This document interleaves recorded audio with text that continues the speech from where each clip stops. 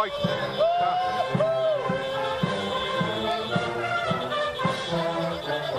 Oleh lunga fight. Awak nak pengen dengan apa? Ha?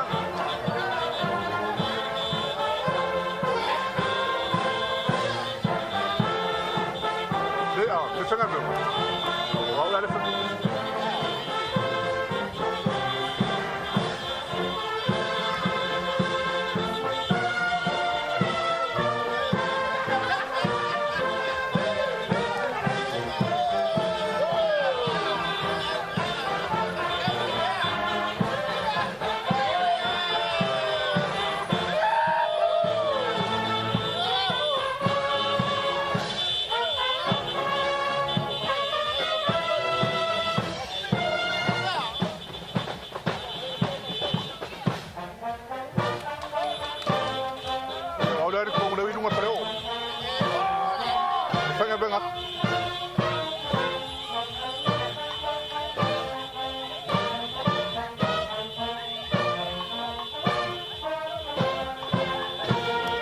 Bunga baru bunga kapan?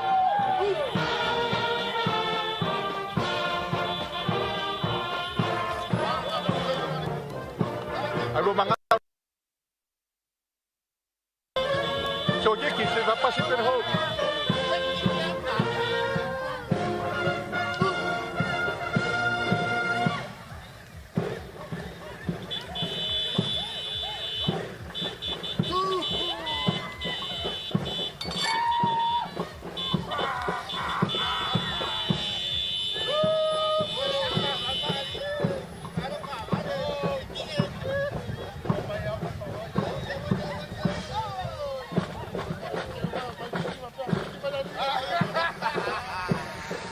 Oh, yang ada perlu dengan Shona.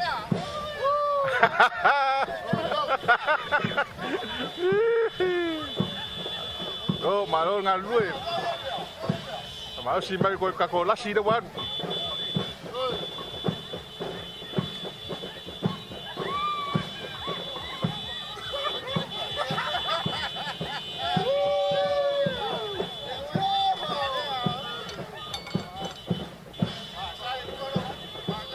Uso.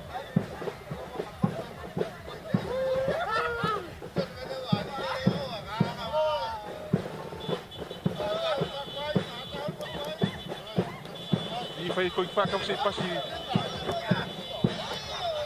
Tahu, dengan mga yellow show fight dalam pihak Kim.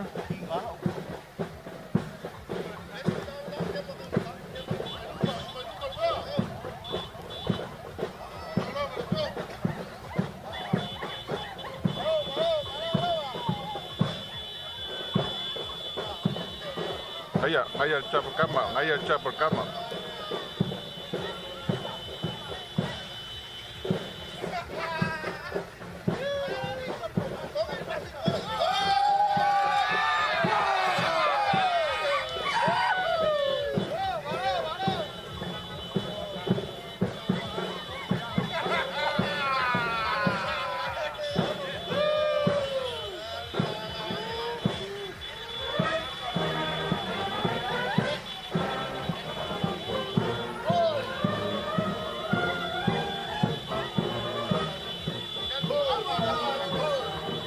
Fa pasi dah saya bawa dah show nak aku lu.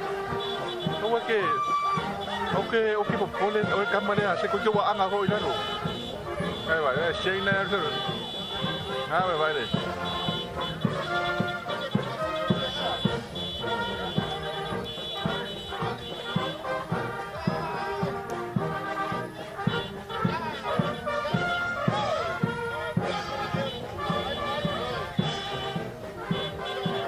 Càng ngồi xe.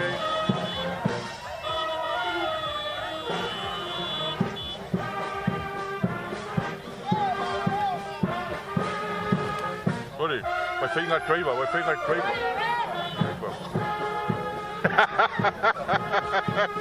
Driver ơi mùi.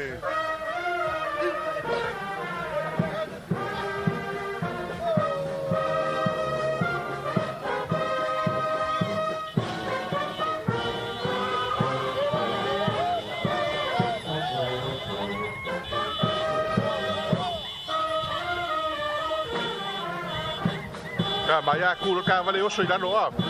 Oso ilano a kuro ka vale fa ka fai oso ilano fai fa. O wai to la ia. Mga ia pa mga ia nga.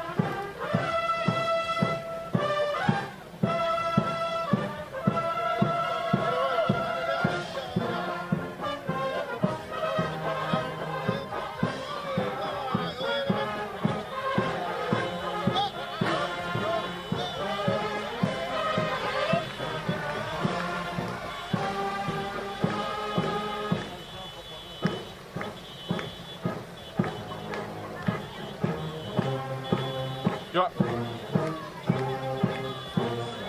Ta pasang kali rumah tahu kapang kan. Di pasang rumah talang ale.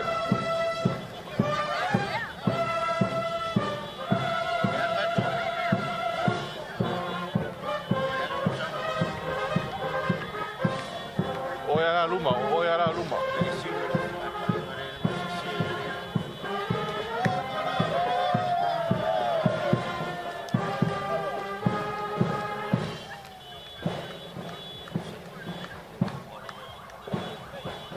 Siapa?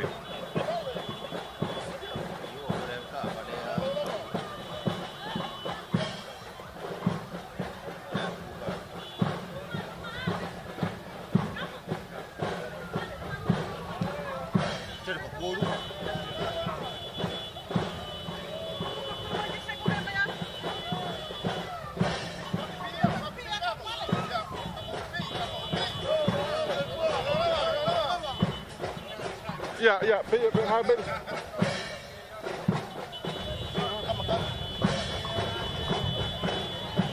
Nggak. Itu lumbar kabel judi kan itu.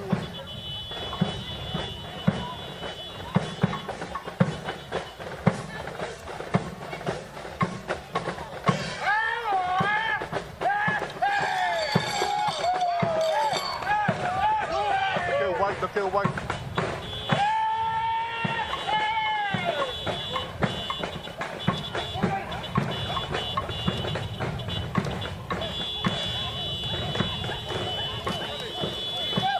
Dale al man que close up. That's so. Le, close up, no.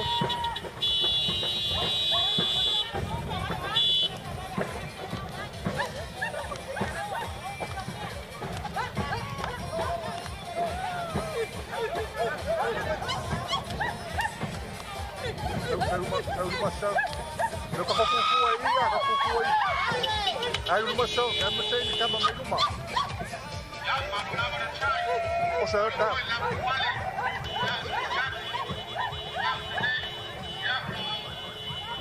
Tahan dulu. Kita dulu tak kuat boleh wala.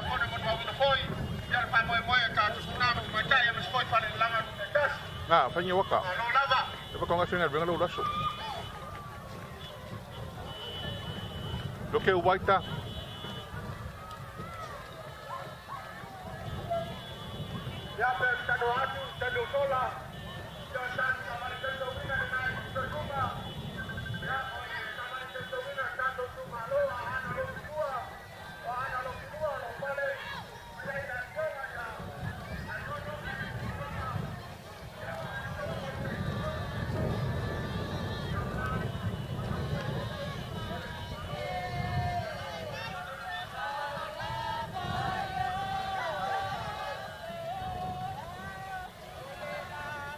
O lo ke white dale ba yo na ba nga kai nga oi o kinga ngau tu I kenge e va pia ma lo ke king so le le white ta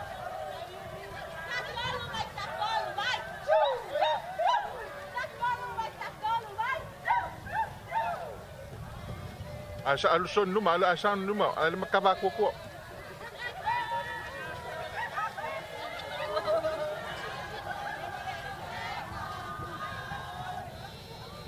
Ye inga se pasewa nga.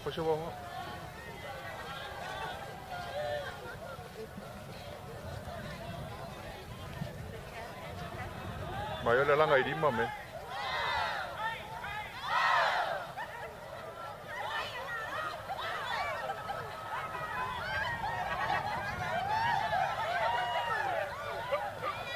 Oi, nayatan sokunu. Ngau vai. Kau ngai pusi le po.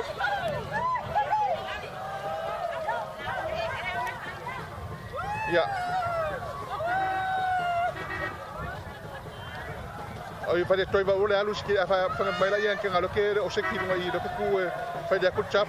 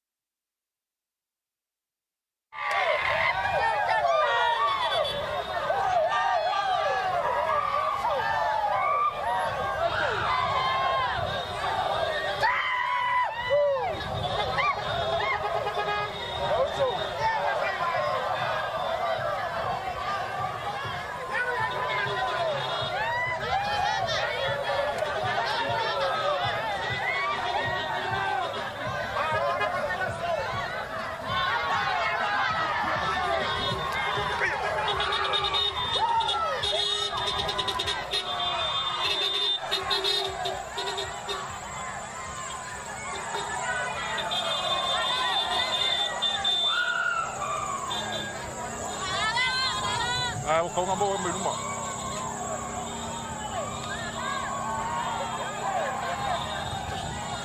Pero ves como tauta.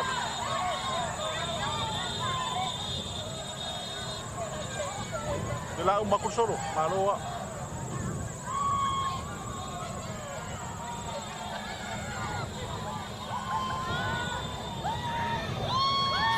So ai tau mai ia I le tatou malai o tia whai nei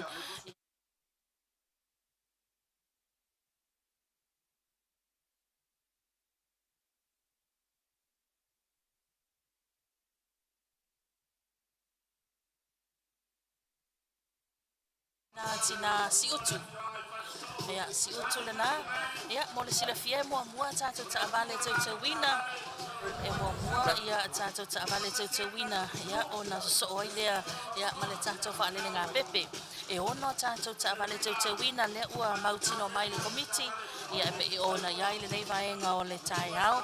O le ta avale mo mua le ta avale ale tumaloa ana lofi numero 2 I le autu o le Independent Stay po le malo Tuto'Atasi o Samoa.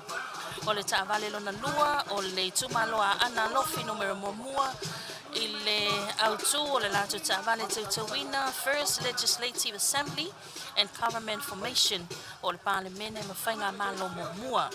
O le ta avale lona tolu ia o le tumaloa salenga numero mua I le autu Economic Growth and Infrastructure po o ngā luenga mati na tele.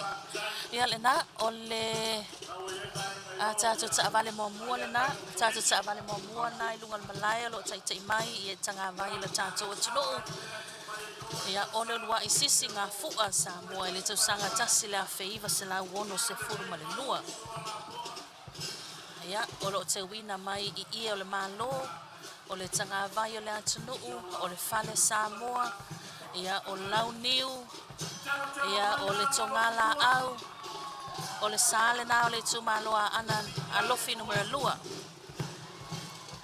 la tutoninga lanu mea mata ma le lanu paepae ia e pei ona iai le latou autū lena o le malo tuto'atasi o Samoa po o le ulua'i sisi gafu'a Samoa i le tausaga tasivaonolua ia le ua aga mai fo'i ia i le tuisifo le tatou ma lanei ma eu fo ile mata ina ma mata ngofia o tulaga pe ona i tapenaga e se fo ile felaunanu wa'i o lenei aso latou i o le aso mulimuli po le aso fa'ai'i ua taulamaga ia o le fa'amanatuina o le tuto'atasi o Samoa ia lenā sisiva ia naitina ia o le ua mai tau atu lo so'o mai ai ia ma le stasina o falelalaga lenā se tau vai atu ia po le falelalaga komiti o tina ia na ua fa'aeva mai a latou ie ia fa'atasiai o le tatou fa'amoemoe le fa'alelega pepe ia o le ie tosi tasi tosi lua tosi tolu ia silasila atu ia i le sisiva mai ia o matua u'u ma le ause papa o falelalaga ia i afio'aga ma lalafaga ta'itasi o le tatou atunuu o sa'aoao ma tamaita'i mai gautavai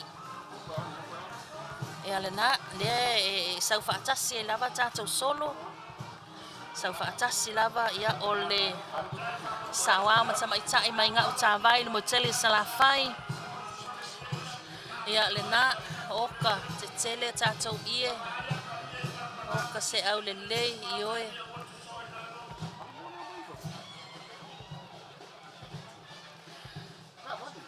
ia sila mai lenā le tatou atunu'u sa'aoao ma tamaita'i a gautavai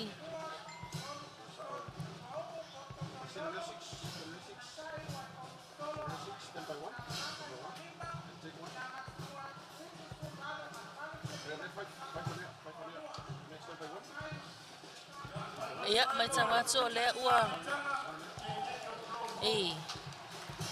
ia o le komiti tina mai tanga le afio'aga o taga lea na fa'aeva mai le tosi tasi tosi lua tosi tolu ia o le afioga o le matua u'u iā poto to'ilolo o lua'i pou isi tolo ia o le aofa'iga o tina le falelalaga ataga e to'alima ia lenā to'alima lenā lē filo ai ma le fitu sulvalu ma le valu suluiva tausaga le matutua ia o le ua tatou o'o mai lesia tatou komiti ia o le komiti a si'utu komiti a tinā le afio'aga o si'utu ia leai le tosi tasi tosi lua ia fono fa'avae ana lofi no mea mamua tatou ta'avale tautauina lona lua lenā ia e pei ona fa'atulaga mai ia le ua aga'i mai fo'i luga le malae oka se au lelei o tapenaga si'utu ia au lelei ie au lelei ia masiapo o le komiti tumamā si'utu ia lea lo'o iai le tosi tasi tasi le tosi tasi lua tosi lua valu tosi tolu taitaʻia le matua u'u le afioga iā fa'amomoi koale o le ua ea manase o le aofa'iga o tina lalaga e to'asefulu e na o le pau fo'i lea o le falelalaga o lo'o gaosia siapo e selelau 20 le aofa'iga o siapo ia e tuai fo'i le mālo mo siapo e fai mea alofa ai ia mālo fa'aalogia mai atu no mamao selau 20 le aofa'iga o siapo ia e pei ona gaosia ia matuu fa'atasia le komiti a le afio'aga o si'utu matagofia ia o le latou sau fo'i lea auā le ono sulfatausaga ia o le tuto'atasi o le tatou malo ia silasila mai na oka se au lelei o le solo na si'utu o lo'o fa'aeva mai ma fa'aali mai a latou avaega fo'i ia sa gapatia ai ia fa'amālo le 55 lelei si'utu fa'amālo le a'ao solo ua le ole lea au lelei tapenaga o lenei aso Ia sila mai. Ia le na. O lo umi lava le solo tele na si utu. Ia ona wa amai tau atu. Ia e tasi le tosi tasi o le ia Samoa. Lua ia le tosi lua. Valu ia le tosi tolu. Masiapo e se laulua sifulu. Ia le na. Ia o tua atu le komiti atanga le ala oli oli mai ai le liona o le sami mai le afioanga o Fongasa Vai. Ia lea komiti tu mama Fongasa Vai. Ia o le liona o le sami. Ia lea wanga i mai fo i mana ia le papae au le leo ie. Ia e 5 tosi tasi, 2 tasi 2. O lo ta i mai le afioanga le matua ia tau vai na tia. O le awha na o ai mātau, o le awha ingo tina le whale le langa, Fongasa Vai e to sultasi, o ta maita i tala vau e to ono, ia le ia i te tonu le lua sulfitu tausanga nga ia tulu sulua tausanga le mātutua. Ia, mai tau atu fo, i o le wanga mai lunga le malai, le ta avale tautawina lona lua, o le tumalo a ana lofi numero mua, i le autu, First Legislative Assembly and Government Formation, po le pale mene mawhainga malo mua. Ia lo tai mai fo ia le tātou tanga vai le tātou aturuu. Ia le na o le tumalo le na i tumalo le na ana lofi numero mua.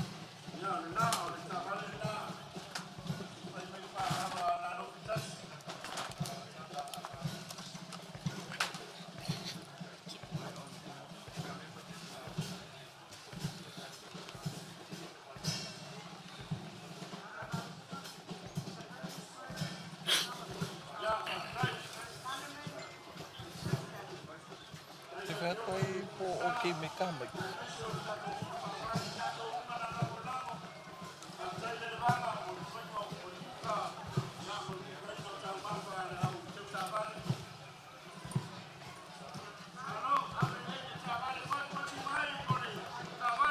Ole mai tau mai na le tātou antunu o ia ile nei vaenga o le tae ao ia le awa tele na to ai tau no le tele o ta vale te wina me se foi o tulanga o tātou whale le langa ia o le nā wanga mai foi ia i lunga o le malaya wa foi le mai moa o tātou malo whaalo alongia malu le kāpeneta ia me se foi ia o sui o le fono ia po sui mamalu uma o le tātou fono o fai tula fono le ini ia ale komiti o tina whale lima ala tau e sifo to Filipepe. O le komiti tu mama le na, o ia po le komiti tina ale afioanga o whale lima, le lo tai mai e le matua ia tamalingi taulia. O le sunga ia se naura farani, o le awhainga o tina le whale langa, whale lima sululua, ia le alo o iaima le tina matua e fitu sultolu tausanga lona matua. E ono ie tosi tasi a tasi le tosi tolu. Matango fie, manaya le sao, o ia le sao ala taua sifo. Io e manaya whamaloi le ause papa, le matua o, le whionga le matua o, ma le ause papa malo le se, malo le ini. Upu ale atunu e whai ia i le whale lalanga ma le ause papa, ia whamalo foi ia i le komite tina, ia misi foi o le whale lalanga a le tātou whawhioanga ia o whale lima. A mai tau atu tupa i tāpenanga o le tātou whaale ngā pepe le nei tausanga. Ia mai se whaile nei ia sol mai moa ma le whaafonga ma le sila mai le tātou atunuu. Ia mai se so staffo le nei laulangi. Ia e mata ina le whaatinonga. O le wanga mai titono le malae le mawhtanga tina whale alupo. Ia ale tumalo fo i whale alupo. Le lo tai mai e le whionga le matua ia Salima la Mostele. Ia o le sunga ia seni tupai tolo o le awhainga o tina whale langa whale alupo e toa valu ia le alo ia ima le tina matua e fitu sfuru tausanga le matua manea o le whale langa na sa taua ia le awa so mai ima sa taua i savai io ia so mai ai ia il matau atu malisisi il mai le tatu atu no al whafonga le whale langa komiti e tina mai sa whai ia o le pe mai tau atu tupai ia o le motele le alo anga mai O le tele lava, talu lava na matamai le solo, o lea lava e to tele mai lava fale langa o komiti, ia me se feo maftanga tina, mai le motu tele i sa la fai, ia le nao sa fai, ia pei fo i ona mai mo mai ai, ia fa ie fa pe nao na fa eva, fa lele mai, ia i le tau mātau toi pata mea lai oli mai tua te fili. Au le o atu ia pata mea ia o ia le komiti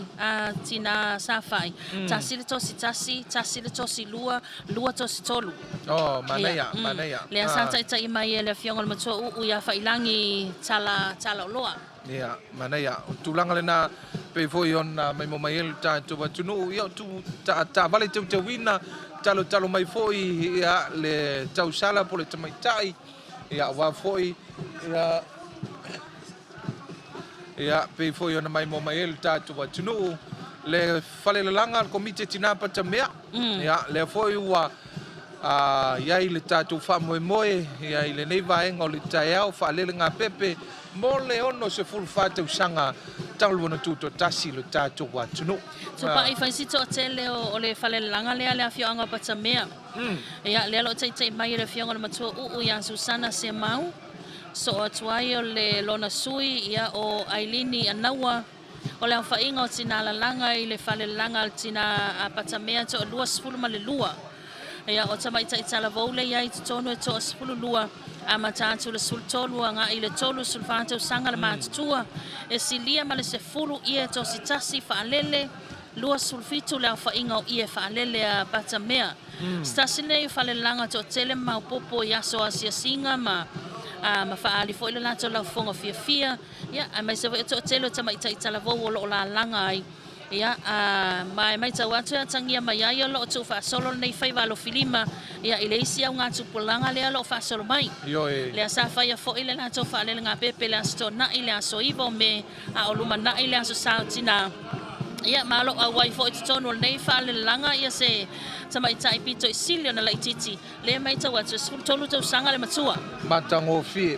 O le ale ngalo fo i lea fo i tupulanga talawo wai mai se fo i.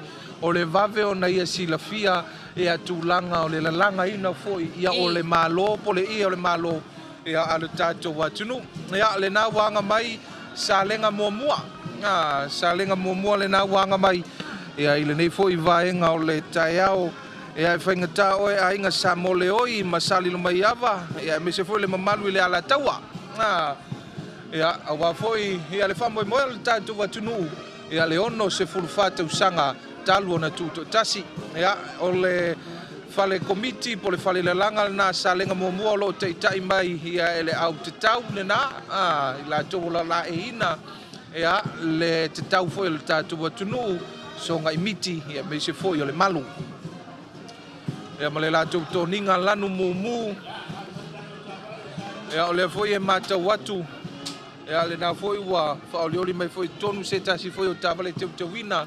O le tāwale na le tumalo salenga tasi. Tumalo salenga tasi. Salenga tasi le lato au tu.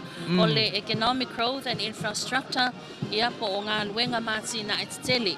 Manaya. Ia o lo o whailoa mai ma whamatala mai e le tau wina o le tāwale. Ia o ngā luenga ia lo o whailoa mai e tonga la au. Ia o lo ia le niu o le te wila.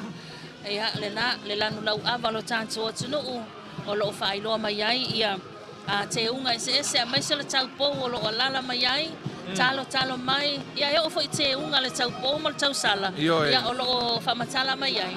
Ia tulanga pia na ile au tu o le sa o le awhio. Anga po le tu malo sa lenga numero momua. O le ngā ruenga ma tina e titele. Ia o le vaai mamau ma le tō whala inga le naolo iei tai o le tātou atunu.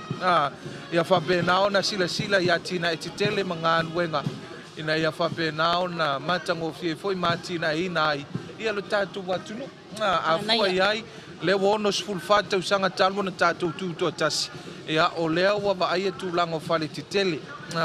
Matango fie foi le tūlanga ia ua iai le tātou tamau a inga. Ia ai me se foi nisi o tātou paanga whawau malo. O ia o lo atangia mai ai. Ia o lo o lelei ia malo ati na e pea ia malo ia foi ngā luenga titele. O lo fatino ina tono le tātou tunu.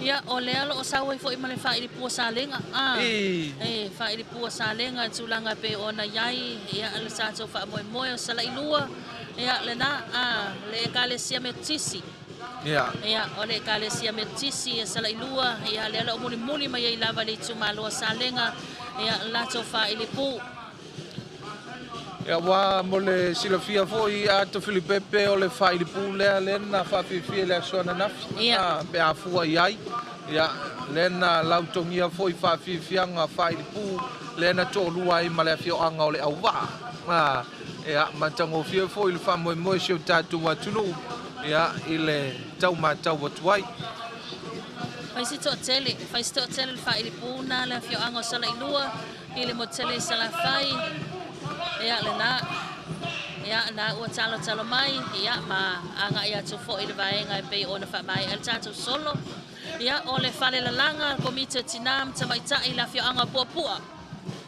ia le fio anga puapua le wanga i mai ia ma le fa le leina foi ia o la to wa ia e pe ona ia ile la to wa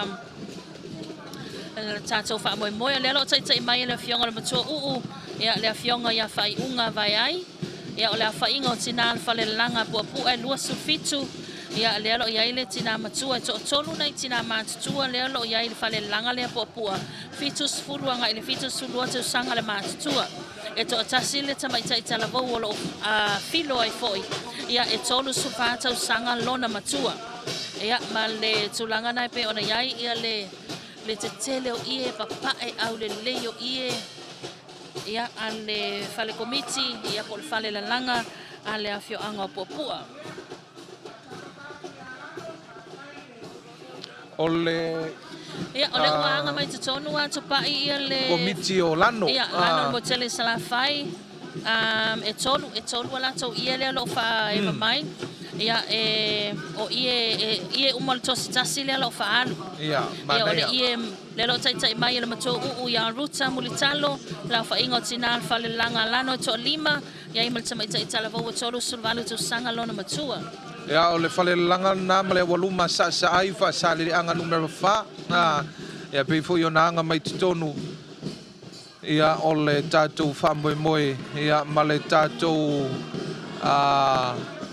solo tele pe fo yo na ia ile nei vaenga ole tai au ia le na o iena ia mai le fale langa sa ai e tasi le tosi tasi lua tosi tolu le lo tai mai ia ele fionga le matua ia nemo sina epe o le sunga o le faltua ia fa mauina tawinola o le fainga tina al fale langa sa ai e to se fulu ma le lua ia le lo ia ma le tina matua e valus fulu to sanga lona matua so mai ele tua ma le fale langa malai fanga le na ia mana ia le au le e fa i fo o tapenanga o ia o ia le malo a tapenanga o toninga ia o vaenga umala vai o lo ia tapenanga ia a komiti tu mama o fale la langa le matua malana au se papa ia o le aso le nei o le aso le selenga ia o la tonga wenga sali malima ia mai le tele o tausanga ia ai mai se fo o le tapenaina ia awan lava ia le tato fa mo nei aso tu pai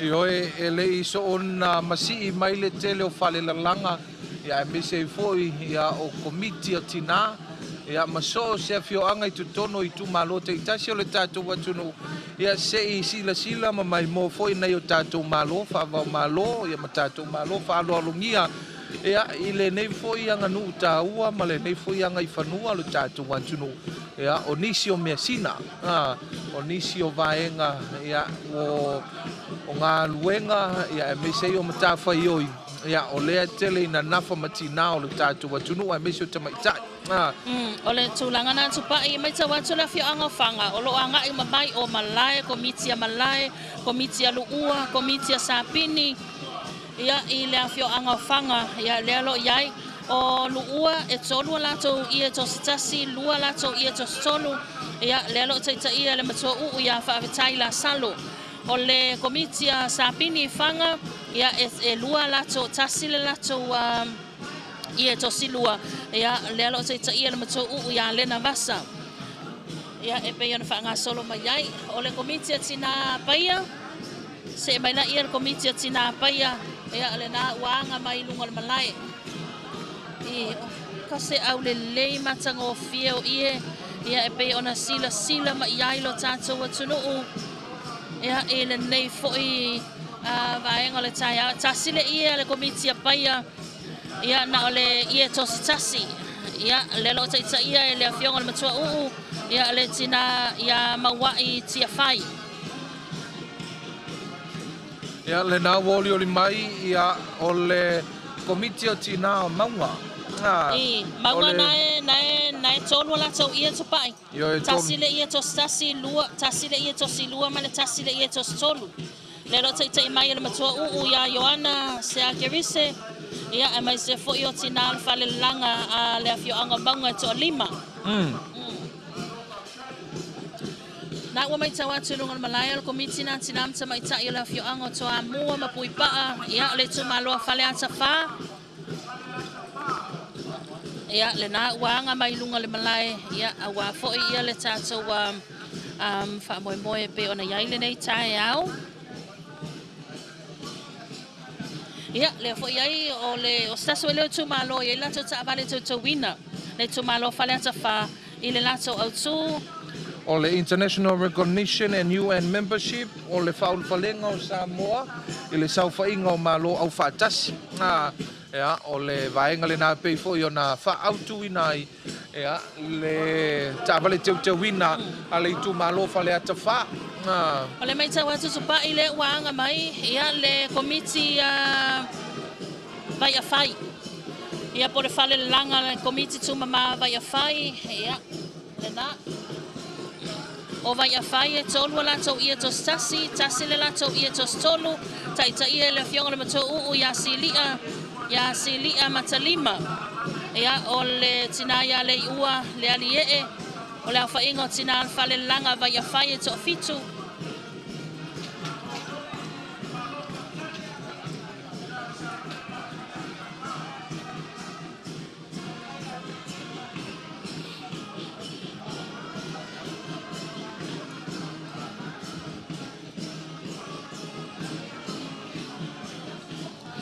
Na o le tāwale tau wina le na ia o le lanu moana le na o le lanu o le langi ma le lanu o le sami. Io e o lanu tu whaatasi na le malo au whaatasi. Le ape ua whawhenao na au whaautu ai. Ia le tāwale tau wina le itu malo whale ata wha. O le whalenga o Samoa i le sauwhainga o malo au whaatasi. O le International Recognition of UN Membership. O le tiuwhanga ia ma whanga i Savai. Whasale le anga numero 4. Ia le teine o le whanga o neone.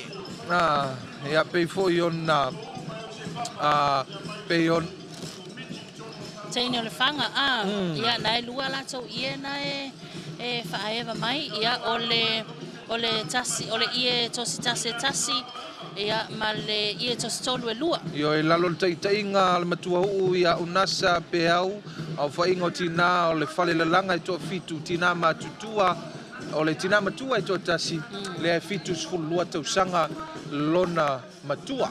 E mai tau atu tupa ia mai sirsi sila mai lo tātou atunu. Le o tātou mona mawina whaatasi. E le se tama i taimi.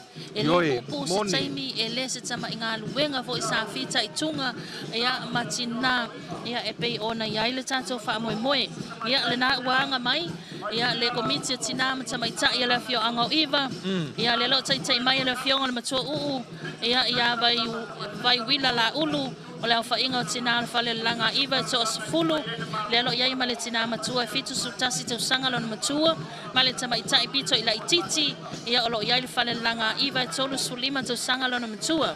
O stasi wa ileo fale langa e tua iai le malo mo ia mo mia e fai mea alofa. Ia ma taimi fo i o ni fa alo longo ni malo. Ia pe a tauru mai fo i ni malo ma ia tunu mamau e mesel Pasifika.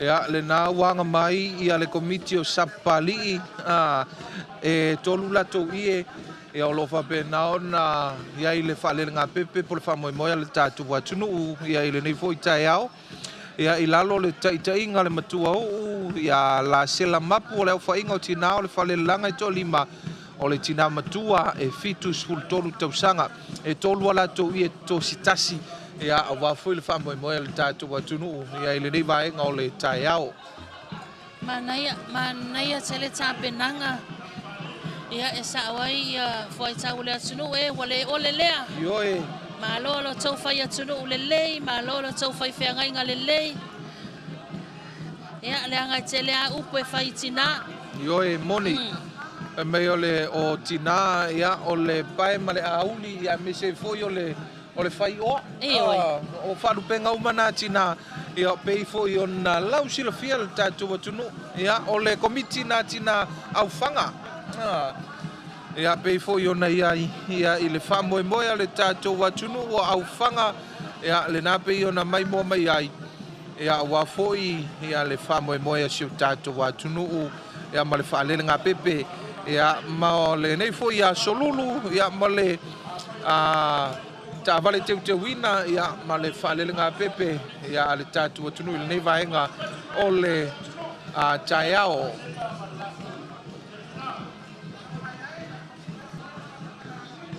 ia mai tau watu le fa to a matana nga i mai ia komiti atina i nei tumua nei o fale langa na teine leana ia se wao masana ia na mai tau watu na wanga mai lunga tato wa malai ia i ala tau i e foina o ka se manaya manaya tapenanga ia ale a komiti tu mama ia mai se foi o tina ale afio anga sa napu ia pe ole wai fale la langa le nei tu mo nei o le wa fa ilo foi la tu sao taua ia awan fa mo le tanto tunu ia e pe ona mai ta watu ile nei vai ngo le tai out to pai ia e ia ni se fale langa ile o ia la to wa e tu tono tanto lisi ia pe falling mai ia o le wa anga sa o mai lava la to ia e nei le tanto fa mo ia ole tu malo sa tu paitea tu malo sa tu paitea ia pe foi ona ia malela to fa mo ole tu malo foi nei e la to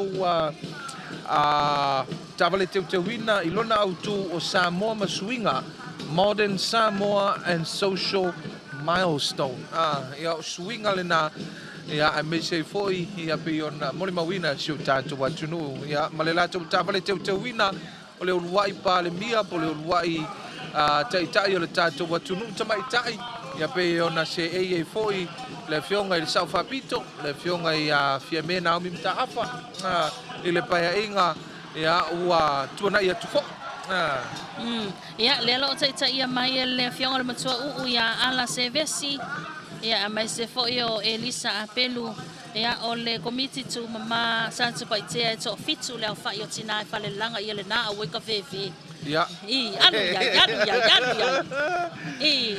ya vai oi mama ia sa tu paitea le sa mai ia ayo mata mai ia le fa na ele nga to sa vai ia o tunu mama ba moi vai no kira asila tu sa vale na mai manuia lo wono sulfata usanga mana ia le fainga le ke ula ngiu le ngalo ilunga o lo fa lango ia ile tau sala ma le tau povo la fianga sa so paitea ma le tu malo o sa so paitea ia le na ia ele o ia aluai talo mai ta to me poeta ia me se foi ia ole la fonga fia ua ia e foi na yo tato tinam tamai tai ia o afio anga te tasi ma komiti ma falela langa te tasi ia ua pelo aso ma faisao ma foi ia mo fa mo jo tato watunu ia ile ne vai ngole tai au i tu malo le fanga faria sela ia pe ona te tai ia mai foi ele fionga le minister ia o tute fionga ia masina lupe ia le na o sa so ele tu malo le lo ono ia tanto ta vale te wina ia mo tanto fa mo le so le tu malo le fanga fala sela ia ile lato autu ono sulfato sanga 64 years of independence and future vision ono sulfato sanga for longa mole lumanai Ia o teina le niu. Io e. Ei. Soi ia le tai le tatou malo. Ma talo atu. Talo atu foi. Ia I winga maanga malie foi a komiti Tautasi le nae. E whapenau na whawhiawhia foi na i o tātou wala aulia, ma na i o tātou malo whaaloalongia. Ia mo le tātou whamoemoe. Teina le puanifo. Te tono se au kirikiti. Au kirikiti. Ia wa whai foi le lātou sao i le whamoemoe al tātou mantunu i le nei tai au. Ia o se vainga le nai lo malu ka peneta. Ia fionga le whaipule. Ia le na. Ia a whai wa ato le tausanga pe fia masina ia sa se e ia I whale langa ia tupai. Ia wa sala ina vai wha atawhiti ma. Ma vai wha sau pati a tinama. E whai umataanga foi e whaafia fia ai. Ia male lātou langona mimita, langona fia fia. Ia o le mātau atu iai rita Filipepe o le sau wale solo. O le ae sau wale solo. Le itai. E le o langona foi le aso le lao no le fia foi le whalawiloa. Ia whai o le tele o le malo. Whai o le o lātou tāpenanga. Ia wafua e sao e lau sau noanga. E le I whapea na tapenana nafi. E Tausaga atoa ai mai se lava la o ia tele ina whaalele pe whaewa I le tai au le nei. E le ni tamai e whainga tālu na lalangaina. Whainga tā, mai tau atu pai. O le tumalo le whanga whalasala, a whalasela, o le alo vai mai pitanu. Le wate e atu ia le sao o whalasela. Ia o le sao le o le komiti po le whalelanga mata wha. Ia o le whalelanga komiti Samatau. Samatau. Ia o le tūlanga lena, ia matango fie foi, ia tūlanga ia o le malo, ia bese foi o le ia lo whapena on whahewa mai foi le solo tele. Ia le whalelanga tina foi lolo. Mura whanua. Ia o tina ia le alo pule ina le tātou wafu le o mulfanua. Io e la tau le va ia tātou va o ia le va o motu. Va o motu. Nga le se ia wala vea foi le piko malo foi le leiri. Ka semana ia au le lei o tau mawhainga. Whale la langa Tautasi mai tau atu tupa ia le ise whale komiti. Le ise whale la langa e ama mai se lato wa tau mawhainga. E le wha pena wha talapelo. Le aina matua I tapena uma. Ia wafo I ona matafa I oina le fionga le ia e pei lava o matanga luenga le malo e fai le CEO o so atu ai le CEO e fa pena fo ina ia fa le langa e ia ilo na pule le matua o so atu ai malona sui e ia le presidente e ia malona sui ia fa solo mai lola ia le ilalo ia matou ia pito ilalo ia o le nale fa le langa al komiti tinale ul moenga ia pei fo ona mai mo mai ai le tatu watunu ia me se ai ia o le ala pe wa ko tele na mai ai le pule ona mo tu tele sala fai ia o lea ua anga mai ia nei tu malo a fio anga tu mo nei na pe fo yo nei ai le fanga fale a sela le na o matu le o so mai le o moenga ia fai lo fo ile fia o le au malo le tato malo ma masio fo ia itau mo fainga se tato watunu ia a mai se o ia wai a tatou talanoi nei meo I Samoa ia suenga tā o le taimi nei tupa ia whaliwhala malawe whaingofienga kāru e whailaka long so e laka sau whanga tupe wa suenga tā le ia tonga ioe ia ale mai tau atu le ai ele o ia ise nganga fo ile musua ele o aunga tā ia le pitola au la vai patino tinam tamai tā moni mali a tatou fua fo ila ia I mare matau ia ele o whapea o mau atu le la langa ina o nei mea ma le poto sala lau ma le sila fia ai o lea ua pe ua wha wina ua pe o le sile mai ngo tilo oi foi le tatou malo ina ia mawhai ona whaatu mawina pea ia le nei wha moe moe tāua me se foi o le nei vaenga tāua o le tatou wanganu ia o tatou malo po o tatou I tonga nei ina ia maua pea le sila fia o alo te mai tai me se foi ia o tupulanga o le nei vai tau ia ma le nei aunga tupulanga I le lalanga ina ia o nei mea sina le tātou watunu le mamalu le saufa inga o le kāpeneta ia pe foi ona mori mawina le tātou wha moe moe le nei vaenga o le tai au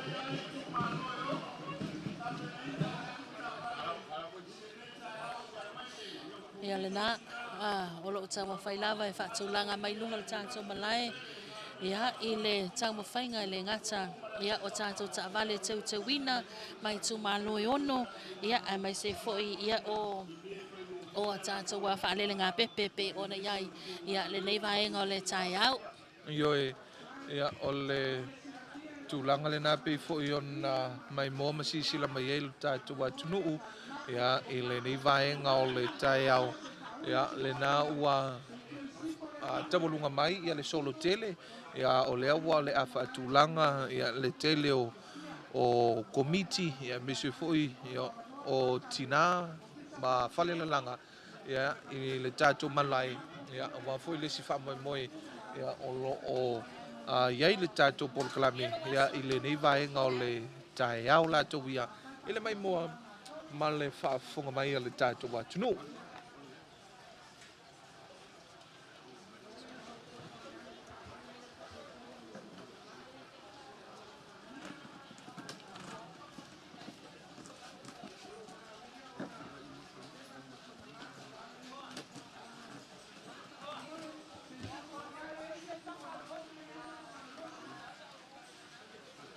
Ia, le nā ua pei ona tele na tawalunga mai ia le solo tele ia mise foi ia o le whamoemoe le nā ia o le asolo na tolu le nei ia o le patipatia ia po le whamamaluina mo le whamanatuina o le ono sulfato usanga le tuto'atasi le tātou atunu ia ua mai mua foi masila mio ia le mamalu o le kapeneta ia o tātou malo whaaloalongia le fionga I le mamalu o le malo ia mese foi o le sulfono suitofia ia ma I lātou ma foi sa mawhai o na mori mawina ia le whamoemoe ia ale nei komite tina ia me se foi o whalelanga e tutono se o tātou atunu ele ngata I sa monei o ele ngata I tu monei ia me se foi ia o le motu tele I sa la whai lātou ia.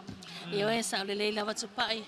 Ia o le aso muli nei po le toi aso ia o le tātou polo kalame pe ona whaata oto mai le tātou komiti ia I le whaamanatuina le ono sulfato sanga o le malo Tuto'Atasi o Samoa ia o le polo kalame la vaia whaata atia mo le nei aso lulu ia o tātou o le eso so o mai ai ia pe amai a tu le vaenga le lungon malai ia o le fofua e taona a whare I tula se fulu ia ua amata tātou whaafifianga whaalanga nuu ia le pe ona tapena mai ai ia le siva maululu ia ale tumalo vai maunga numero momua ia ona so ai lea ia ma le tawalunga ina o whaafifianga whaalanga nuu e le tumalo nganga I fo maunga numero tolu. Ia ole mai tau atu ole ala wala so ole ala so ai lava ia mana ia fuanga le ala komiti ia manu ole mau ole lao le lei ia mau ole lao fie ia manangi le lei nei taimi ia ole foi lai mai tau atu ia ole ua anga mai ia le tumaloa vai maunga tasi ia awale la to whaafiafianga ia e pe ona iai ia le nei vaenga o le tai au vai maunga tasi ia I le siva maululu ia ona taualunga lea ia ele I tumalo nganga I fumaunga numero tolu ia po le tumalo le fionga le taitai o le malo ia I le nei vaenga o le tai au. Ia oe o loi ele fuafuanga o wao le aso muli le nei ia ma le mātau ai foi o le tātou atunu o le itu lai se fulu I le mai ai o tātou whaafiafianga ia ma tātou whaafiafianga ma tātou tūlanga o loi ai por kalami I tu lai se fulu ma le lua whaatinoina ia le launga tongi o tātou whautasi ia tātou tuunga whautasi la songa fua I le foi la au po le foi Samoa o le aso I le tai au foi pe ona mori mawina tātou lunga tongi nau tu ngā whautasi ia matalonga uma pe ona iai ia tātou walonga pau makulula o le kirikiti ia maisi foi tamilisanga so ai lola ia ma tātou whaaloalonga ia pe foi ona iai tātou malo whaaloalonga lena wala aulia mo le tātou whaamoemoe tā ua ia o le nei foi tausanga a mai alea ia ona Whaia lea o le saunoanga, le fionga, I le teitai o le malo, po le teitai o le atunu, le fionga,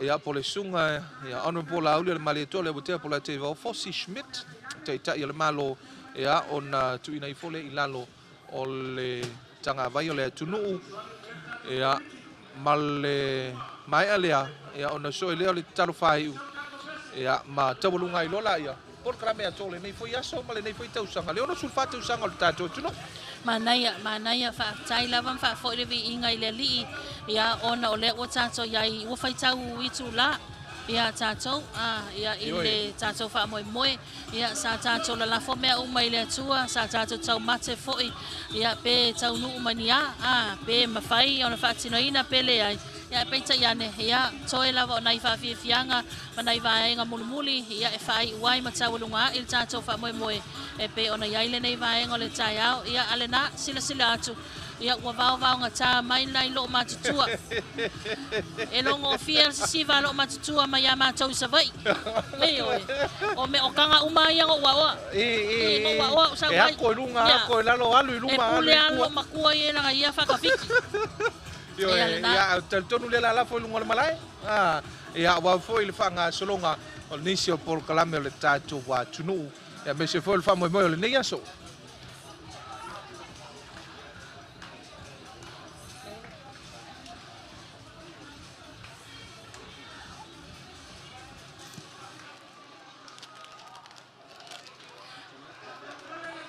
ia lena tulanga pe ona ia ona I fa fianga se o vaenga tumu fa pene ale maua se atama se fia ia ele manaia se fa moi ia pe a fai fa ia pe a fai fa no la tatou a por kalame ia e pe ona mai tau atu ia a ole mai na nai tinama nai ole matutua se ko inga lo makukua fa fai si leva tu pai o tele I va ai lava I se lo makua e pe e se po vai pe a fai mato tau sala ma fai mato a va tulanga vo ia mato sa vai masanga mato sa vai ia ia lo makua ka kawanga I se lo makua pe ai lunga po ia mo se foi ala winga o ko sala fai ia e pe lau mato lai nei upon ele lo makua la al ko inga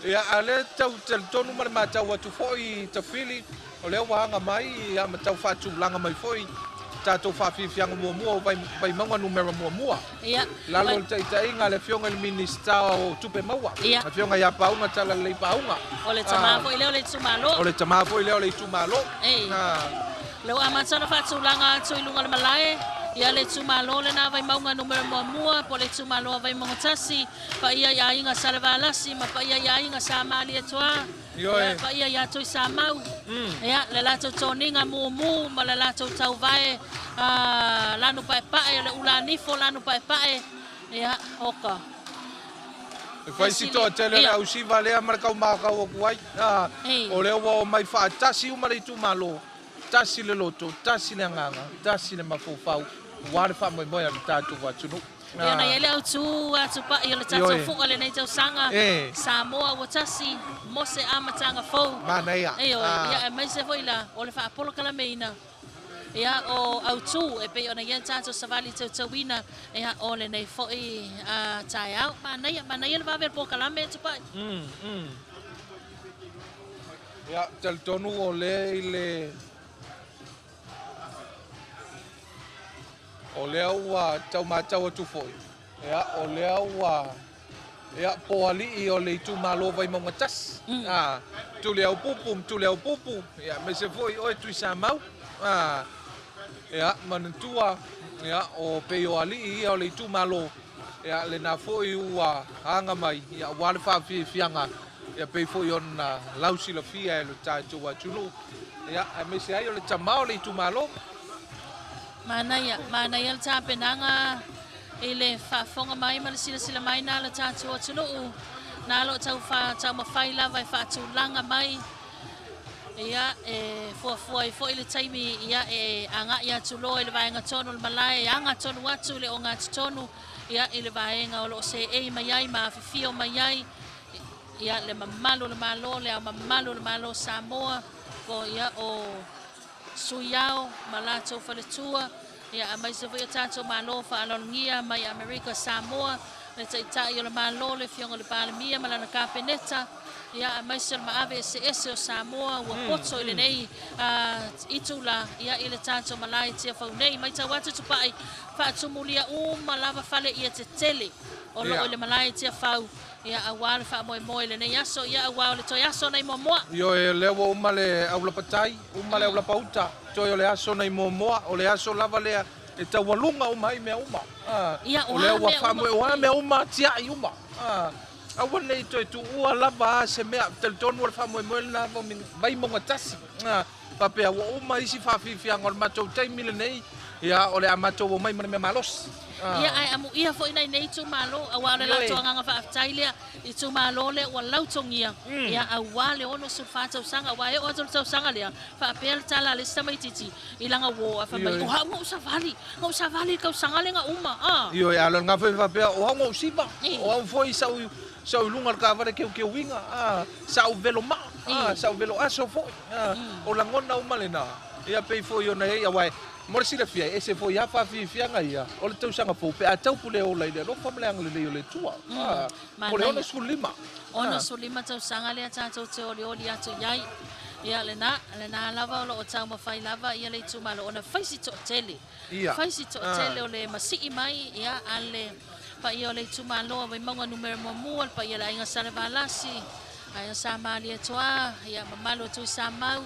Ia pe ona ia le fa moe ia o tu malo ia lua ia le o ta otro fofuanga o la tou ia le tau lunga ina awai mai ale tu malo vai maunga numero mua ona so mai don lea o le tu malo ma mo tele sala fai nga i fa maunga numero tolu ia e tau lunga fa fianga fa lenga no fa fianga fa Samoa ia ele nei tau sanga lua afe lua sfun malono Io e ia o le tulanga le na ia o le wa mata watu tatu me poiata ia le na ua ta oto mai foi ia mo fatu langa mai ia le tatu au siva ia o tatu fianga o vai maunga numero mo o le a tu na tuloa i lunga o le tatu malai ia wa foi le mai mo le fa fo mai alu tatu wa tunu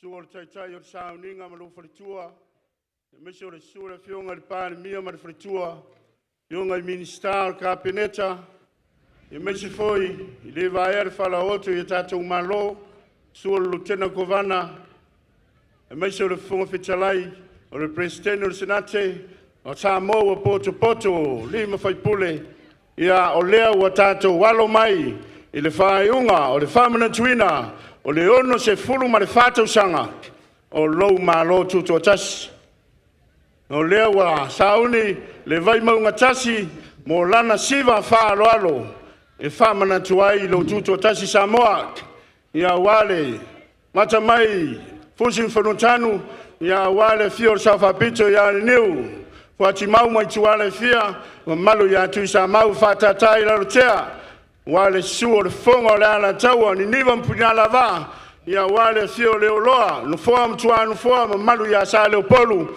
ia o leo whatata mai I fale po wiva ia mai so pili o ua fatu tolo ia fio ai la tama tu sunga le tawa malu manu vai ia mali mamalu ia sa le polu vai maunga tasi o loa va noale nei fa ma sau sawia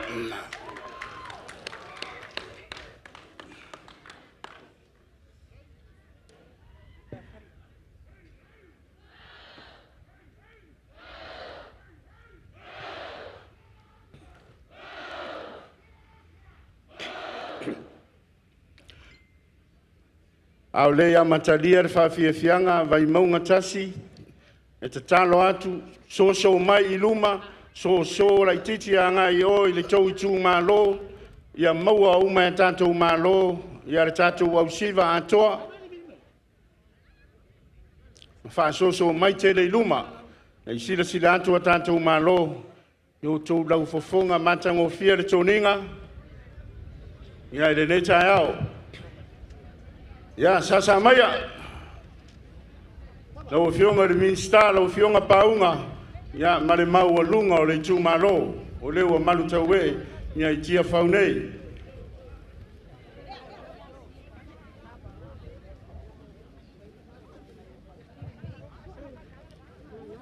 Ya wone ngalo, ya lo sila mai moa. Pionga ya tau anu fai ngā tupea. Le wharitua ia ro aia iuli. Mautou aia iuli ai tua i ona whaiva alo filima. I le tau aveina o le sao le atunu.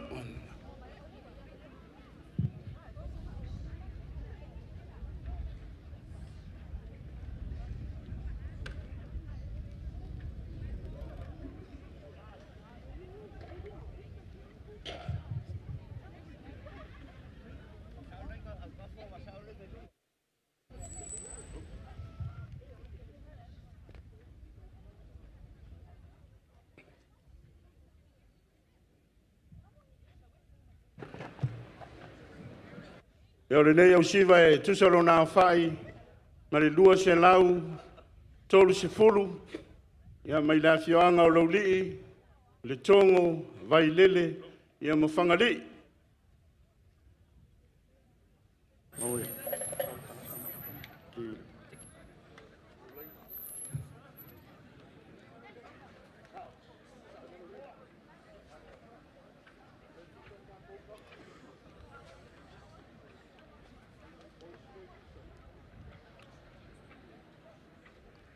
E mua go mākou whākulou,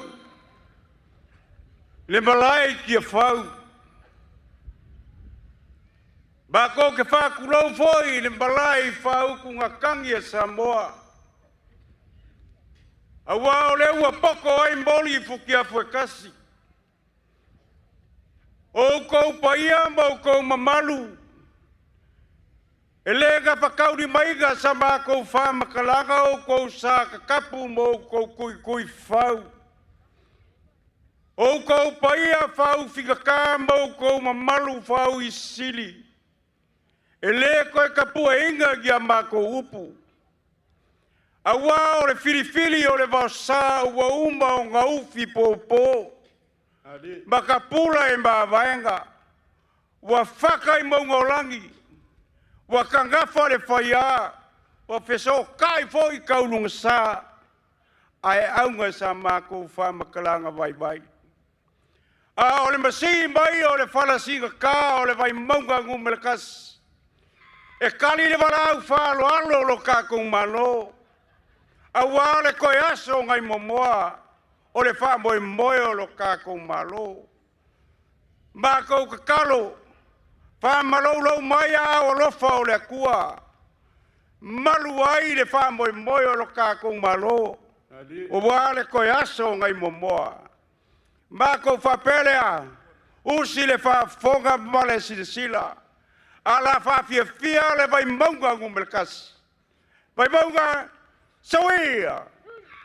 Ya, whakei,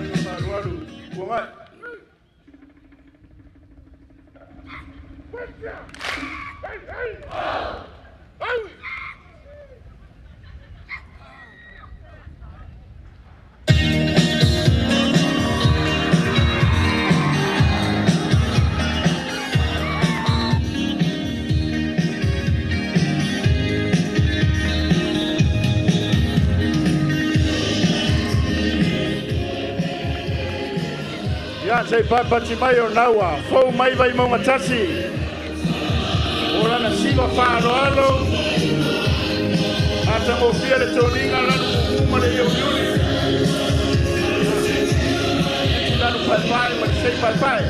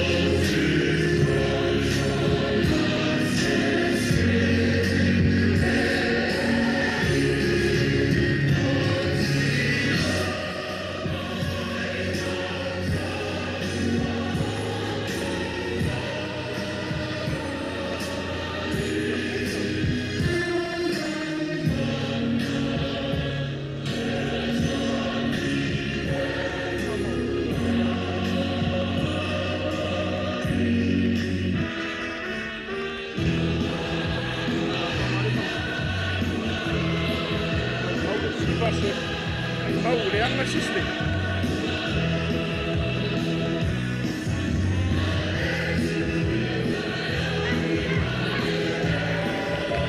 yo ata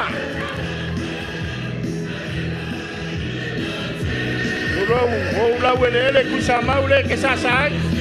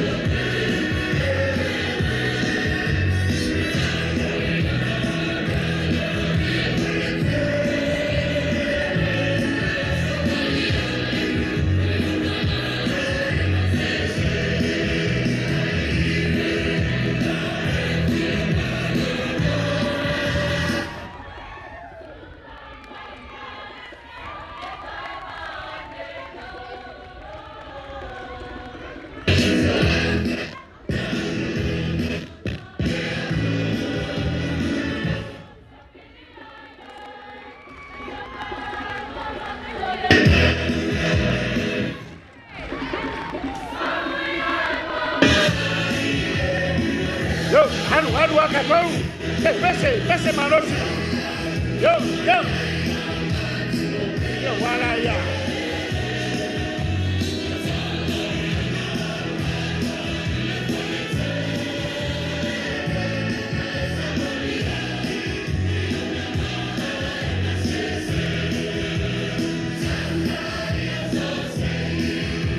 It's a paula. Ya wala ya. Pese mai. Cuma lang mo ulit sumalo.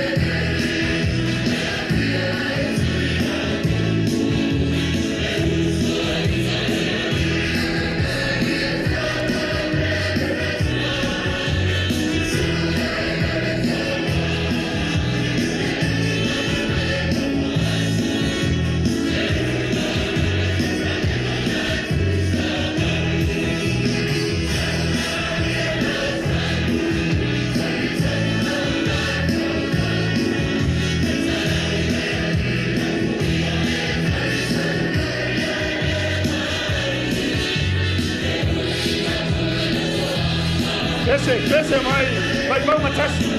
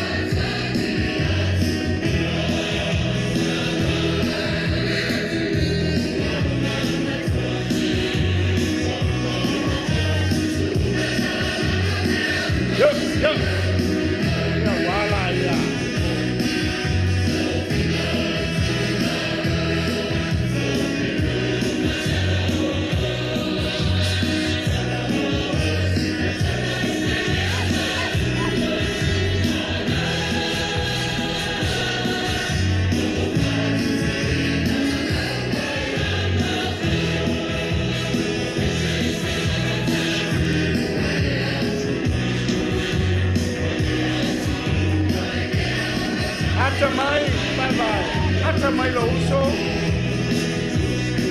Alo me no matasi mata ho kiere katanana. Mata ho kiere kodena vanga kuesa. Alo le ao. Mata ho kiere.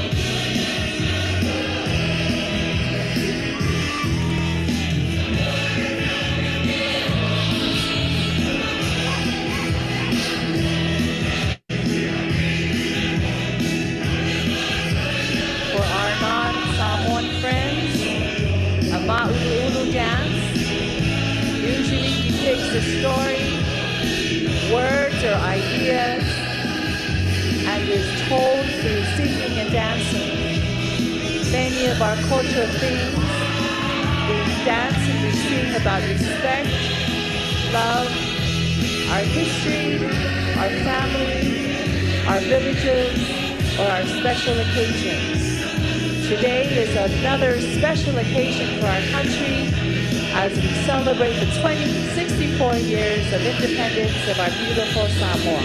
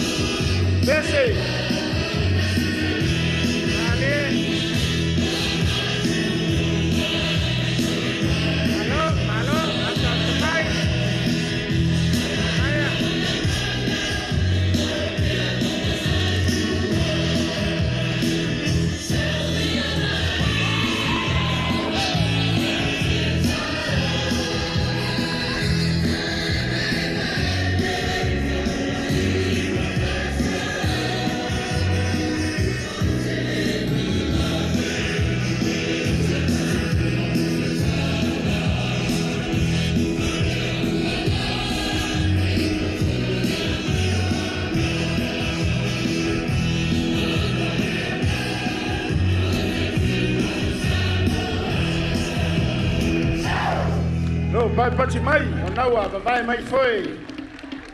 Ya naua, saun mai lato. Pato pati.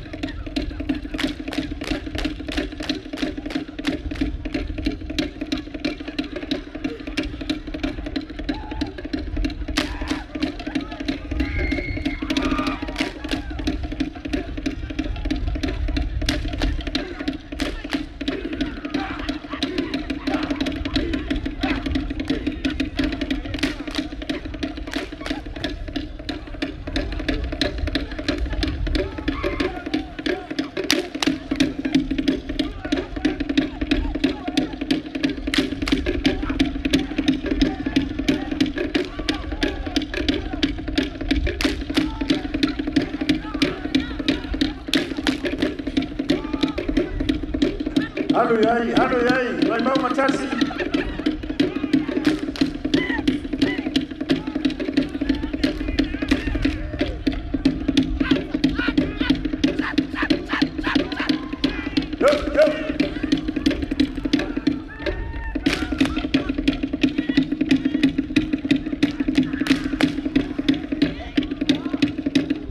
Bati mai mo le sa vai mai matasi. Yes. Tui ai foi le vai o leo vai sa le nei vai aso. To tele au le lei. Ya. Mana tua o la solulu la sole nei o la na pongi. E tele silva na ai le patrai tau mafa pe ata spulu. Yo.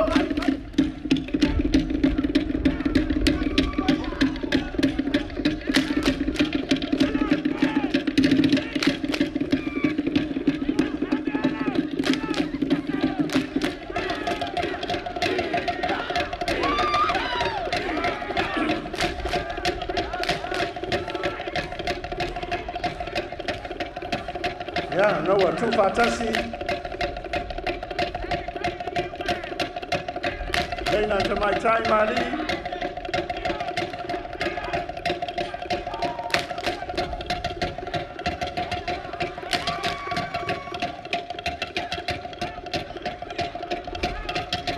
Yeah, no, I made it. Popo.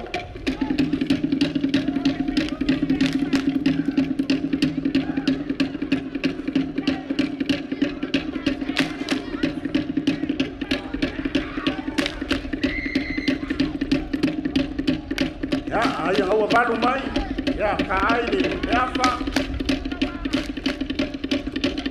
wale o ana chama chile au ngai o mai fa to tere siva to tonge le fai pule pile to mai e o fo ya vai mau tas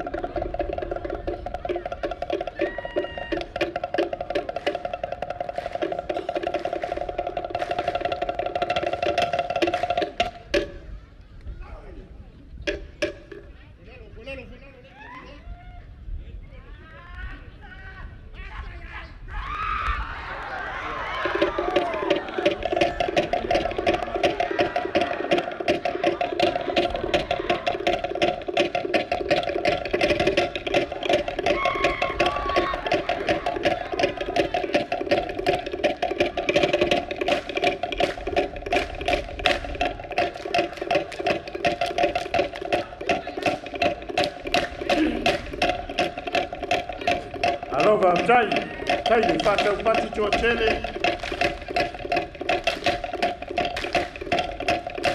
Olo cho tele o ina to walo mafana wa onga. Olo faida onga ni tai mine ya fai mai fai ni ministai o mai abatu tolu skruafe.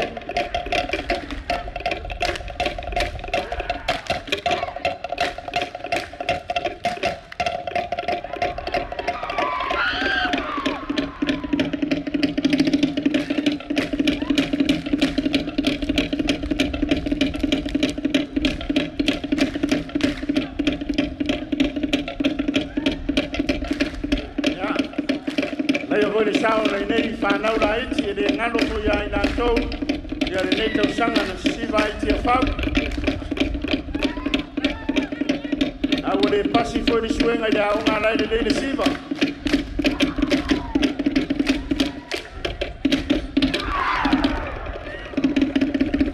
Alo sei pati mai o le naua. Pahi o mai le whawhiawhianga. Pai maunga tas. Alo whaftai le whiunga ni minsta. Ale mawaluma le whiunga ma le tumalo.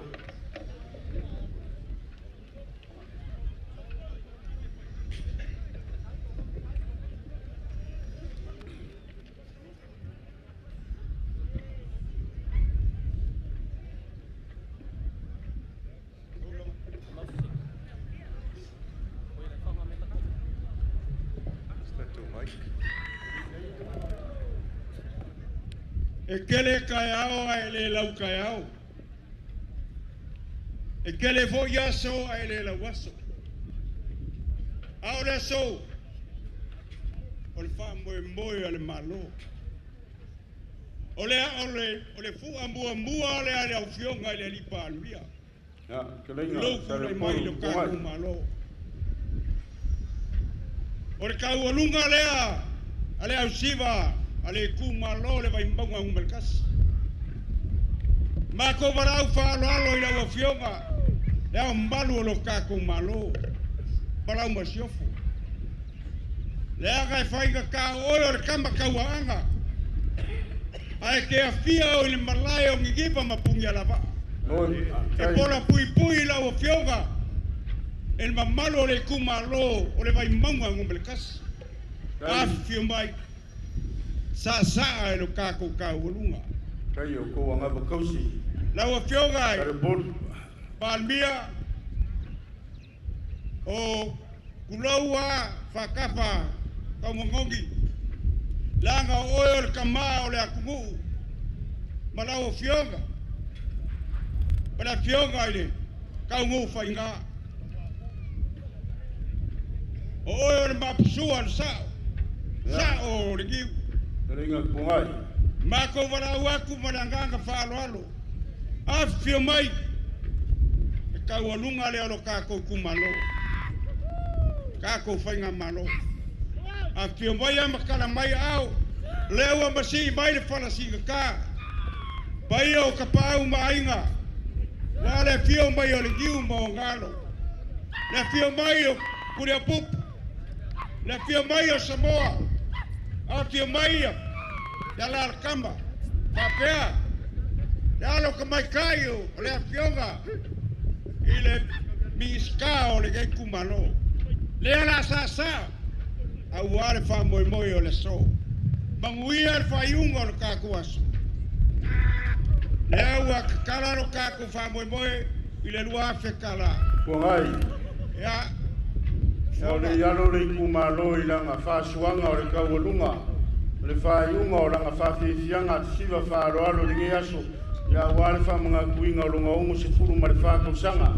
Pa kai le fa lele sa le bolu. Ye le mangaku ya ole ya fio aku ya kawangu fainga. Kai. E ke kiwa i fa makala oa i fainga mea le kungu. Olewa kawa oinga. Fionga laudi al mare kua kawangu fainga pea ma le fangau male ainga. Kakala le kawalunga vai monga kasi. Se furu afe kara. Ya, famasa usawir kawalunga. Le. Onga ya, so se vai monga kasi dua kolu fa. Ya kakau kawalunga le la fai. Sawir.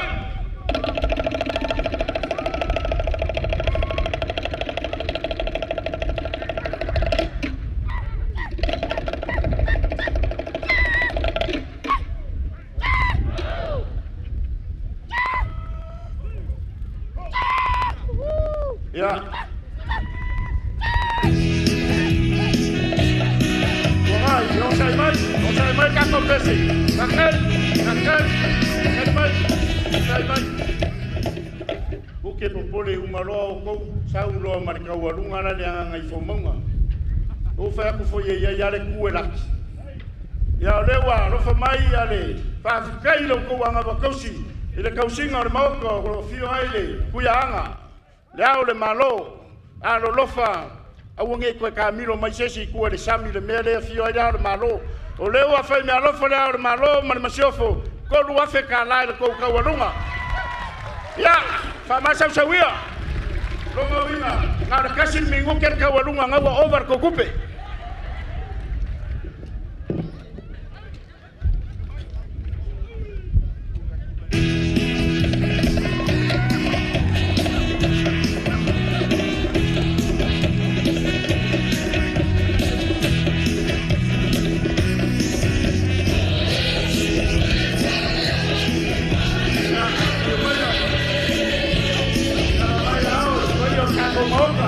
Vale,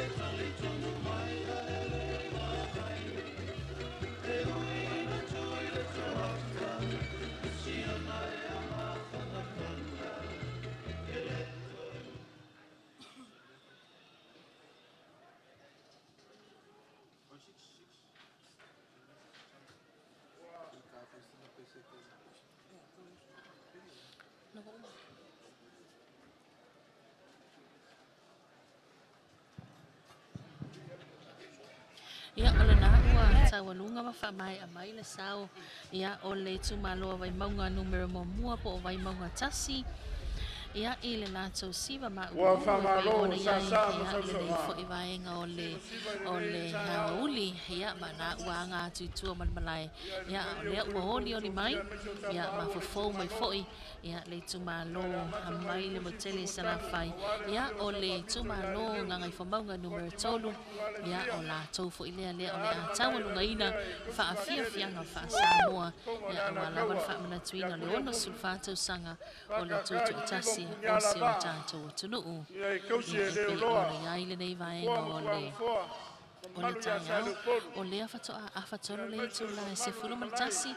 Ia o le mai tau atu. Ia e wawe lawan wha anga solonga o tātou pukalame.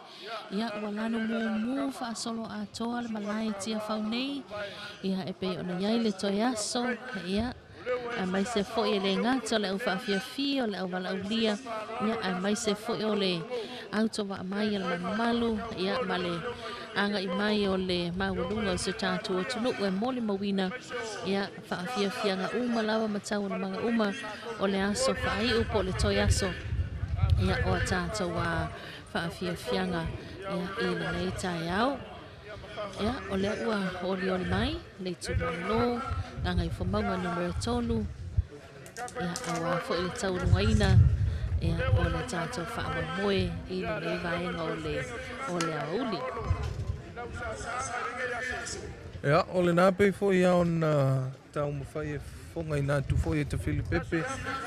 Ia nisi o tātou whaafi whianga nisi o vaenga. Ia awa fo i le no fosila fia ia ma le soonga o le tātou porkalame. Ia awa fo i le nei vaenga o le taiao la tō ia whamalo atu le tātou atunuu. Ia pe a whai o le nā lava e te mawhata mai, mai whaafonga mai, mai mai no mai. Ia me se fo i. E le ngata i Samoa nei le tātou alata le TV Iva ma le tātou NUS TV8. Ia pe fo i tātou ala leo le siufonga o le atunuu le 2AP. Ia a me se lunga o tātou Facebook page, YouTube channel, ma le tātou radio Zino app. Ia, o le tuinatu i lunga o le tātou malai a wale whaafonga mai ma le mai mo mai o le tātou atunu.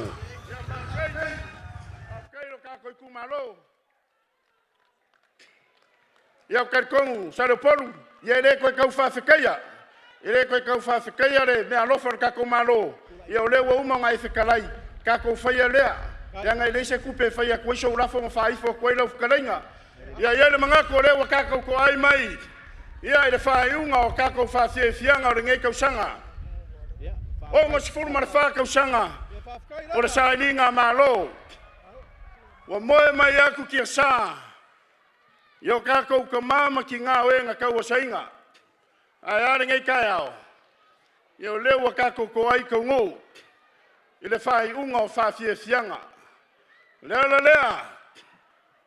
Ka whaere ko wha. Ma malele le whau kaukanga le komiki. O ka penganga o le ngei kausanga. E kau a lunga le wha moe moe o le sisi ngā fua. E le kuma lo le fionga i le li pāne mia. O langa sisi ngā fua mua. Ai maise o langa whalele ngā fulu. O lewa mafua ai le aso. Lea. Ia inga sa kupua, a inga sa maria kwa. Ia veange foi a fio sao ia poraka i vau. Ia malau kalenga ngu. Ia le mamalu i le. Nā la kai o le whare lima o sai sese. Ia malau kalenga pa o. Mamalu masale a vea ia o le kumalo. A inga o mawaenga, mamalu le whare koru. E le whainga o fio ngā whirika nganga le komiki. I ke kaua lunga inga le wha moe moe o le aso whangau o ronga kungu. O le merea, ia o lewa, anga mai, nganga i whamaunga koru. I lau kou pese whaaralo, amaea. O le kaua lunga leo le ngei kausanga, e ala i lau kou sasanga. E kaua lunga ai e leko e ngalo, ia le wha moe moe, o le kako wongo se furu ma le wha kausanga. Nganga i whamaunga, ia saungi, I lau pese whāroaro.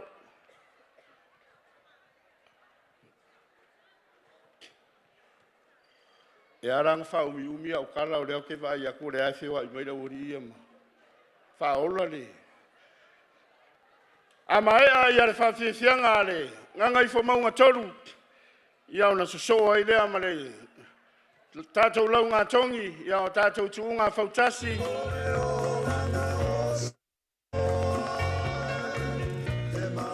Ia me sore tutu whaino a tātou mea lofa. Ia ia tātou tāware teu te wina o le whalere ngā pepe. Ia maniso vaenga na tau siniore nei vai aso atoa ma le lava yaso. I le whamana tuina o le tātou tuto'atasi. Ia ona soa I lea, ia o tātou whānoronga whareanga nuu. Ona sauno ai leo le fionga le pānemia o le teitei whono o le komiti. Tāpenanga o le tuto'atasi. Ia e tōso tō matu pāla pala.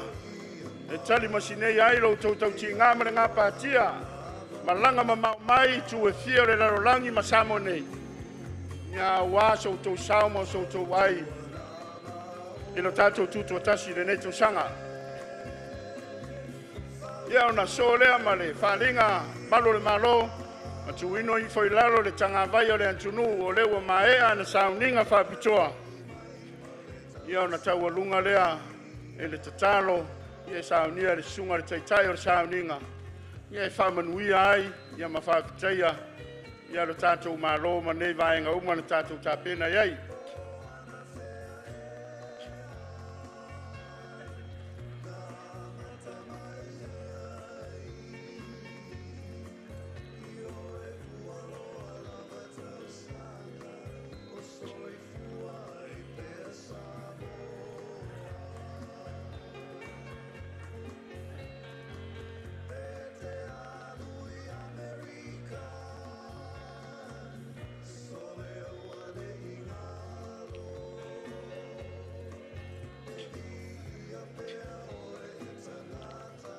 Ia au tāpena pea ia le tātou vaenga o tātou whaili mole. Ia lava pele o na sai wātou e paura o whawhiwhianga. Ia o na tau alunga leo le tātou whawhiwhianga ia I le nei aso. Le lei ana pe pese mai a nganga ifo. Ia lai maua le le tātou pese. Nganga ifo vai aso a toa tanu na tua a inga I savai. Ai malanga mai se I pasi e le pare mia le tātou pese pe maua. Ia toi whaatalo whātu I le mai moa whaafonga mai al tātua tunu o le nei tūla o le awa uli o le nei fo I o le utoi titi a tāns fulurua toi luas fulvanu minute tāns fulurua ia a o lea e tu sa watu a tātou whaasalaunga mai le malai o le whaautunga tangi a Samoa I tia whaunei ia e tu sa o whaafia whaaleanga nuu lea o lo whaanga solo ai I lunga le malai wa mai atu ia le tu malo vai maunga numero tasi. A o lea uanga mai le tu malo nganga I fo maunga numero tolo. Ia o le tu malo fo I lea fionga I le tai o le malo le fionga I le ali pa le mia la uli al mali e toa po la taivao Schmidt.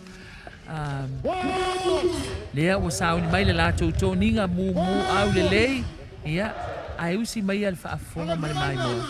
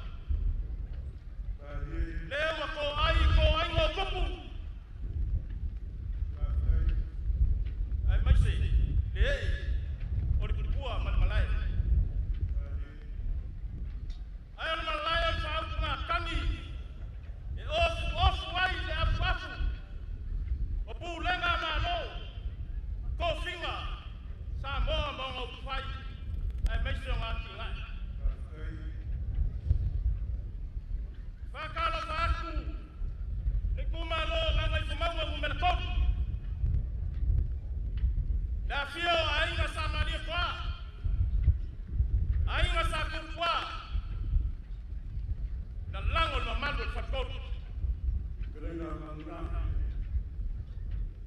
A fio mai foi, pai o la inga sa mala. Ainga mawela. Mama nga yai kuku. Pai o la inga sa ese. Mali se kalenga ya pau. Nga ko le ko kai ko sa ma ko kala. Elo fa ku mamatu mal. Pai le wa mai. Ai a pe nga ma ko fa ka lo fa. Fa fe lo ya. Moyo mako fa fei loi. Ya wa kofi o kala le lei wa fayo ka ko wai. Mo ko fa ko. Mo ma winga nge yas. Ayale ka po inga. Alu pe fa lele le kale si e fia. Lo kap mai mai ya ku mo mau. Kalo si ya mai ya so ya ka ma ku wa nga uma.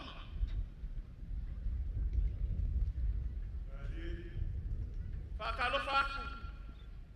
Lawa fionga le mamadu malo. Fio lawa fionga le kama kawaanga. Lawa fionga kuya anga, kui maleli fango. Ma le toa swala ni le lua. Malau masio. Fio foi, pa ia moko le songo. Le fango sui kofia. Ya, prima valori. Pa fe lo ya. Il caso col fa kawangai al mano Samoa. De fio la fionga de li palmia. La fionga de la uli al malia koa. Malo fatua. As fio foi le mamado la kapinga filfilia. Fio la fionga de fong fikalai al mokla. Palmenga o Samoa. Fio la fionga al fam sinsil. Male oficio fam singo. Fakalo faku. Ya fio mayo la fionga al kovanga malukenga kovanga. Sui mamado al moka. Ya fio la fionga al presidente. Male moka singat. Fa fe lo yaku la fionga al fonga fekalai. Ole moka fongo. Fanga malo kukwila mamua. Malo fa kai le afio mai. Ele mfayo mako kuia, kuinga kako malo mai fafo. Pai ia mal mamado le akumu mfayo kako mafuka. Fa kai le afio mai. Pai o Samoa poko poko. O ko pai ia mau ko sai le avea. O ko mamalo e kuma pea. Le ai lava se vave. Fa popo se yoka pe ko ese. Pangana. Nga ngau sosoak. Mau ki aru lufa ko ngai ko ki ngongo fo le la ma ko de ngongo fo Paulo. Paulo fala vela se e o so se e o umai I pa ia ka ko ko ia le wa pa ia Samoa ko fo ia singa I fuku. Ia fa ma so ia ka ko pese. Ia se fa fo fonga ka ko maro ai fa ka le wa fa pa ia Samoa ma ka ko maro mai ku kuila. Ia fa ke kele. Ia wa fa la vela ve o fo pinge o fo la lo fuku ma. Ia wo lo fa ku de la na ke ku ai. Wa kau fesasi ia ia fo yo. Ngai fo ma wa nu on malai. Ole a langi se pese. Oso se pese. Fiko kong ka ko fa mo mal vala. Ya. Sa skami ko va ma ko kala. Ngia nge vai ngola. Le le. Ngai fo mo ngakolu. Ko fai va ro filima. Tausa ngoia.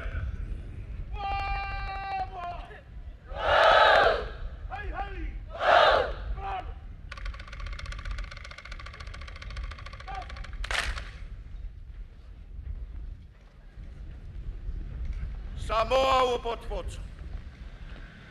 Ngai fmaunga numero 3. Ole a fafia. Mama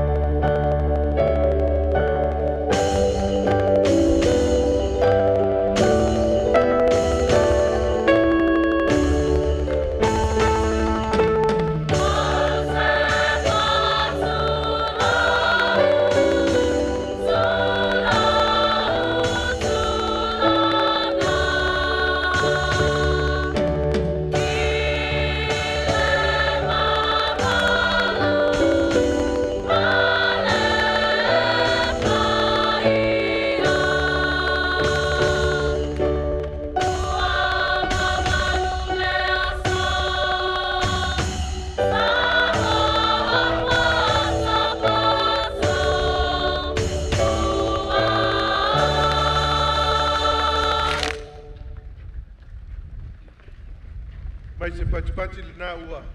Pole sia mai le porsanga. So se whainga mea lava le atunu. E mua lava le viinga i le atua. O le atatou tapu ai atu i le atua.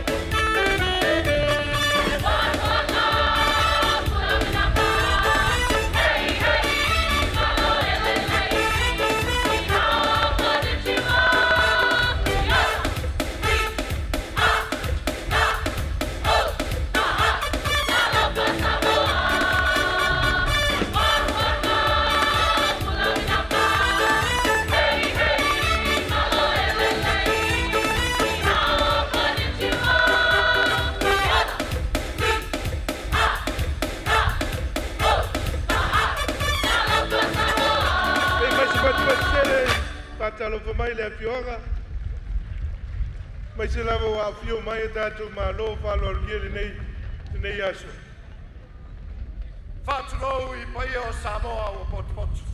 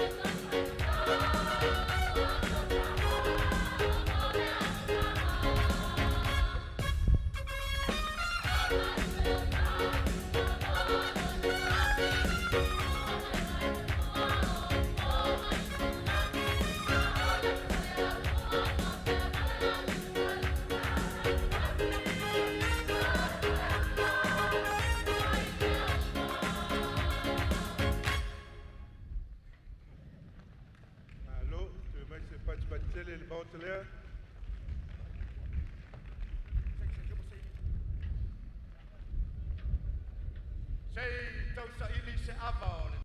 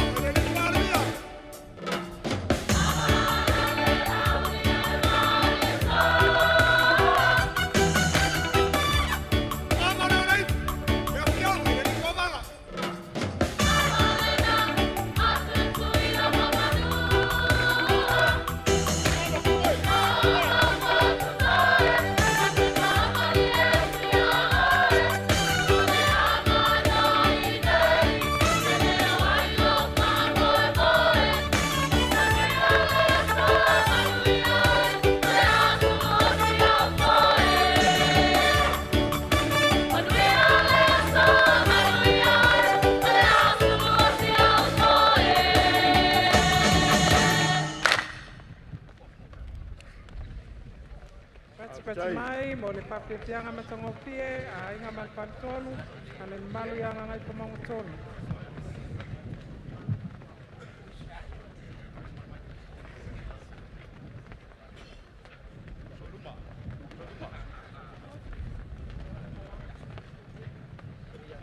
Tātou te le toe fia manatua tae ao. Le toto masaha ma le loi mata malini. E au maia tae ao le tala le lei. No tātou wheloa ia i le so. Lele.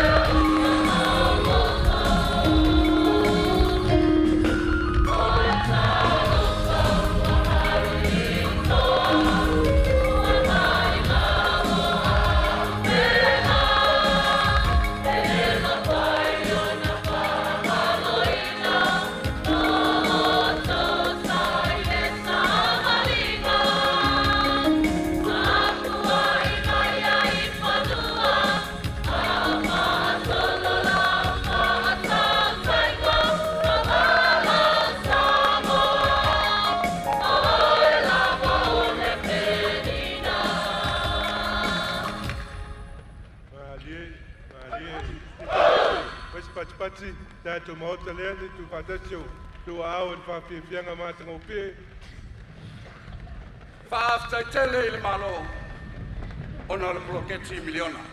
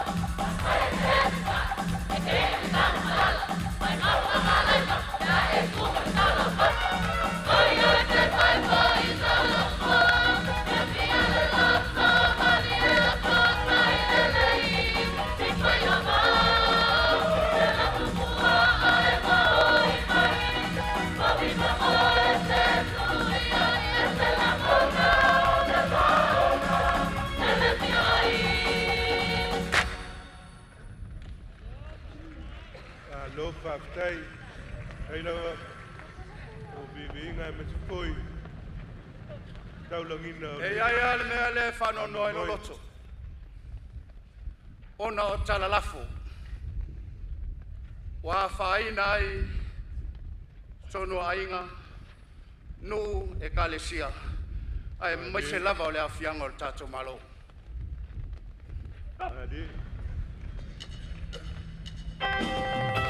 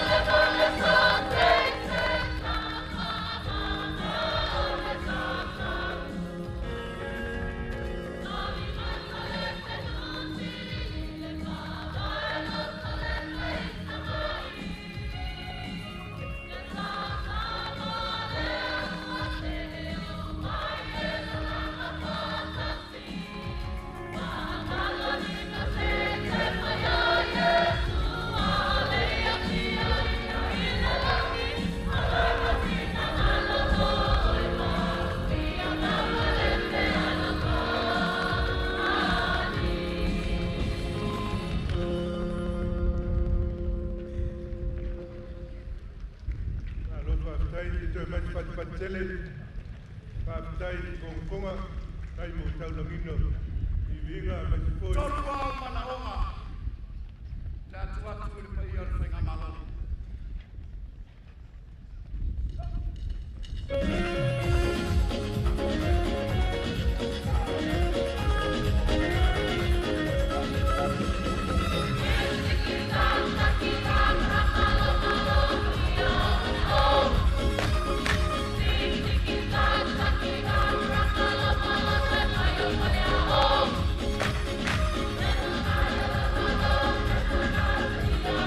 Oh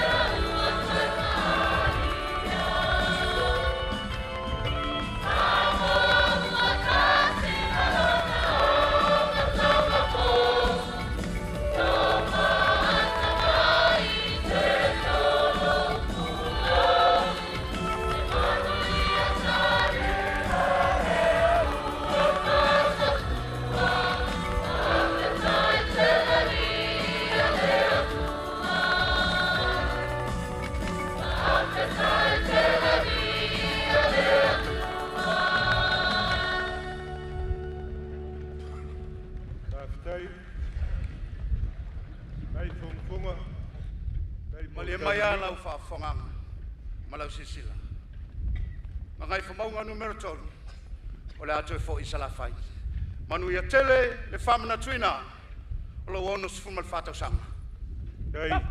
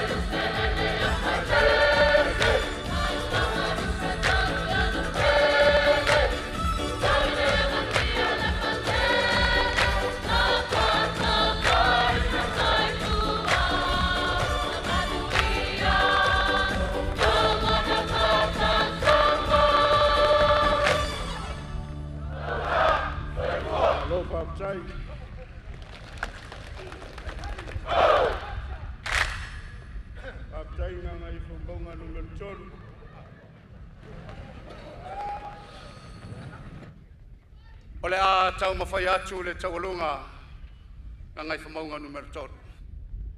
Malau atu le paia o le tātou malo. Ia, fia mai aina sasa.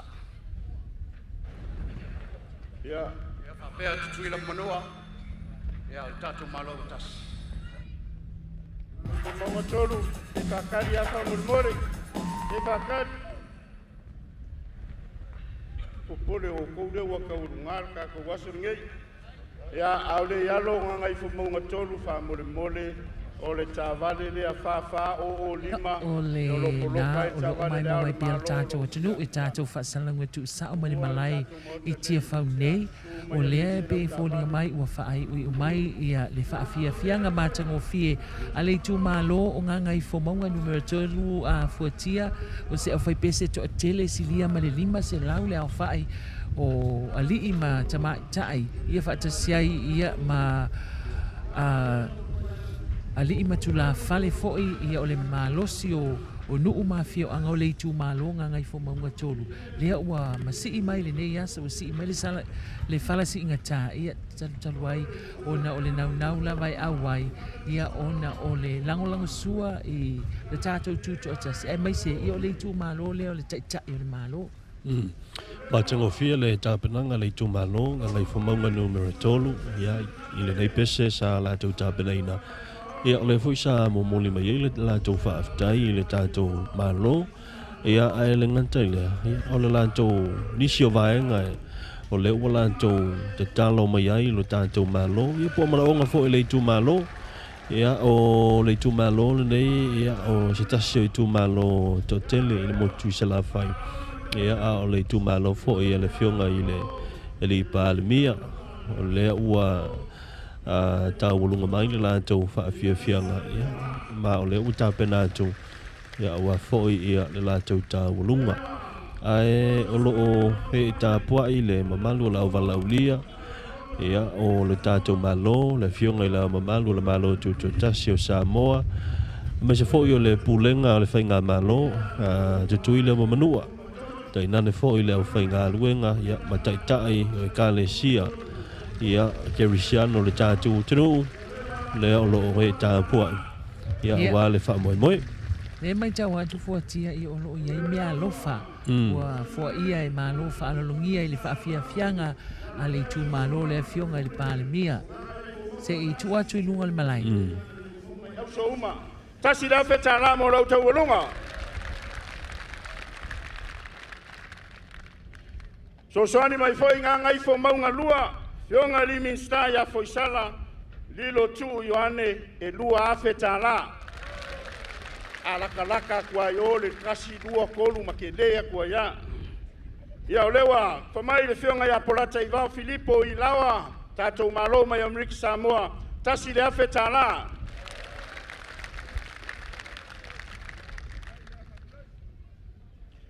Ia, le fionga I le fonfetalai o mota ia au apau.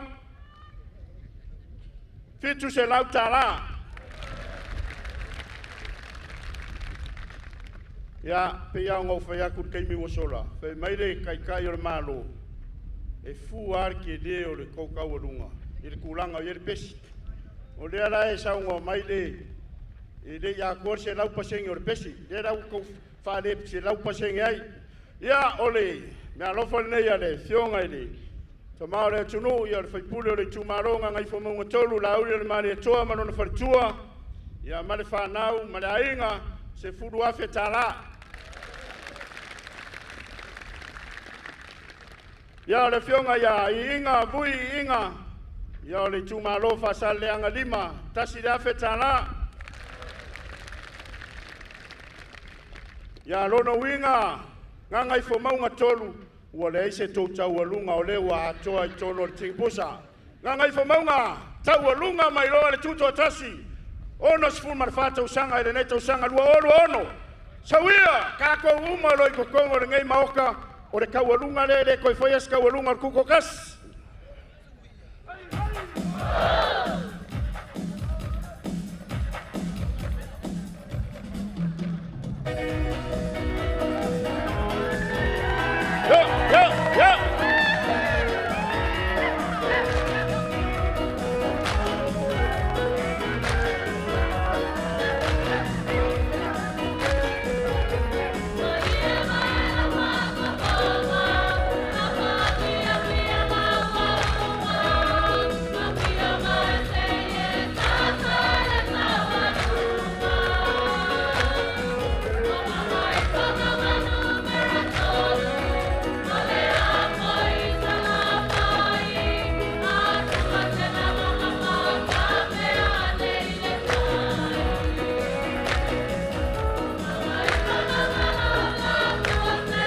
Fio mea le kako moka.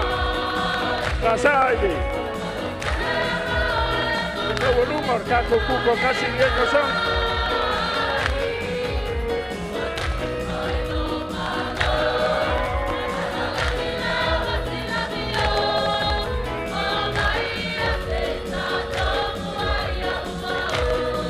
Ya ulewa fio mai le fionga ya koa. Tausaga.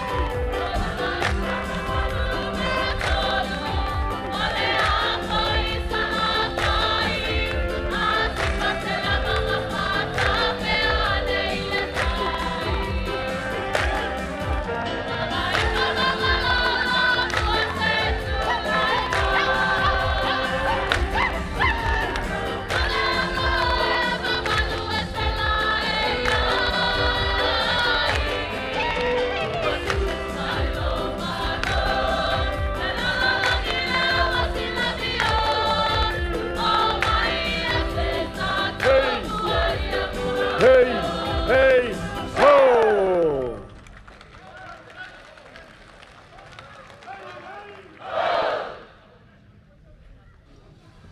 Ia o le nā ua mai moa masila sila mai le tātou atunuu ua whaai uina le tāwalunga a le tūmalo ngā ngai whomaunga numero tolu.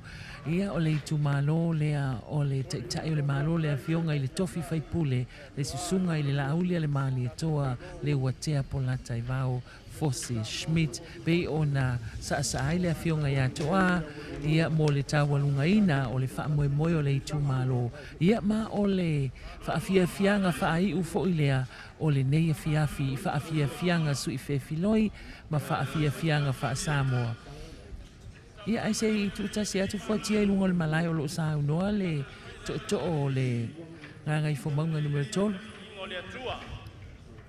Leo mai as tam fainga nei tu malo o na le anga le faftai nei yaso to titi fai tama lo au ma fola fa ilo e pea le anga le lei ma le lango ingo nei tu malo o lo tu mai ai le afionga le li palmia le to eteli ni mato tala nei mato na ina le taimi ale anga faftai nei yaso vi ia le atua fo ai maleanga lei paule matou tala faftai tele sa mo le taulango ina nei tu malo e mai se la fionga le li palmia e veam tai o tatu watunu faftai tau la lango mai o tu manui ai fa mo nga umma tatu watunu ai al fam tunga lung tuto atas kai ya ave pe le tatu ngali due fa tasi mal fe oi ai ia mau sa mo tas faida ma vi ingo le atua le amato fo i ma le nganga faftai ma le loto fia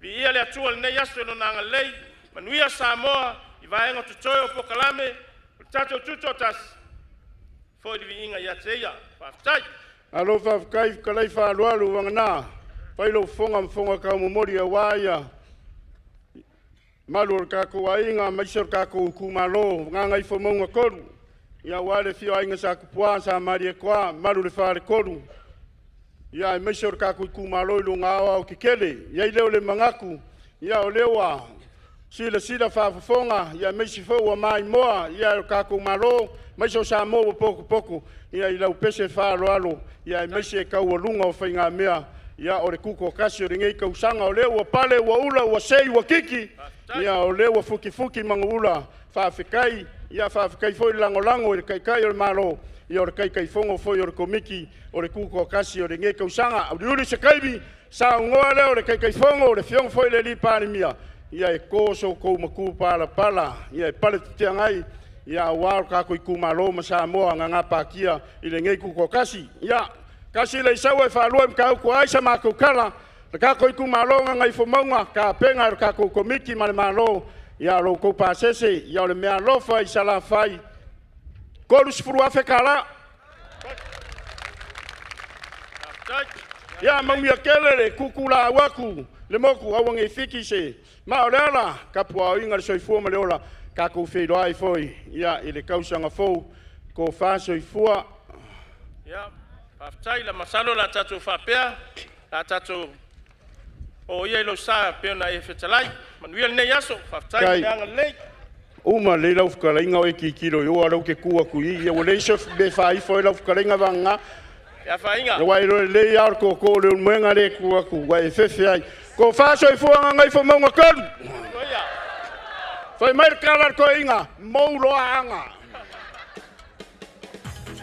ya la kakamar ka ko pesera ya ori taualunga o whaafiafianga o le nei au auli ia o le taualunga foi o whaafiafianga o whaafiafianga o le nei Tuto'Atasi lea sa alo atu iai le tūmalo nganga i fomonga numero tolu ia o le tūmalo lava lea e au fiaia fioanga o whangae le tui sa sina ma opo ia e whaasino tonu i le taitainga a le tofi faipule o le tūmalo le fionga i le alipa le mia le taitai o le malo le sunga i ala auli le mani e tua lea ua ngai mai tua ma le malae ua mai ala lato whaafiafianga ia maua whaapea fo'i o na avea ia le sunga ia whanaia ai I natu tau le alo mafufonga o le tātou komiti whaaleo le fesoasoani ma le mea alofa le tātou malo tolu se fulu wafe ua foa ina mo leitu malo ngai fomaunga numero tolu ia ai foatia se tanga iane po le al tātou pol kalame leo le aso o mai le la whanga solo mai le neia wa uli matangi I malai tia faunei ia mana ia le malua le angiangi savile mo ilava la ia ai le o langona tele se asa le la ona o le matanga o fia le savile angiangi malu lea o langona I le taimi nei le malai tia fau mulino Io e maui ia whaatai le li ona o le lava ua maea ma tāwalunga ia whaafiafianga o le nei Tuto'Atasi ia o le lava e tātou tawai ia winga le lei o le tau. I le mai ai o le tātou whaafiafianga muli o lea ua tāpena mai ia le tātou komiti o tāpena ngā awa le tātou lau ngā tongi. O le tātou lau ngā tongi lea mo tātou tauwanga ia a meise ia o tātou tālonga. Ia whiai le lau ngā tongi mo tūngā whautasi ia o le alonga paupao kitikiti ia maisia tātou tauwanga ia lea na whataunuina I le Tuto'Atasi I le nei Tausaga o le mai ai o le tātou lau ngā tongi ia o le so ai lea ma le whaatinonga o tātou whaalolonga I nisi fo'oi I o tātou malo whaalongia lea sa wala aulia I le awai mai le tātou Tuto'Atasi ia ma I le mai ai o tātou whaalolonga ia I tātou malo o na so ai lea ma le saunoanga muli ala na fionga le tai fono o le komiti o tāpenanga o ia fo'i o le lipa le mia ia e tāpuni alo iai ia le Tuto'Atasi o le ono sifut whātausanga o le nei tausanga ia ma tāpena tuainoa I le tuina le ilalo o le tangawai o le fua o le sa o le tonga o le tātou o tenuu ia ma e tai ia e le whainipu a leo ia I le pese whaingoina le atua mamanai ia ma ona whaiu lea I le te tala whaiu la tāpenaina I le sunga le whiautoina Reverend Alta e ne whatu le sa o le kale sia whautonga Keresiano I Samoa ia ona pōle o le nei aso le aso muli o polo kalame o le Tuto'Atasi mo le tolu aso I le tātou whaafiafianga sui whei filoi I luma maunta o le whalo le malo ia mai se fo'i ia o le tātou pōl po le Independence Pōl ia leo le awhaia ina I le tātou whale fo'i lea o le Apia Park Football Complex. Ia, malo sa no fotia pe ia ona whaafonga mai le tātou atunu ia le tātou pōl kalame whaai una leo lo totoe mo le awhiawhinei se ia ulia le pō ana nei. Ai mana tua au nei ngalo, ia I fo ia tātou whaawhiawhianga sui whewhiloi le variety show, ia e whaapea o na whaatinoina lava I luma maota o le malo I matangi ala lua.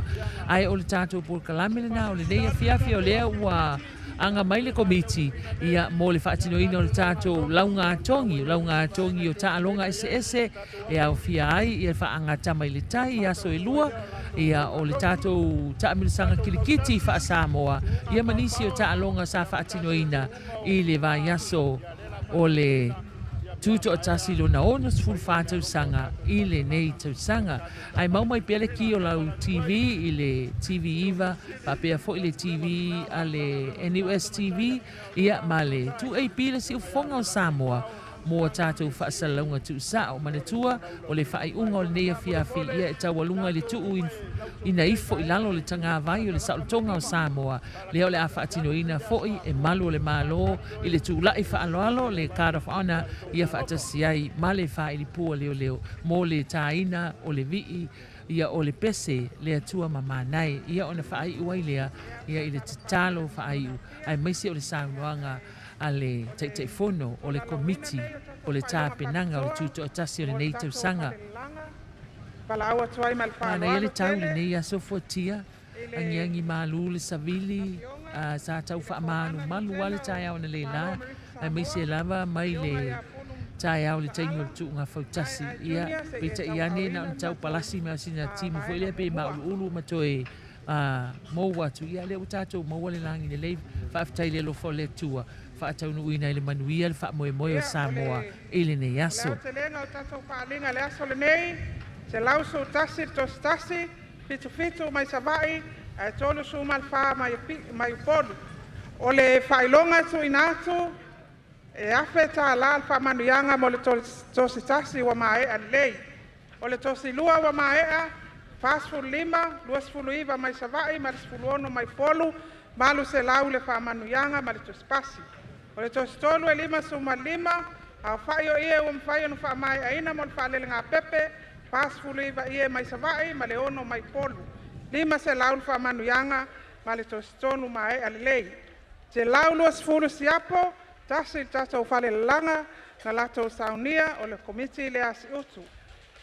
Mo le silafia tatou whale langa, pe o tatou por kalame masani Tausaga Tuto'Atasi tu inatu tatou tupe tau bank account, i te ua pa usa tupe se lo matua i le pisi, ia o leo tu inatu i tau bank account, ia a fio mai lunga nei pe ala watulau suafa e watulau tu spasi. Ia o le tatou pailonga mua, tatou Golden Weavers, o tatou tina lalanga nei wa o watu i lunga o le fitus fulu Tausaga, ia o lo ausia pea ma la lava le malosi, ia e lalanga ai lea mea taulima Samoa. E ono tina matutua mai upolu, ma le se fulu fitu mai savai, o le whailonga, e se lauta la ma le tuspasi, pa mole tina ala watulo suafa, ia ona e moe mai lea i lunga nei, ia e pata alofa le lei le kovana, ia matu watulo tuspasi e ave fatioata, teu le iailo maota. Ia o polu, o le whale lalanga, sa o au matamaita i le tongo, o tina lalanga le Tausaga, o pase e lome fitus fulu Tausaga. Mais pati, o i pase e lome whamon mole, komitia sa anga si umu, le fili so le tupu, fitus sumalfa Tausaga. A whaia le oi wha mole a fio mai se sui al tau komiti, te i tau aoina i a whailonga.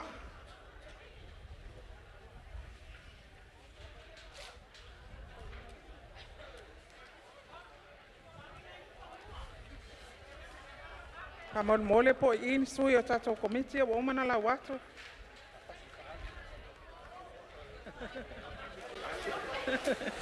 Ia leo sauno mai ko wana. A le pikia nei lo tu spasi ia ona ia fio atu le Amerika Samoa, tongi ai oilo pasese te a fio atu e piki mai lo tu spasi.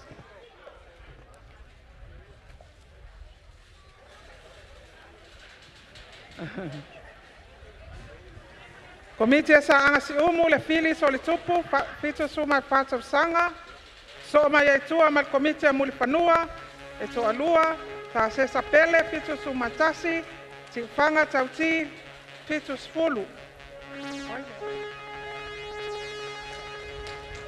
Le fili so le tupu.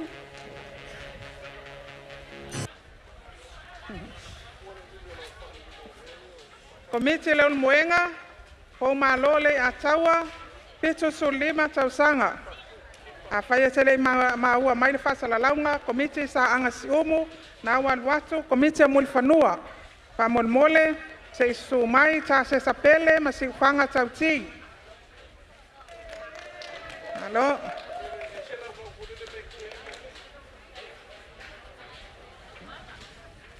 Oina.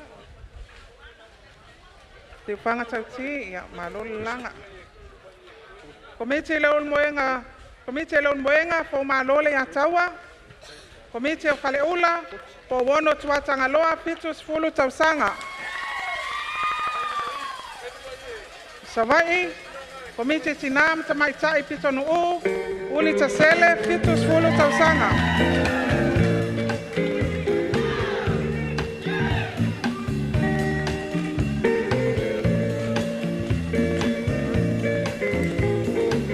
Sawau matamaitai mai Sofia. Mabaenga pai fitus fulu Tausaga. soma, fitu sfulua Tausaga. Sauni mai tua komiti ngau tabai, asutasi tui safia, masalote tani.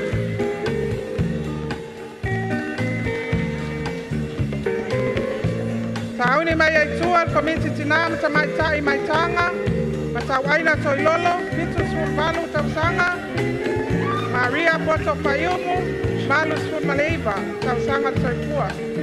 Te loa o tato tina pito sili leo na matua, Malu Sfulu Iva Tausaga, Maria Poto Payumu, Maile Komite tina matamai taitanga.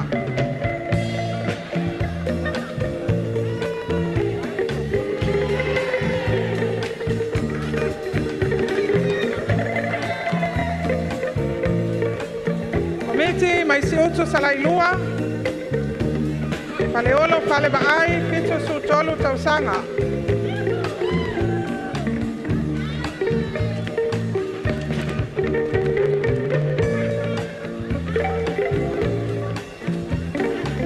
Sauni mai aitua komiti tinam tamaitai pale lima, tamalingi taulia, komiti pale alupo, Josefina Filo Taufinu.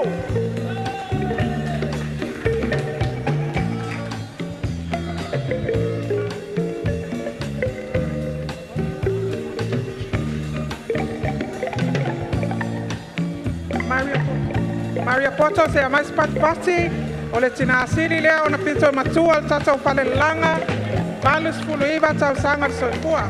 Aftai lava Maria. Pala talata mai luma komiti a pale alupo. Komiti tinama tamai tai puapua. Komiti pale alupo. Josefina Filo Taufinu. Komiti tinama tamai tai puapua, mai unga mai ai, Elena Paula Maunga, Maria Salani.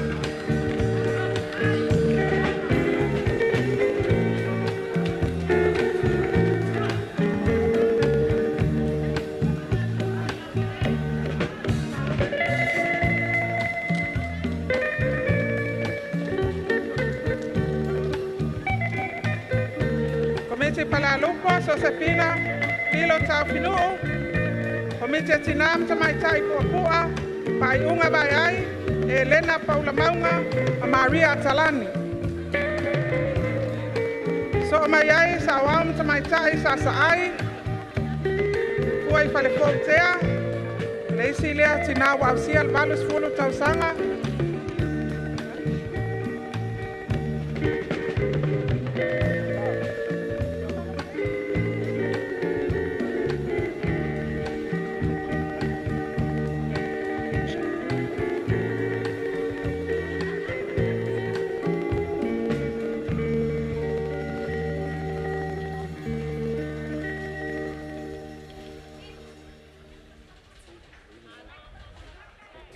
Malolo sai.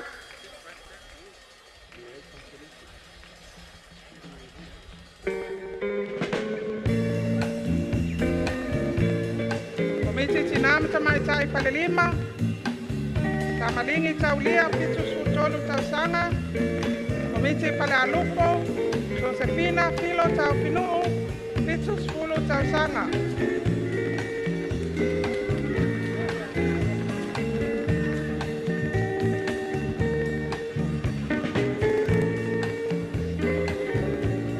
Komiti tinam tamai tai puapua, mai unga mai ai pitu sumalua Tausaga, Elena Paula Maunga pitu sfulu, Maria Talani pitu sumalua Tausaga. Sawama tamai tai sasa ai, kuai pale fotea. Komiti tinam tamai tai sifanga ifanga, nasa peau pitu sulua Tausaga. Komiti o iba, bai ula la ulusio,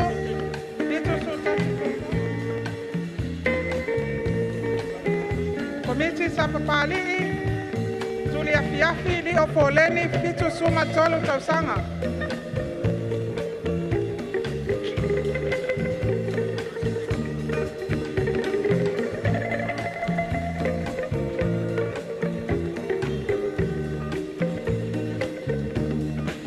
Julia fiafi poleni pamolmole.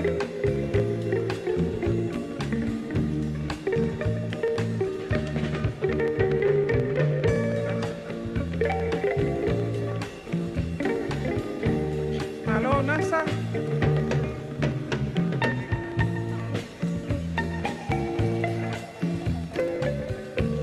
Atai nasa. Mas pati mau nasa peau pitu so 5 Tausaga soifua. Malo lonsa.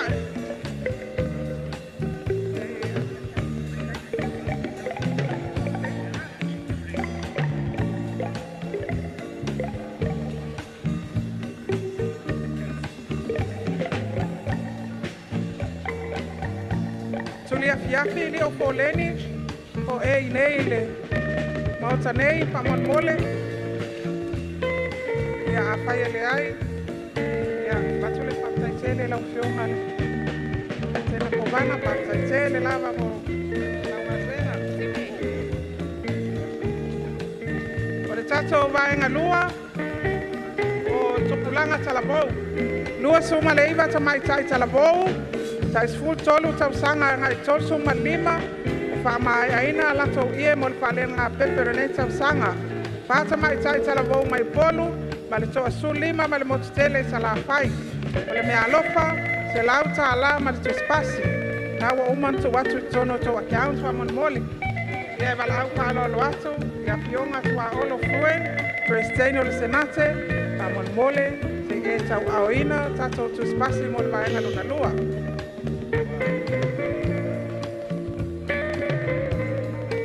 Pa mon mole tina ya vala watu lo swafa. Ona su mai le lumane. Komiti mul panua tatu wangafa. Tolu su 5 Tausaga, komiti mul panua. Tauni mai tual komiti le muenga. Tia imalo patang tau. Tolu su tolu Tausaga, Elizabeth Diane Chenkau, tolu su matolu. Kamon mole tatu talabo wia e. Tamo mo mai lunga I.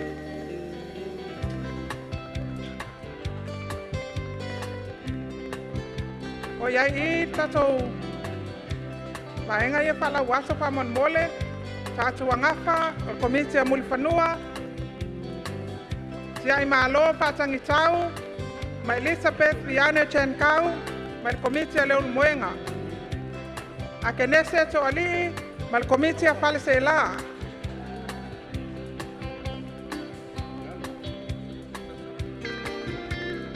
komiti a false la a kenese to ali ia sauni mai tua tato sui mai sabai komiti a patamea ole palalanga le ese to atelo la utalabo paionia waita patamea fa fonga mai pa top top mai lumanei paionia waita lo su valu Tausaga Selina se mau Yosua tol su matasi Tausaga Linu ese lo su maleiba Elises se fuluivas fu maleono Tausaga Veronica Lawano tol su mafa Luta Lawano Luas fu malemalu Tausaga Ana Maria Leopoamo Regina Siwa Waasefo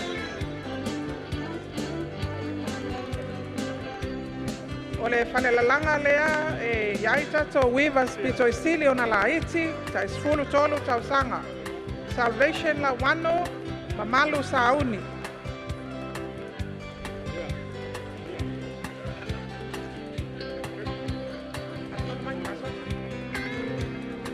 Pati mai ya fia ya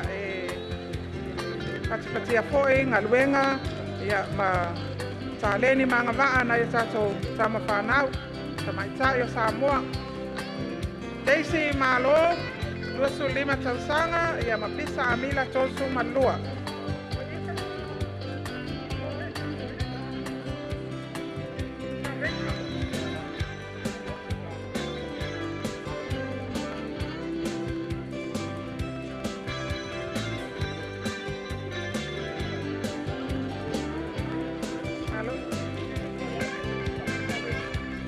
malo patai la undungane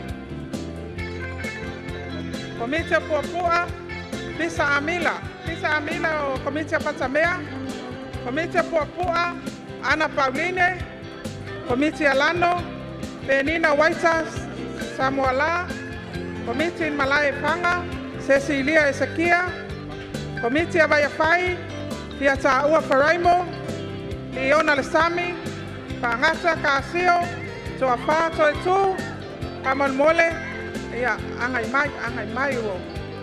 Le tulai ya.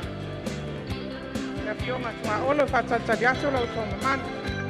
Moile oi Timoteo, Elisabetta Lui, Paulioli Matuan Maftanga Tina, Pale Alupo, ele mengo toile la. Tausi Titi, Otoa eme alofa.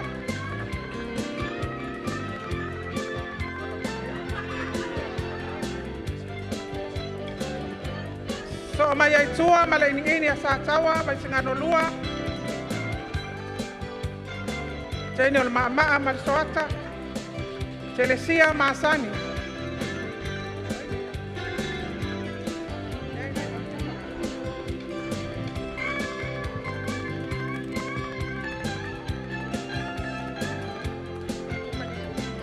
Komiti asa fai ofu Maliele.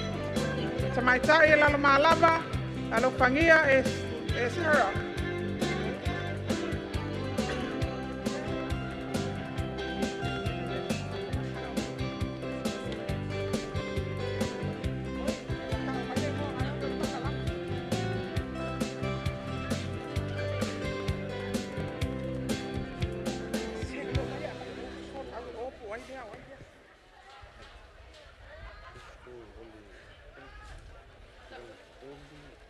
Elisabetta Lui, oi.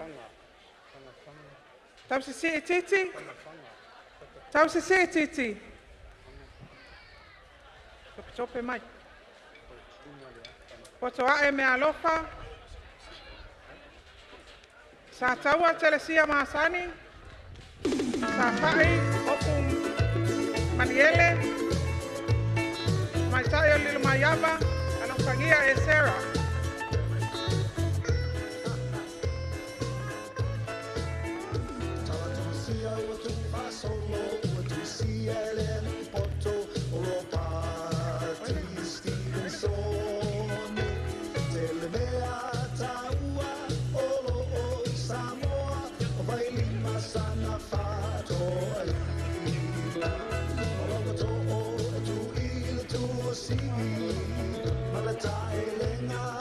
Hasta tele la Wafionga, ahora la Wafionga al presidente Senate.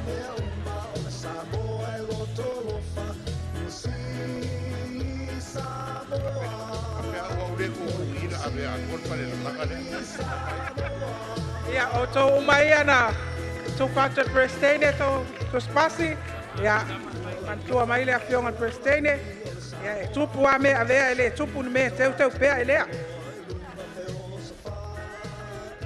Ya, o tato baenga lon tolu, o le tinala langa ia pianga tu mau le soifua. Ya mo si la pia, ya ina tato tinama sa maitai ia pianga tu mau, ya lo fa wa pia le saleni malanga ba au tu ina ia le tua, ya tato pali langa. Kala awa swai le pionga ya tavali talamo abe, konga pisalayo le mauti fono Amerika Samoa, amon mole se tau awina tato pailonga.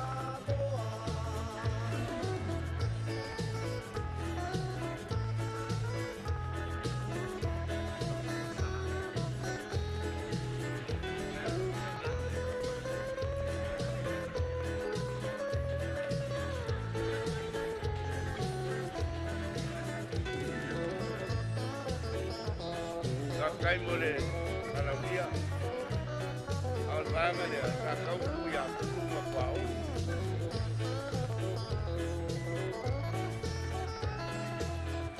Ya. So ai bala fa ya sina ya pianga tu mawar soifua, malol langa maina le nepol kalame ala langa ina ola to isae o ia Samoa, pa mai aina masafa ale ina il chato. Por kalame la sole nei ole me alofa se la sa la tu ina tu tono to stupe ya ma tu spasi te suma lunga nei lu lele au la pianga al fong talai ya ma tu watu la tu spasi O kolu, pale lalanga, komitia pale se la. Lusila va fusuanga, si moa liunga lua, masivai leo vau. O tato por kalame le nei, ia palawinoa i foi, ma tani sapaya, e sauta ua foi, o tato uso iai apianga tu maua le soikua, ia ile tapua eina, ia mai se foi o paula laina o tato measina. Lusila va fusuanga, si moa liunga lua, masivao leo vao, ma komiti a false la, pa molmole, tato komiti, se ei longo ane ma musu ane, tato sui nei. O savai, komiti pisanu tato paitea, wa anonga le malie, kau ni mai ai sa awam sa mai tai, mai sa safia, si pili ke le soma, so mai ai sa awam sa mai tai ngā uta vai, no wai me Rita Laibaa, komiti a tanga, Maria Poto Fayumu, komiti a Safai, Leu Tapua, komiti a Tapuele, Tae, Misi Popi. Kamal mole se ilongo ane, tato ngaenga ne, afio mai mane.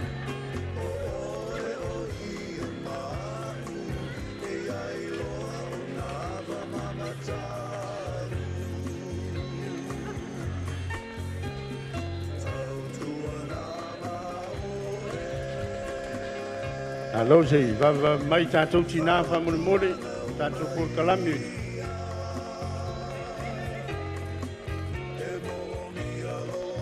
O tatou kaenga e so ai, matua ua mawa ele tau mawhai le wha Malusia, ma le wha mai teina o le whale langa le ia Samoa, me alofa lua se lau tā lau tu inatu tu stupe, ia ma le tu spasi. Ia su mailunga nei olo ini upusa, komiti a leon moenga, ia masusana se mau Yosua o komiti a patamea i savai. Ia idea whaina e tūni mai stangata malosi e watu siaki. E tāri mau mai pē tātou mātutua ma. Siri whaptai o leo whai lolo tu sao. Olo ni upusa, komiti leon moenga, susana se mau Yosua, ma komiti a patamea, pale lalanga silia ma le sefulu tositasi, palele. Atali maistina alea, te vatu lau teutusi Amerika.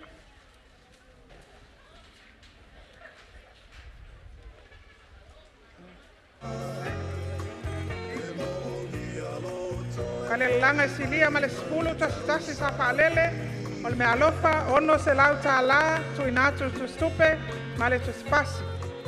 Komiti mai mulfanua, se fulu lato tositasi, su mai sesi ole. Komiti pa molmole, ma le komiti mai patamea, se fulu balu tositasi. E lo tositasi mai, apo ileo le pale langa patamea, moi mai se tina malos, e avatu to.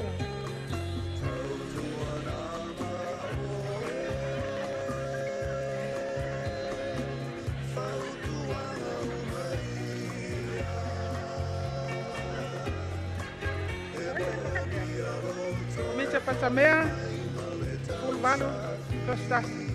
Tina la langa tele na ia sa palele, me alofa lua se lau tā lama tu spasi, o polu, olo ni upusa, fitu, ia sa palele, tolu tositasi, tolu tosilua, tasi tostolu. Olo ni upusa, alola, savai, Elena Paula Maunga, fa ia fa lele tasi to silua tolu to stolu a fa ia le lava malosi ole tinale bla watu pa mon mole ya sa se malosi e sa out spas alo lava pale la langa silia male se fulu ia Samoa fa lele le tu fa singa to stasi to silua male to stolu me alofa tolu se lauta la male tu spasi. O polu, komiti leon moenga, se fulu male lima ia sa palele pati mai, le aufia, ia tala masineia le tautinga ona nei tina. Samai komiti asi utu salai lua se fulu tasi ia sa palele. Pati mai mo le afioanga o le afionga le sulpan mia le fo yo lo ia ma fa maite ia palelanga sona itung malo. Mai se fo ina le paule o tato palelanga sa tapenaina tato siapo. Komiti iba se fulu ia falele. So mai se iba fa mon mole lava. Komiti pua ia o le komiti lea maoa el tele o ia sa palele luas fun malfitu. Pasi pati mai.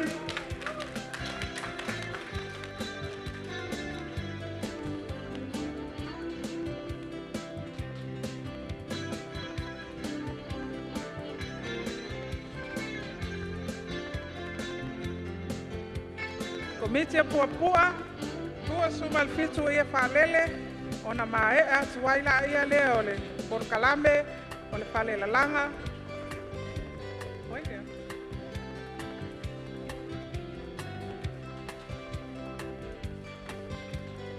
Tele la fionga. Tai la la fionga mo ta ai no ta. Ponga le ota. Ia o le vaenga lo na lua o tato ta vale te wina.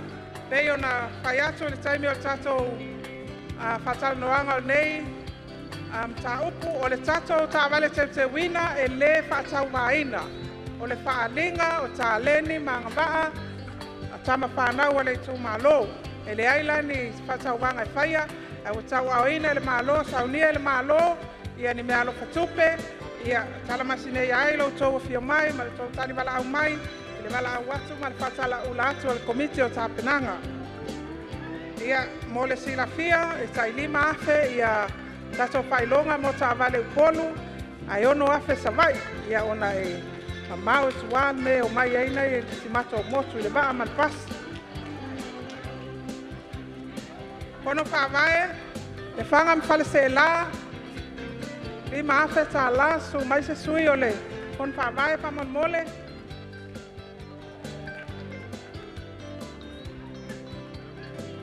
kono fa vai fale atafa su mai se sui ole komiti pa mon mole li mami nute le ilunga i to fa fo sia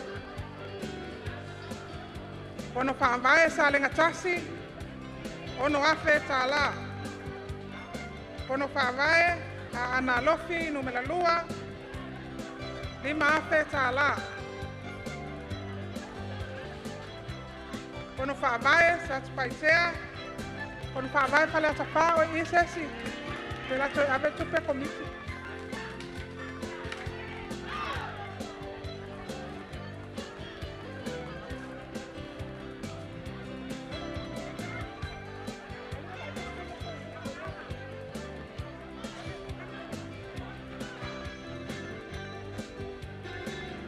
pa mole te wase atu te tu si alesi sa ule si tapa te tu si alesi kono fa vai ana lo filua kono fa vai sa le ngatasi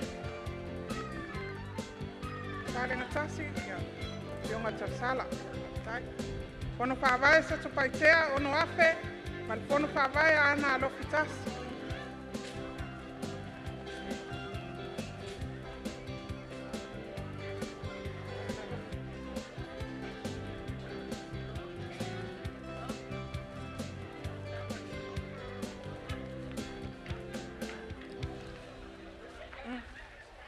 ia pa tele le malo le balaulia so mais pa tele mo tato pale langa ia mais tato ta vale te wina ia atono o atu Tausaga fo wa sia se lau ia o pale o ia pale langa tas ia sai mo le abnoa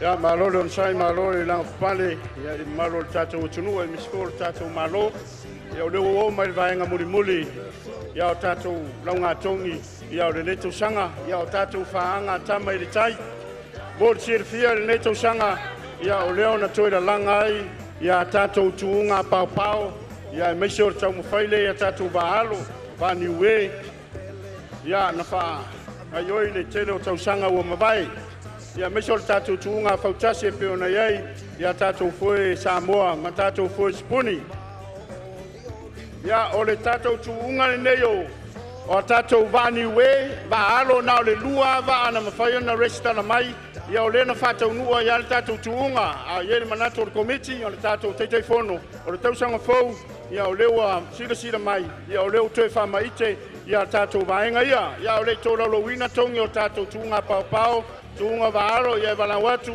ia i lausuga le tamā malōlō pensione ia o le teiteifono ia o ekalesia sofatasi ia mo le gaiuli ia mo le tauauina ia o tatou faailoga ia o faafoga mai latou nei na o i tatou tuuga nei ia vave mai le o gatotonu e se foi le mataina ia o tatou tuuga e toʻalua i laua na o i le tuuga vaalo po vani ue ia paua ia o vaa na maua o le tulaga lua maua le tino e tupe e valu selau tālā sa vale o le filemu mai fale latai sunga ia kirisimasi ave feau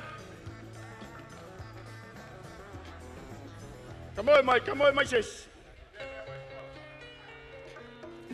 ia fatai ia o kirisimasi na sa vale o le filemu koe whamangaku mai le vaa ia so ia ma le siampini ia o tuunga vani ue le tausaga nei maua le tino i tupe tasi le afe tālā ma le ipu a saunia tatou komiti telefoni o le vainu sunga ia tole afoa i lai ai vao le ataua ia o le kakokuunga ringi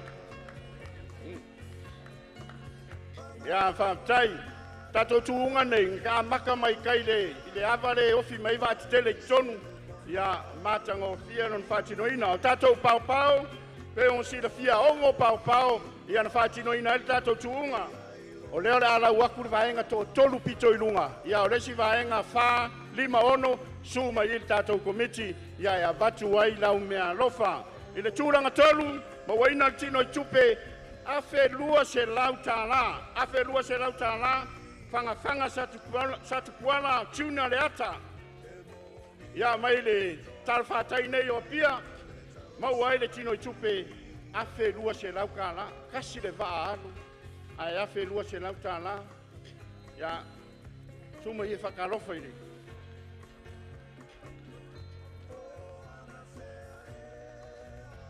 o le tūranga lua ma waina le tino i tupe afe tolu se lau tālā please call me lua kirisimasi mai ava mai whare asiu afe tolu se lau tālā ia o le tamā matua lea na iai le tatou toititi a whare tōnunga i tono le ava aftai manue umai dona soifua ia ma le siampini o nei tausaga i tuunga paopao please call me Tasi Josefa Perfoti mai whare asiu maua tino i tupe afe lima se lau tālā ia ma le ipu a saunia le tatou komiti ia tausaga fou koe kagisi kako paopao se tele ia ua le tatou tuunga paopao ia whaapetai atu i lausuga le kama pensione ia whaapetai tele lea amana ia foi o tatou tuunga paopao ia o le tulaga whao tama finau mai keneti luka lui mai samatau maua le tupe tasi le afe tālā tulaga lima tautua salago ia o le tamaitaʻi le toʻatasi na alu e le tuuga lea maitaʻi a le ata maua le tino tupe valu se lau tālā ma le please call me tolu mai fale asiu maua le tupe fitu se lau tālā ia o le tatou faaiuga na o tatou tuuga o leua tatou o mai ia i le siui o tatou paagatama i le tai o tatou tuuga fautasi ia e valavutu ai le isui taiteifono ia le fioga le komisina ia tanuvasa mauga ia mo le tōlaulauina ia o tongi o le tatou tuunga fautasi. Malo whaftai whanaya, leo wa tātou o mai i tātou tuunga fautasi, o le tau alunga voi leo, ma le fua tau alunga o tātou Tuto'Atasi Tausaga Tuto'Atasi, e ui lava leo o toi langa, ia e mori le whaftai le malo i le toi, whaolola ina o le tuunga fautasi. Tatou o e lua ia paenga sa ina ia. Your Excellency, Japanese Ambassador here in Samoa, please, you come forward to present the trophy.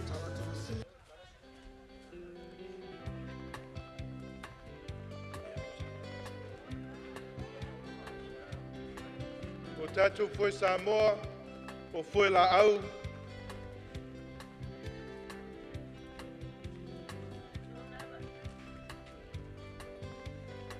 O le tūlanga ono, ua tūlai mai ei, le fautasi mai le fionga o pia, a pia Sheraton Maroon, mole mole, wai seisi le kapteni se sumai,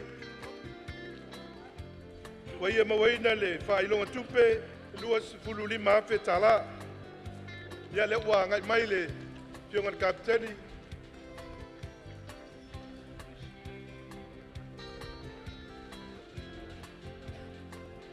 tūlanga lima, tausala o le vasaloloa, mai le awhionga manono, sa alua manono, malawatu le kapteni, e sumai, whailonga tupe e tolu sifulu afe tala.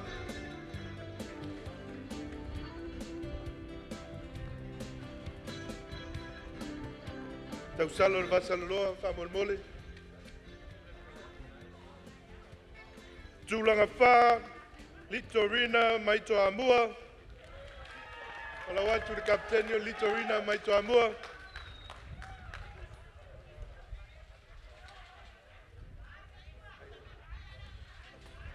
Whailonga tupe tolu sifulu lima afe tala.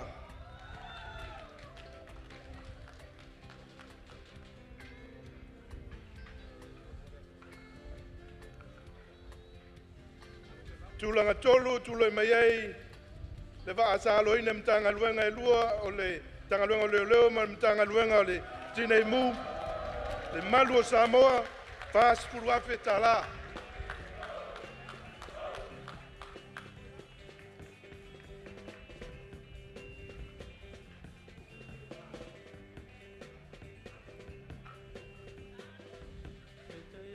Tūlanga lua i le foi la au po le foi Samoa, tula mai ei le fautasi, le sa mai le fioanga, mai le motu salafai, le tolo tolo o tamauli.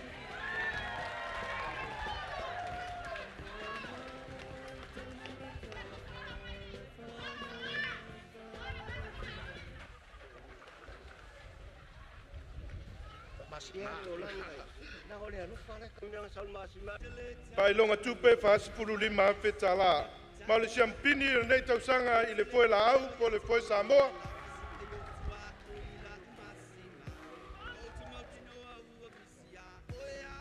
Thank you so much, Your Excellency. Thank you so much.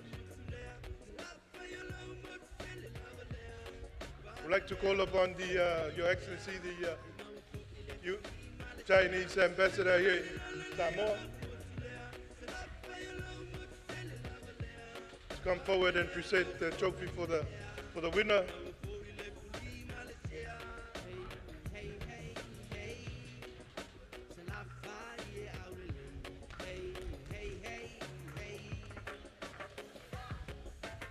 Maul Champini le nei tausaga i le foi la au po le foi spuni o tulai mai ai le telefoni o le vainu.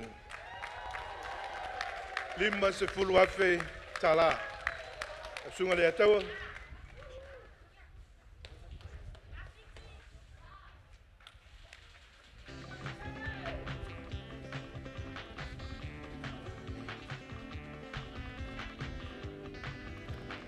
Te toi mai se pati tele. Il est champion de l'État et de foi Samoa pour le foi la au. Thank you so much, Your Excellency. Thank you for making it. Thank you. I'd like to call upon the U.S. Embassy ambassador here in Samoa. Please come forward to present the trophies for our other long boats Fautasi category. Alicia Tato Bahenga Fautasi na loina len foi palani por foi spuni. E ono foi va o sasa tau vai I foi nei.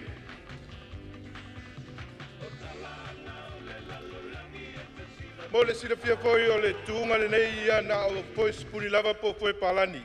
Peita iane o le sa talia le talusanga mai ia a nisi foi o sa ia e mape mawhai o na tau va.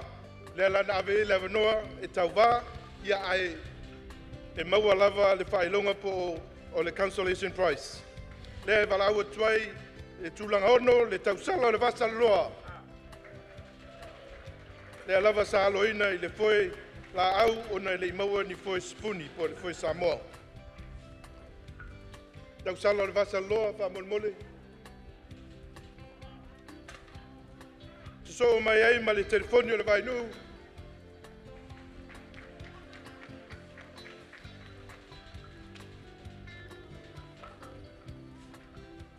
Malau atu telefoni o le vainu, sunga le ataua.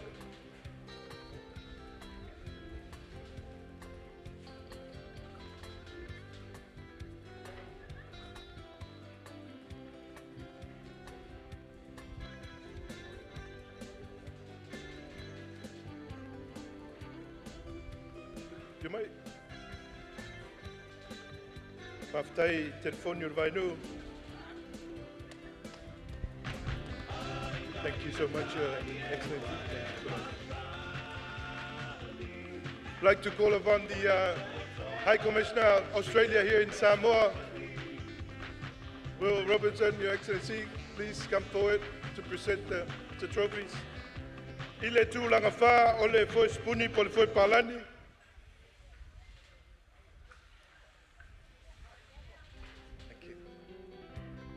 I le tūlanga whā o tūlai mai ei, i le sā mai le whioanga o Pia Sheraton Maroon. O le whailonga tupe e tolus puluafe e tala.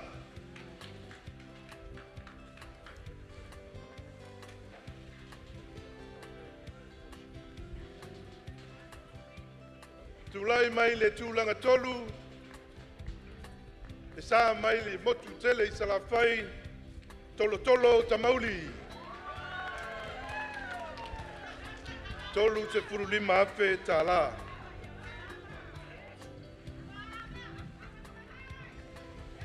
Tolo tamauli.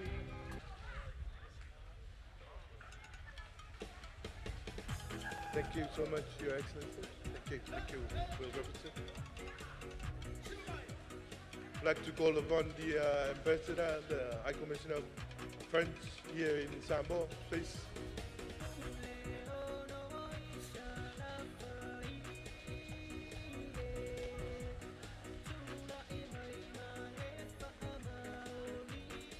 Ile tūlanga lua, ile maenga lava leo foi spuni po foi palani wa tūlai mai ai, e lito rina mai la fianga toa mua.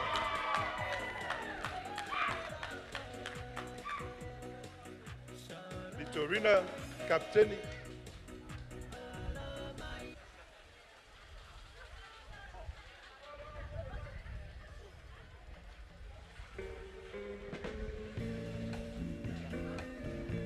Thank you so much, Your Excellency. And I would like to call upon the UK British High Commissioner here in Samoa.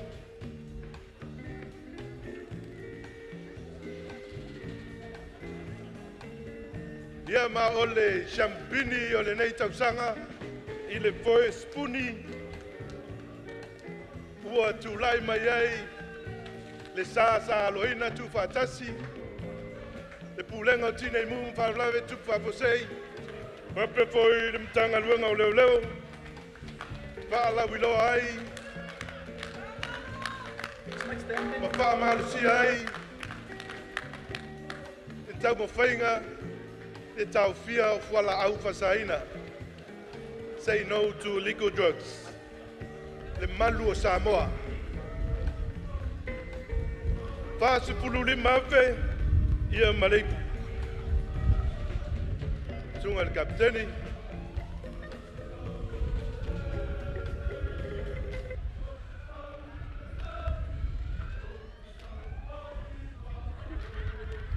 Thank you so much, Your Excellency, Commissioner.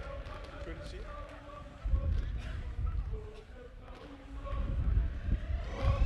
Noi mamole tuai le nganga pa malo ma pa tai sa uma sa ma pai ona tau sini yo i le Tausaga. Le o to sila ma mai mo poi i le tapu pai ngana malo tu le langa tu pa lola i tatu tu nga va le ngata i pau pau Samoa pa pau va ni we ia va pe foi i tu langa i Tautasi. e la ua ia le nei tausaga ia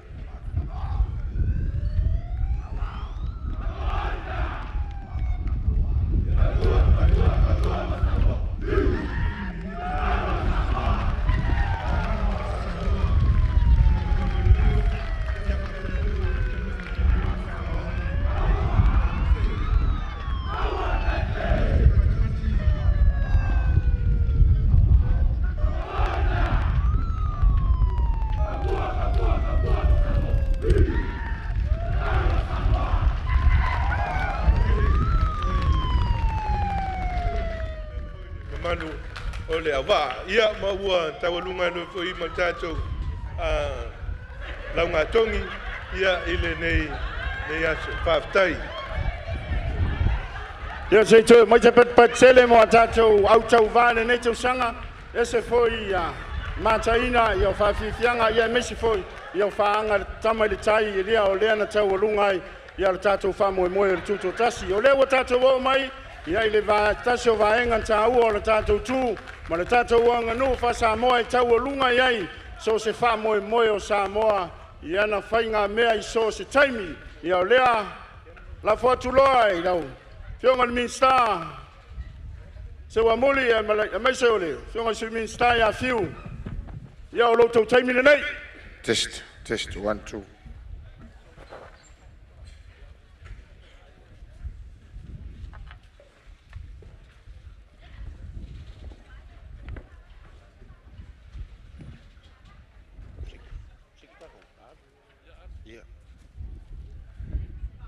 E wha popo ia soua o asu folau e le kua. Ua o le asa kui whangalilo le kapau o le ala kaua pe kua mangia. Le ongo se furu whakausanga o Samoa. A le ua kepa iula, ua kangai iula. Ua osa i kumu le alofa o le kua ia Samoa. Le atua whawhetai ua e amana ia Samoa i lo alofa. E tula i ma le whaaloalo, e tautala ma le mingao. E whai ma whafonga tau molimoli o le malo. Le fionga i le tai whono. O le komiti o le sisinga fua Samoa. Tausaga lua o lua ono.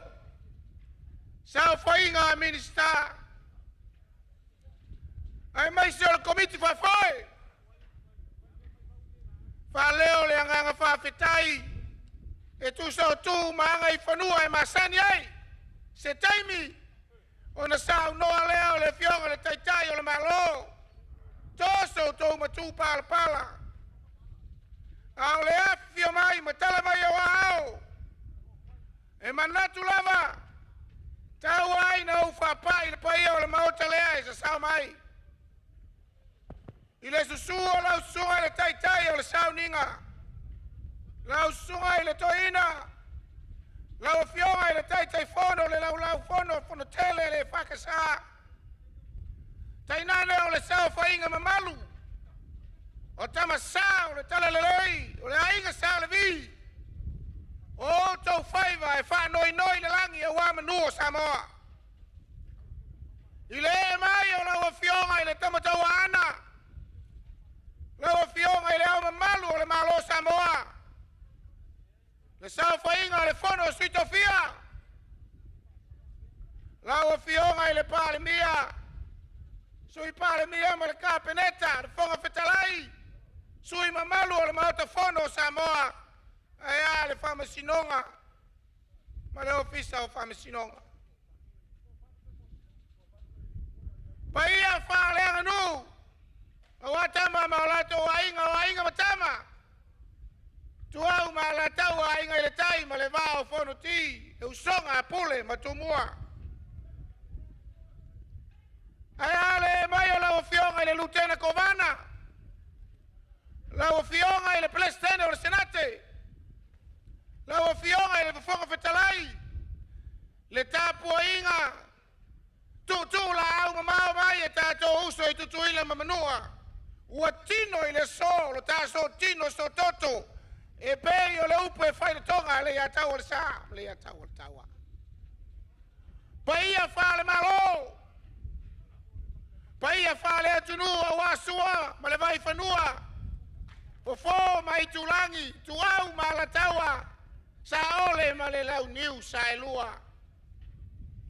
O pa ia au te tele ia ma le maualunga, o a inga e se fulu, e tausi e whareanga fulu ma le motu sa, tama matua ma toto, a e le leo e le whetalainga e le whareanga fulu. O le a tau ma whai etu se whalolonga, a le tātou malo, le fionga le teitai o le malo le pārmia, ma le whainga malo, au a tātou malo whalolongia. Petai, o malelenga tupo Samoa o mawai e ao a whalupenga. Tamasao le tala le lei. Alo mai e lausunga le teitai o le sauninga. Ile sisi inae o le tangawai o le malo tuto'atasi o Samoa ile aso fua. Lau susunga ile toina. Lau afionga le suitai taifono le lau afono le whakasa. Lau sunga en fatu, leo le atau mawhaiatu le tātou malo. Leo wa whau atu le tausala, ma le suinga ma lona tawai.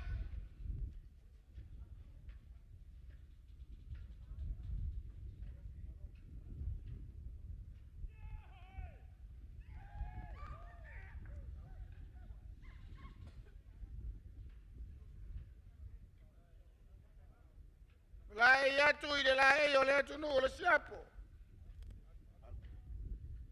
Le wa whau atu le amoa mosa.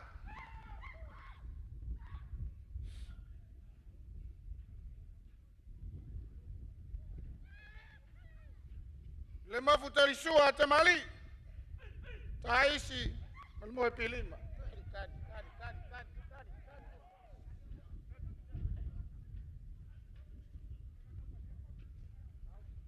O le sua tali sua, o iei le manufatatele. O le anava tau ave al tātou whainga malo, tātou e foia, tātou manganu. Angai whanua o masani ai Samoa.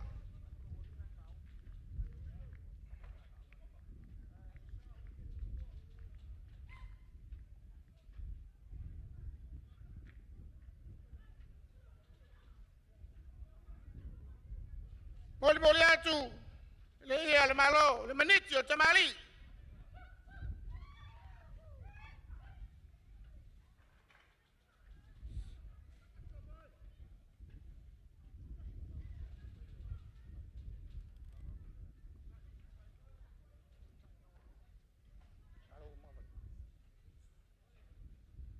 Ia, fa moli moli tatu ofisa lai tua sei, tamu whaiana I whalolonga ia e whangaongao le malai.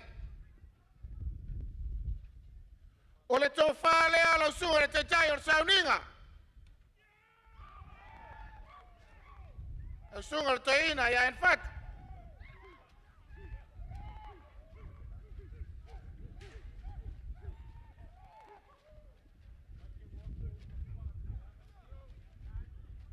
Ia, ta ailoa. Ai, a ver.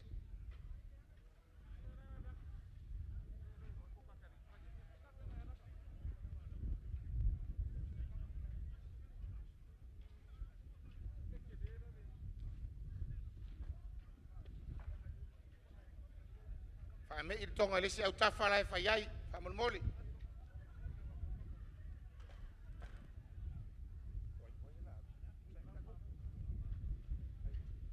Lawa fionga I le au mamalu o tātou malo. Lawa fionga tui maleli whano, alo mai. Lea la tau mwhaiatu le. Whalolonga o tātou malo.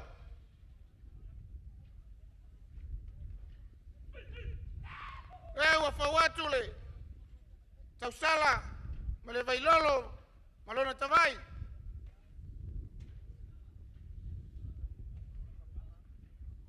Ma mole tātou leitua le, au manga leitua, se I whase ese le manufata le malai.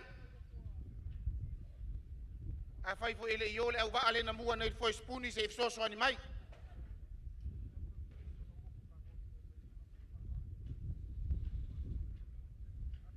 Lewa, fo watu le amo sa.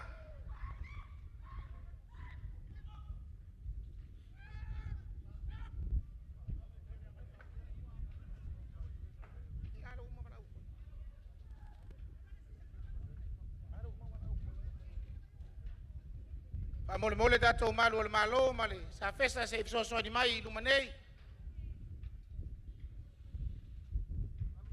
Ole sua tere sua. Lawa fionga le ama malu al malo. E wa yele manu fatatele.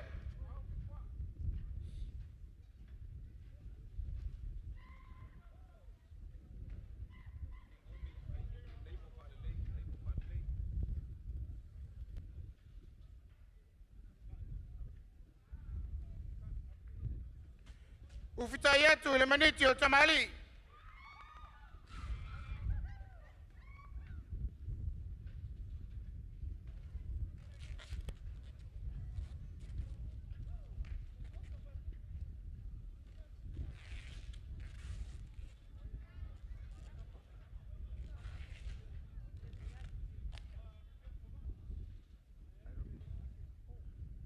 Ole to fale ala ufionga ile ama malu al tato malo.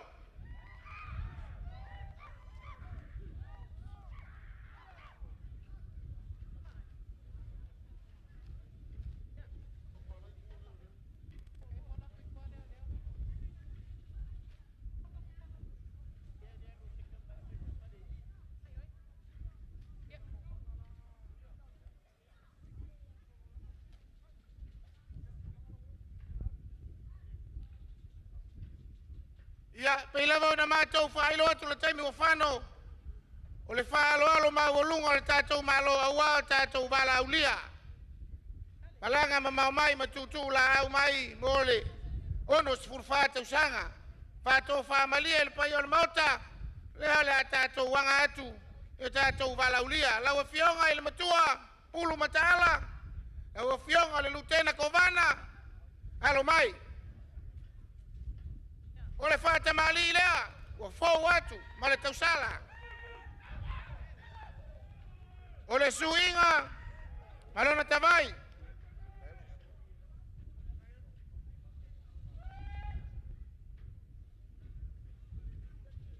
Toi li liu to falea.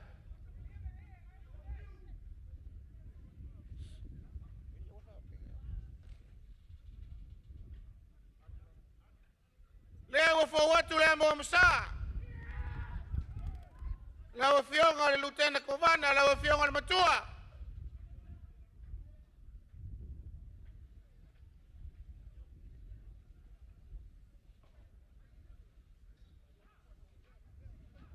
Ole sua tali sua. Leo ya le manufatatele. La fionga le matua pulu matala. E tale fio maputasi. Fio tei maano fale. Lau fionga le matua. Ya tainane le mambalo lau niu na sai lua.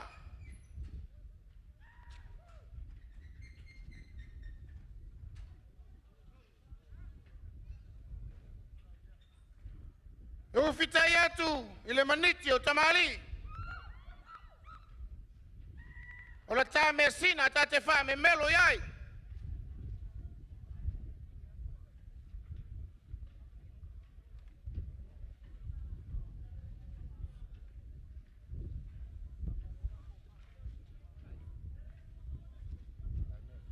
Ole to fale ala fionga lutena kovana ala fionga matua.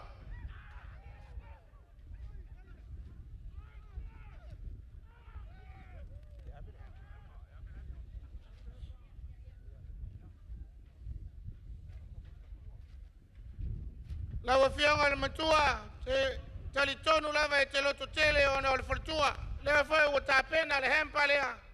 Ya o ta uma falava me menga osi nei. Ya wale fionga le fortua.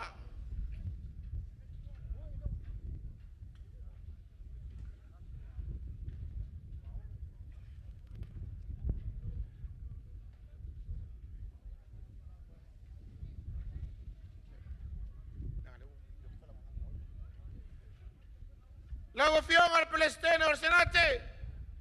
Lau fitalainga tu aolo. Oe na faleanga fulu ia le motu sa. E te wha me melo a wale malai ngā moe na sunu ia le ala fale. O le whainga malo tu tuila manua. Leo le atau mo fai atu le fionga le palimia ma le whainga malo Samoa. Lau whata mali lea. Fo atu le tausala ma le suinga ma lona tawai.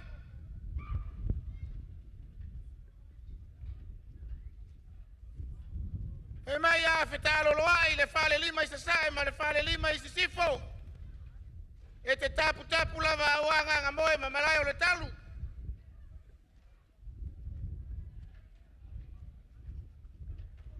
Le o fo atu le amo amosa. Le mafu tarisua tamali.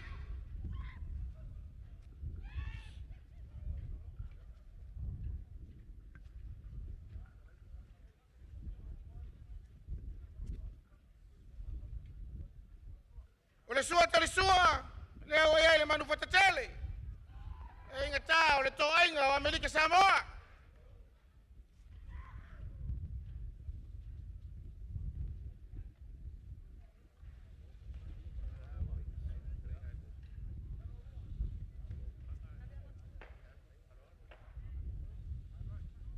Le o ufitai atu le maniti o tamali.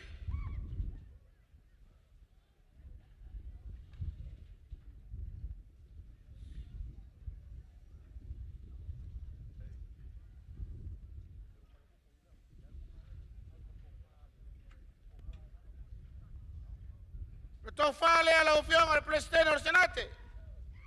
E ufitalainga tu aolo.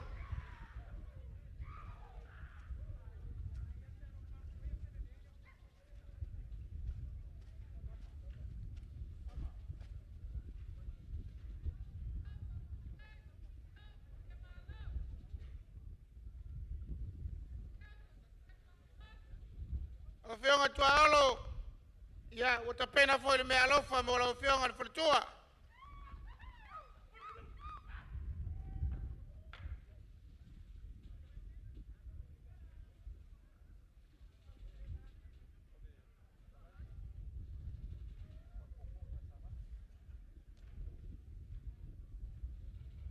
La o fionga le fonga fetalai. Ma ta tutuila ma manua. La o fionga le tau toto sa vali. Leo le atau mo fai atu. Le fionga le palimia ma le whainga malo. Lau whata mali lea o fo atu le tausala ma le suinga ma lona tawai. Ai ke tā le afi fio whasina. Ai a le afi fio e alala I matuatala. Tau si vatele lau fionga lau talenga le tau toto. Maise le mamalu le ala tau a ala falafa tuna. O e le tama tau manu Samoa.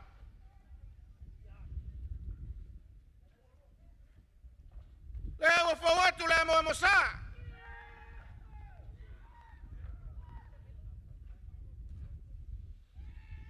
Le mafu tarisua tamali o le taisi. Ia ma le tā le pai.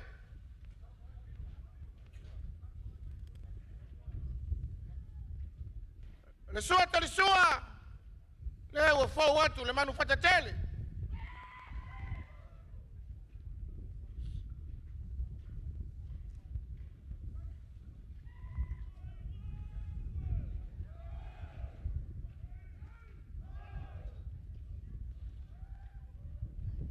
E o fitai le ia le malo. Le maniti o tamali.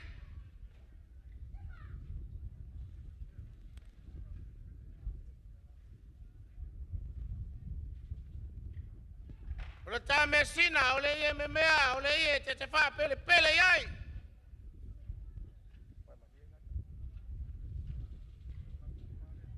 O le tau whala o fionga I le whonga whatalai. Talai o le tau toto, leo o whau mai. Le toi sifo.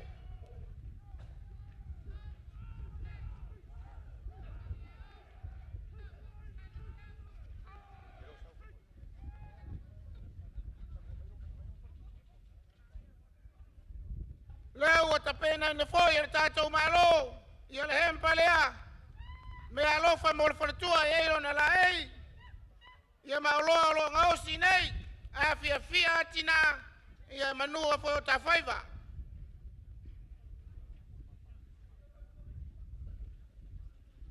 Ia o lea tātou pāpā veloa.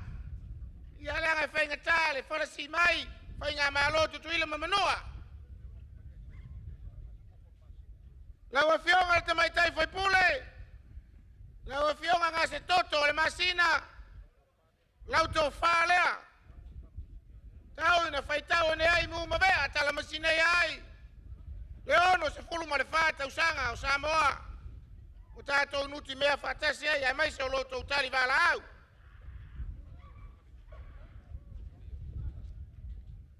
Laua fionga i le li whai pule ia whiu Ioane. Lea ua fōu atu lau tō whā.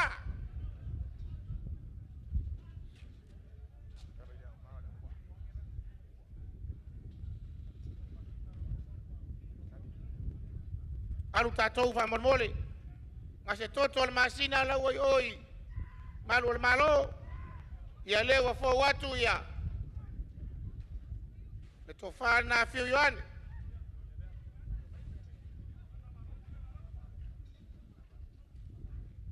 Laua fionga i le li whai pule. Ia e lua upulou. Po laua fionga le te akontoina. Ia o lau tō whā lea. Laua fionga mana walofa.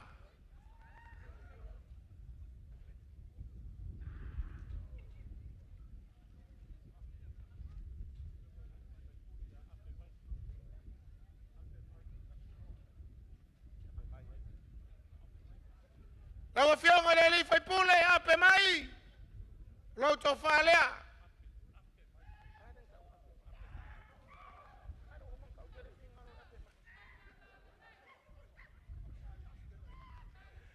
Lau fionga le li whai pule, ape mai o le naua, ko watu lau tō whā.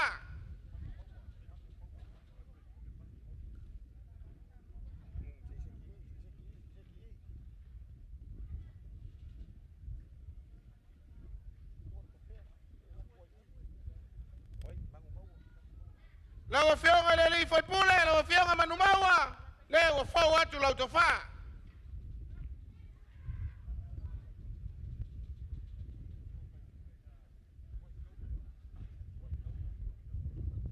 Lau fionga luai taua, lau fionga le li whai pule. Fau atu le malai, lau tō whā.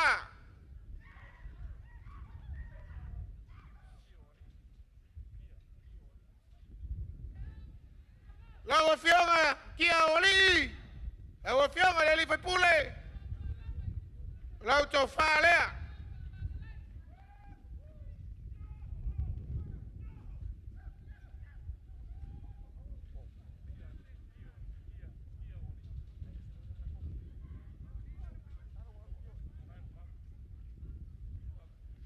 Lau fionga malai o vavau. Lau fionga le li whai pule. Le ua whau atu lau tō whā.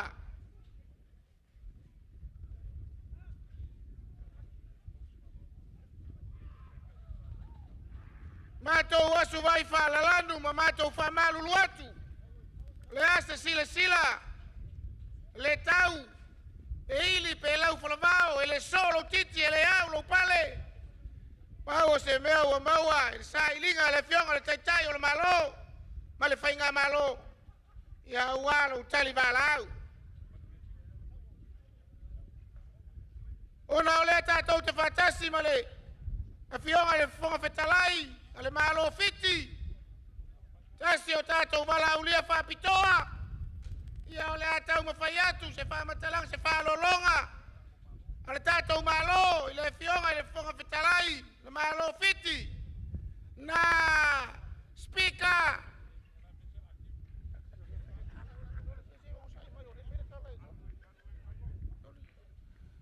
Na speaker ni parimende. Ni mata ni tu ngalala o viti. Honorable Filemoni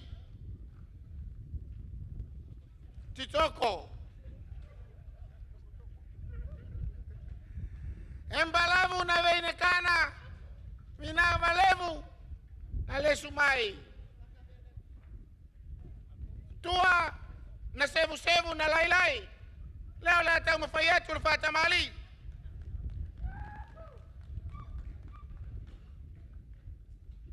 Kere e moni nangona. inaka.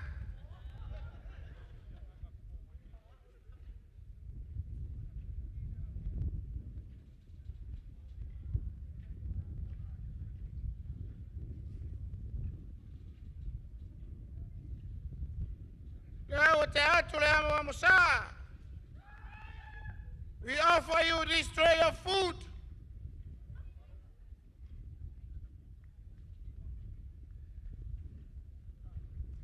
Signifying hospitality and our shared fellowship in our Pacific culture, to share food, to share our family connections. Leaua, te atumale, sua terisua, prepared for you to take onwards, signifying continuity.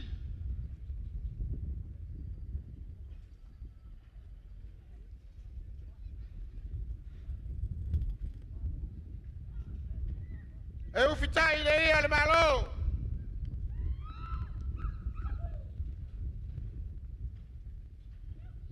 To present you our fine mats.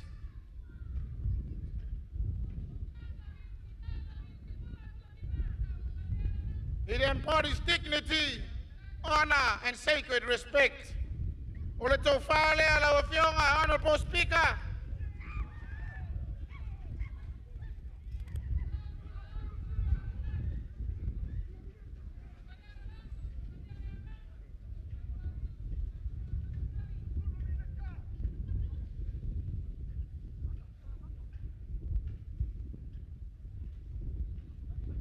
We also offer you this hamper of local produced for your good lady to take onwards.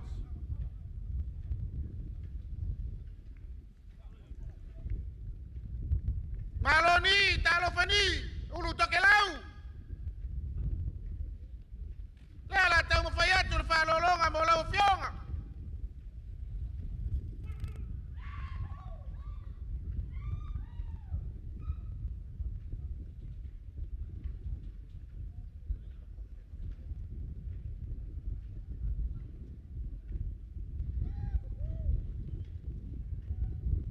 Lewa fawatu le mo mosa.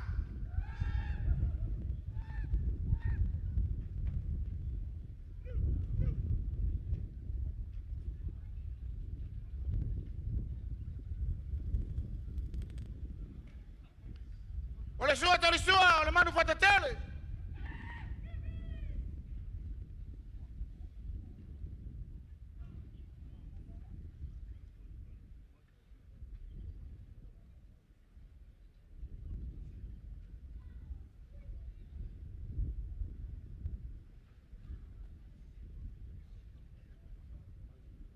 Ufitai yetu ile yetonga le maniti o tamali.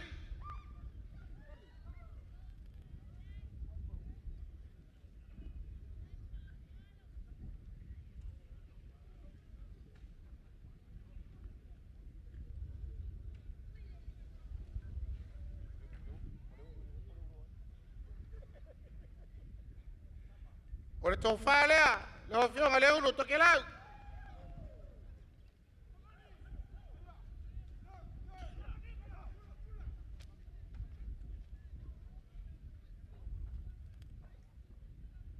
Ya lefe o tapenaina, le hamba mo lo ufartua.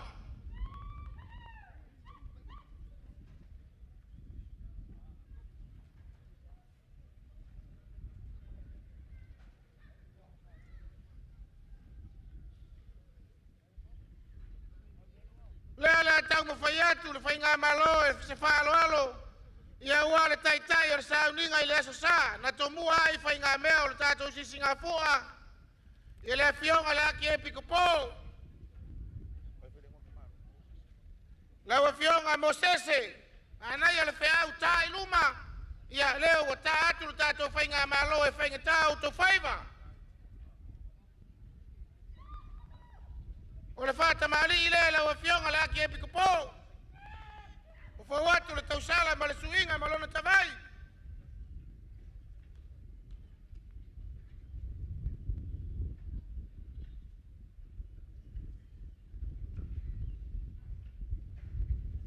E o whauatu le amoa mosa. mafu torisua tamari.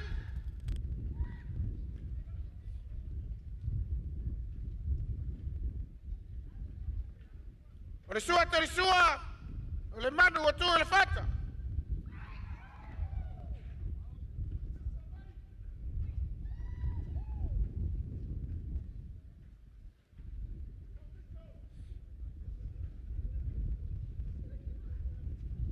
Ufita yetu ile maniti otamali.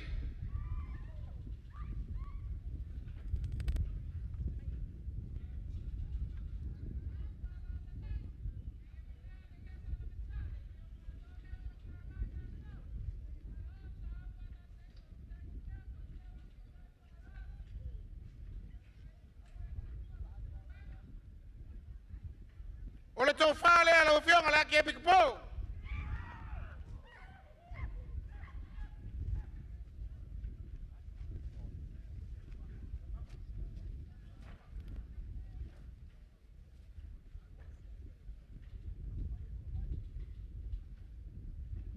Lausunga le toina, lausunga le taitai o le sauninga ole, tala alo ia ole, mao te fono, pe ona fatinoina le aso ngafua, lau afionga ile, taitai fono le laulau le fono tele le whakasa, lausunga le toina pa le mia tau ilili, alo mai le ala tau mwhaiatu lau whatamali.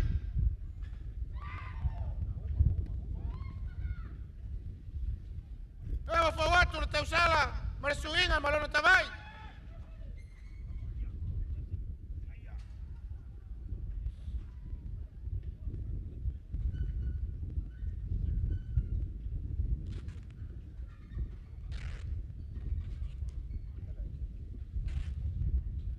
Lewa whawatu le amo amosa.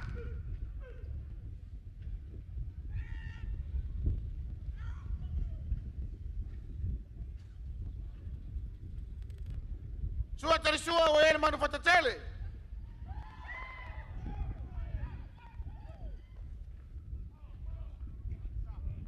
Ufita yetu ile malolea.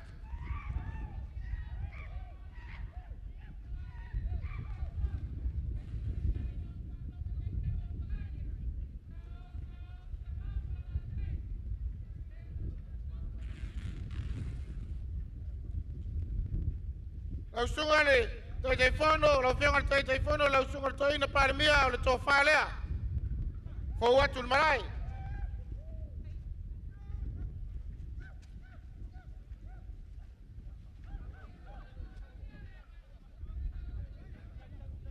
Ilava una mātou whapaiatu le tūrā wa whano.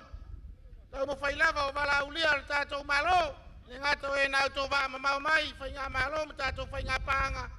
Ia e tainane, e mamalu mai, tama whasau o le langi, malo lato i tubai. Leo wa whetu i tō fionga, sa se tolu, i o le whono sui tō fia. Leo fionga le papa, leo fionga la ulu, alo mai. Leo whata maali leo wa, fo watu le tausala ma le suinga malona tabai.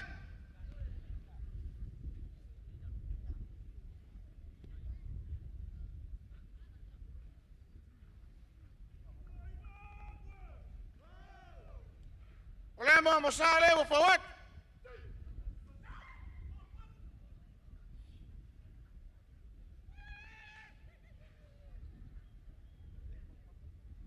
Ole sua trisua. Oye manufata.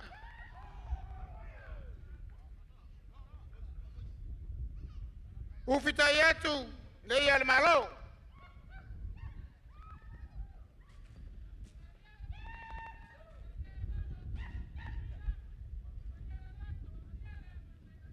Luego fue el malay, le tofa la opción al papá. Yo soy el fondo, soy Tofía, la opción al laúd.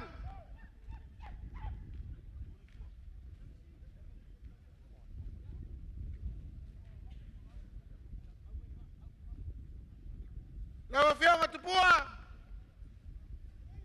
la opción a la tuya tua, la opción al tamainga, a lo mai, tau fayatul tato malo. Lo fata marile o fawatule.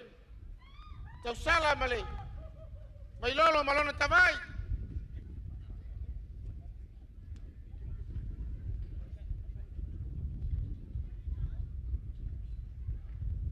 Le mo mosale o fawat.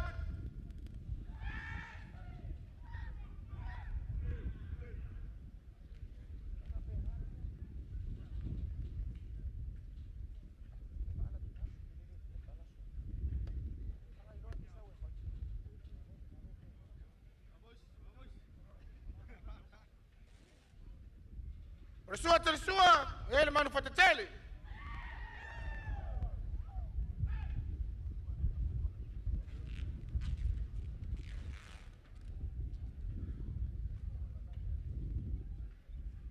Ufita yetu le maniti o tamali.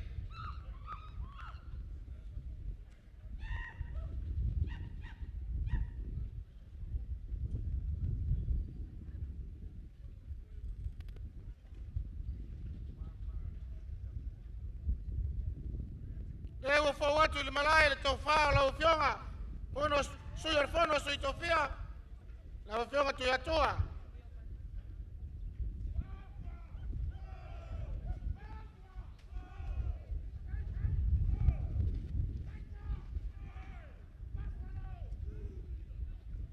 La usunga le nofo.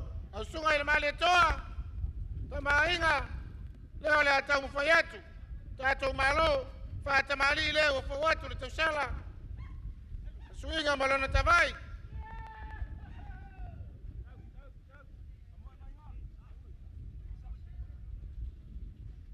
Emo masale o fa watu. Mafuta lisua tamali. Ora taisi. Tal pai pai.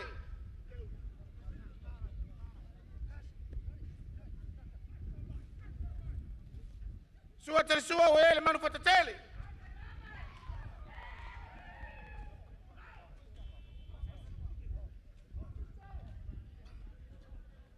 Ufita yetu le maniti ya tamali.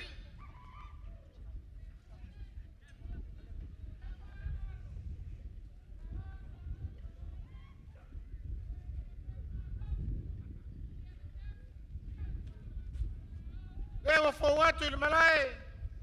Tofa la ufionga le tapa ufasina la usukuma le toa. Suyo el fono sui tofia.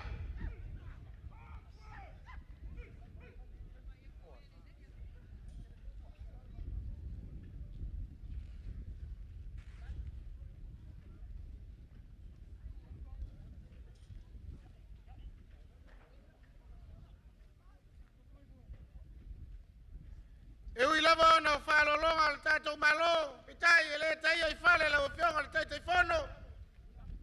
Komito ta penanga Tuto'Atasi la ufionga le tai al malo. La usunga la uli al mali toa, alo mai, la ufata mali lea. Fo watu le tausala, le vai lolo malona tavai. Siapo le la eyo le tunu.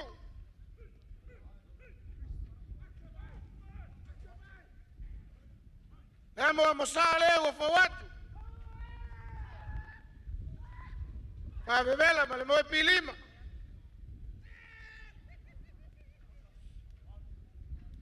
Leo wao warfata mali lo sua trisua o yai le manu fatatele.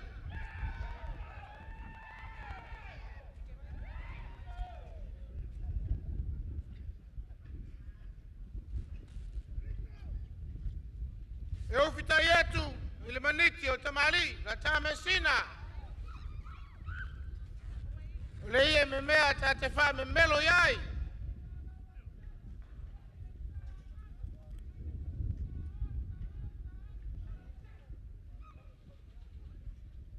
O fionga le taitai o le malo. Lewa fo watu le malai la utofa.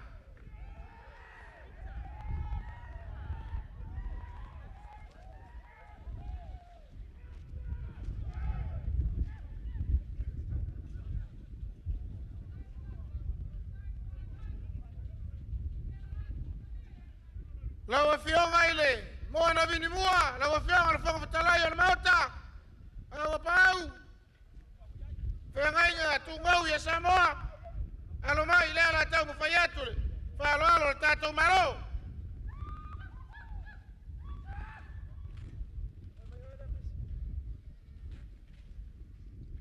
O watu le tausala ma le vailolo ma lana sei. siapo le lai o le tunu. Leo fa watu le amo mosa. Ma bevela ma le mo pilima. Leo wao le fata mali le sua tersua. O yai le manufata.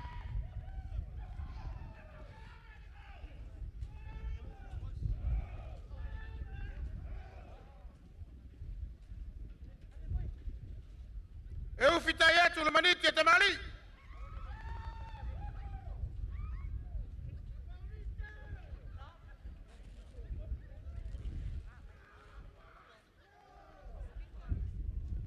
Eu fionga le fonga le fono.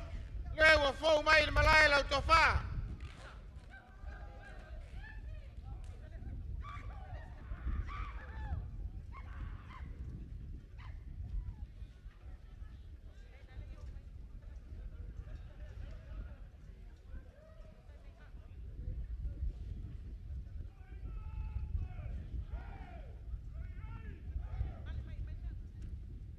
Leo fionga le fama sino sili. Le tu vai a fama sinonga Samoa. Alo mai. Leo la tau mafayatu te tayo malo, martato fainga malo. Fata mali leo fo watu le tausala. Le vai lolo malona sei.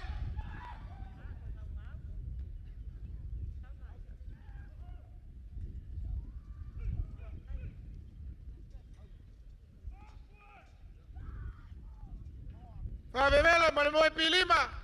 E mo sale o fo watu.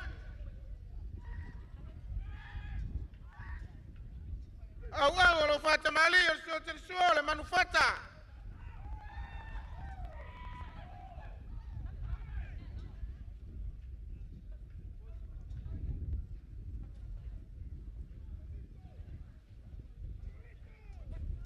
Ufita yetu ile maniti ya tamali le malo lea.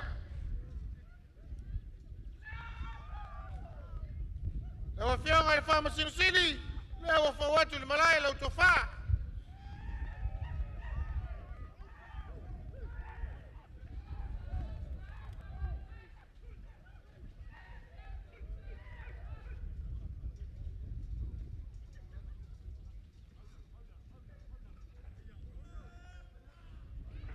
Ele ngalo lava tae ya tua.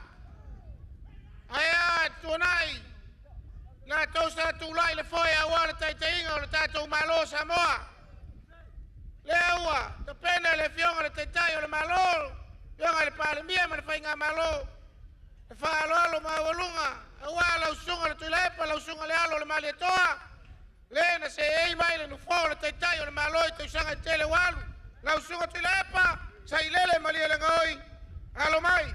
Leua fo watu le fata mali. O le tausala, ma le vailolo, malona tawai.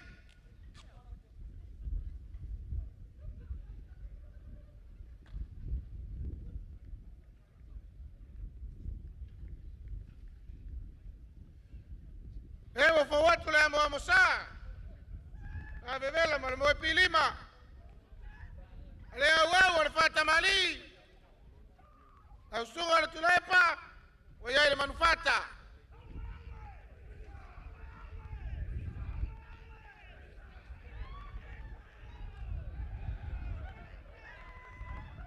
Moli atu, le ia le malo. Maniti o tamari.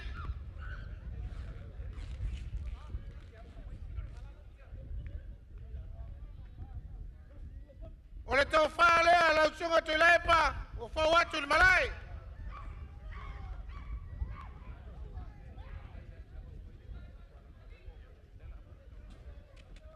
La wafionga ele sao na wha pito. O fionga fia me Naomi matafa. Alo mai, leo le atau mafayatu le. Te tai o le malo, ma le tatou fainga malo. Lau fata mari lea. Suinga malona tawai. E la e le tunu o le siapo. Fa bevela mo le moe pilima leo fo watu.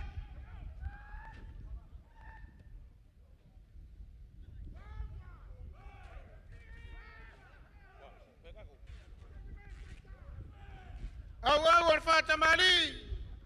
Tu Suatal sua leo ya ile manu utulifata. Ufita yetu ile ile malo.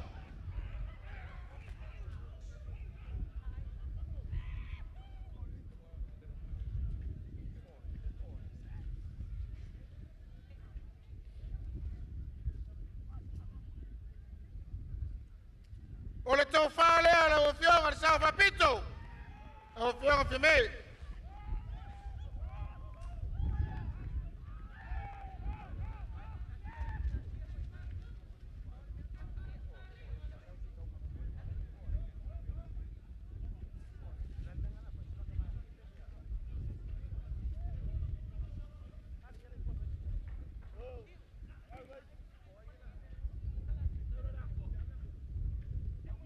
Lea foi mai le o fionga le tai fono e kalesia so fatasi.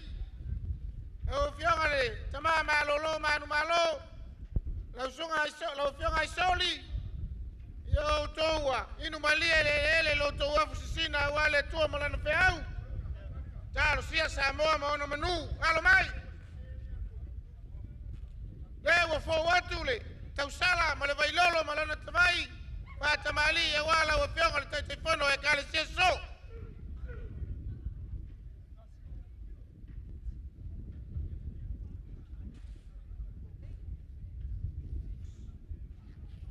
Amuia e tama wa malolo manu malo.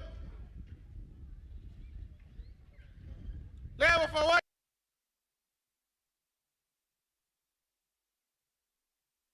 Bye.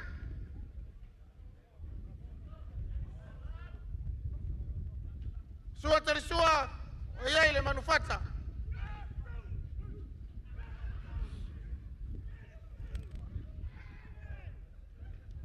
Ufita yetu ile malo lea.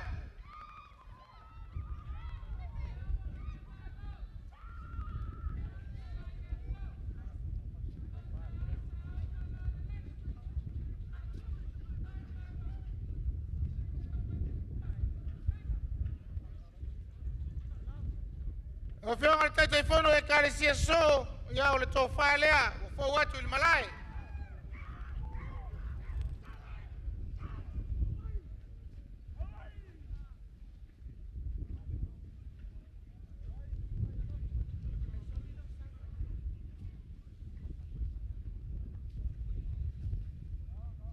To your excellencies, all our ambassadors and high commissioners here in Samoa, the government of Samoa has the honor of presenting you the traditional gift to honor your support and your continued support to Samoa in recognition of your service and to mark the 64th celebration independence of Samoa.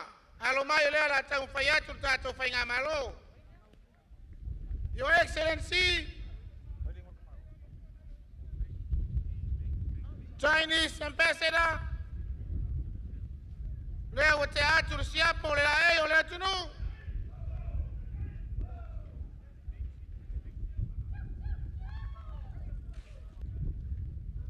Lua siapo oe malo fortua. Ia malehempa lea. E yo lua la ei.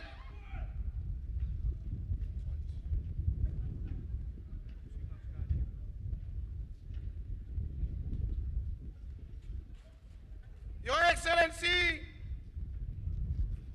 High Commissioner of Australia, William Robinson, Leona Teatro Faloalo, Molofio.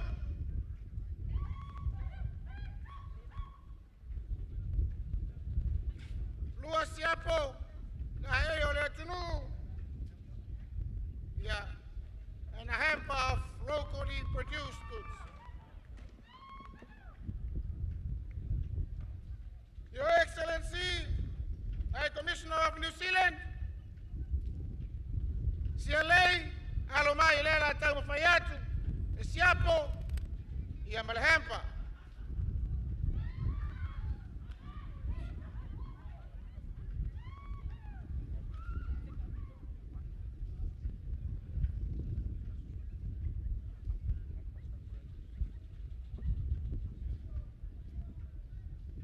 Yang pasa Japani, Mr. Suzuki. Lela taung fayatul tato fainga malo, ya ulae luas siapo, ya malahempa.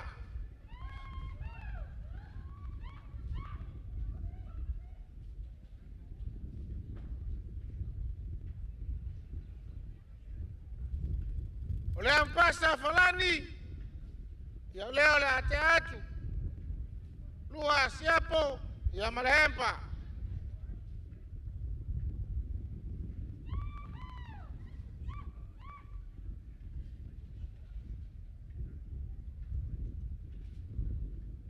High Commissioner of the United Kingdom, Andrew, leo la teatro faloalo mola ofionga. Lua siapo, malahempa.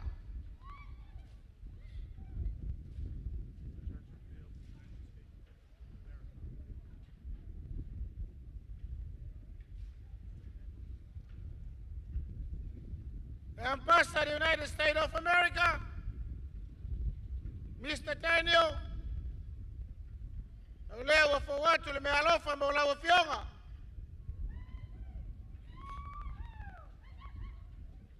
Lua siapo, malahempa.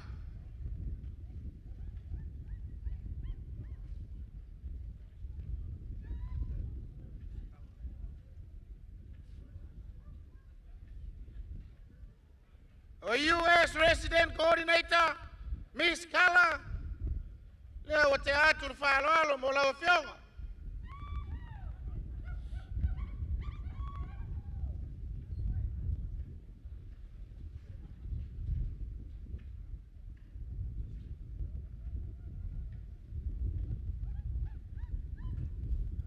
Yo na mato wasu vai fa la lanu lea. Mato fa malu watu le paiae. Painga malo tutuila manua. Mai se tato malo fa alo longia. Lo fionga leo mamalu lo tato malo. Sa se tolo le fono suitofia. Aya le tapo inga mamana male mamala.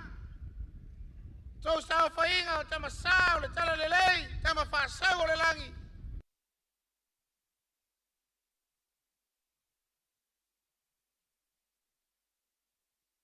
Waia le tua e vai le sailinga.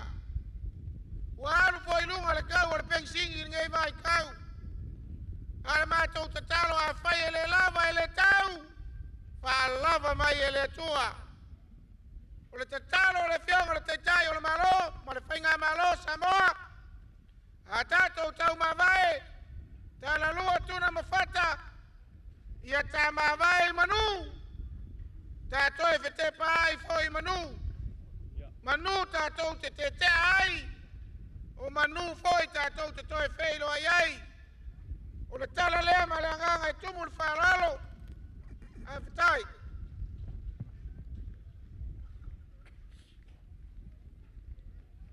Viu?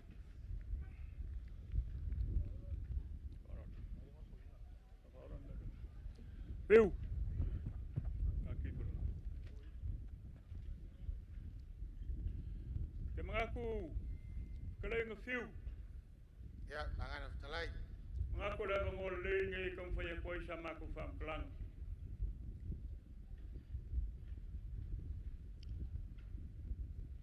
Ora ka ko ia fa mai ngel kai loko le pa ia maru lewa sa ngei mala ke fau.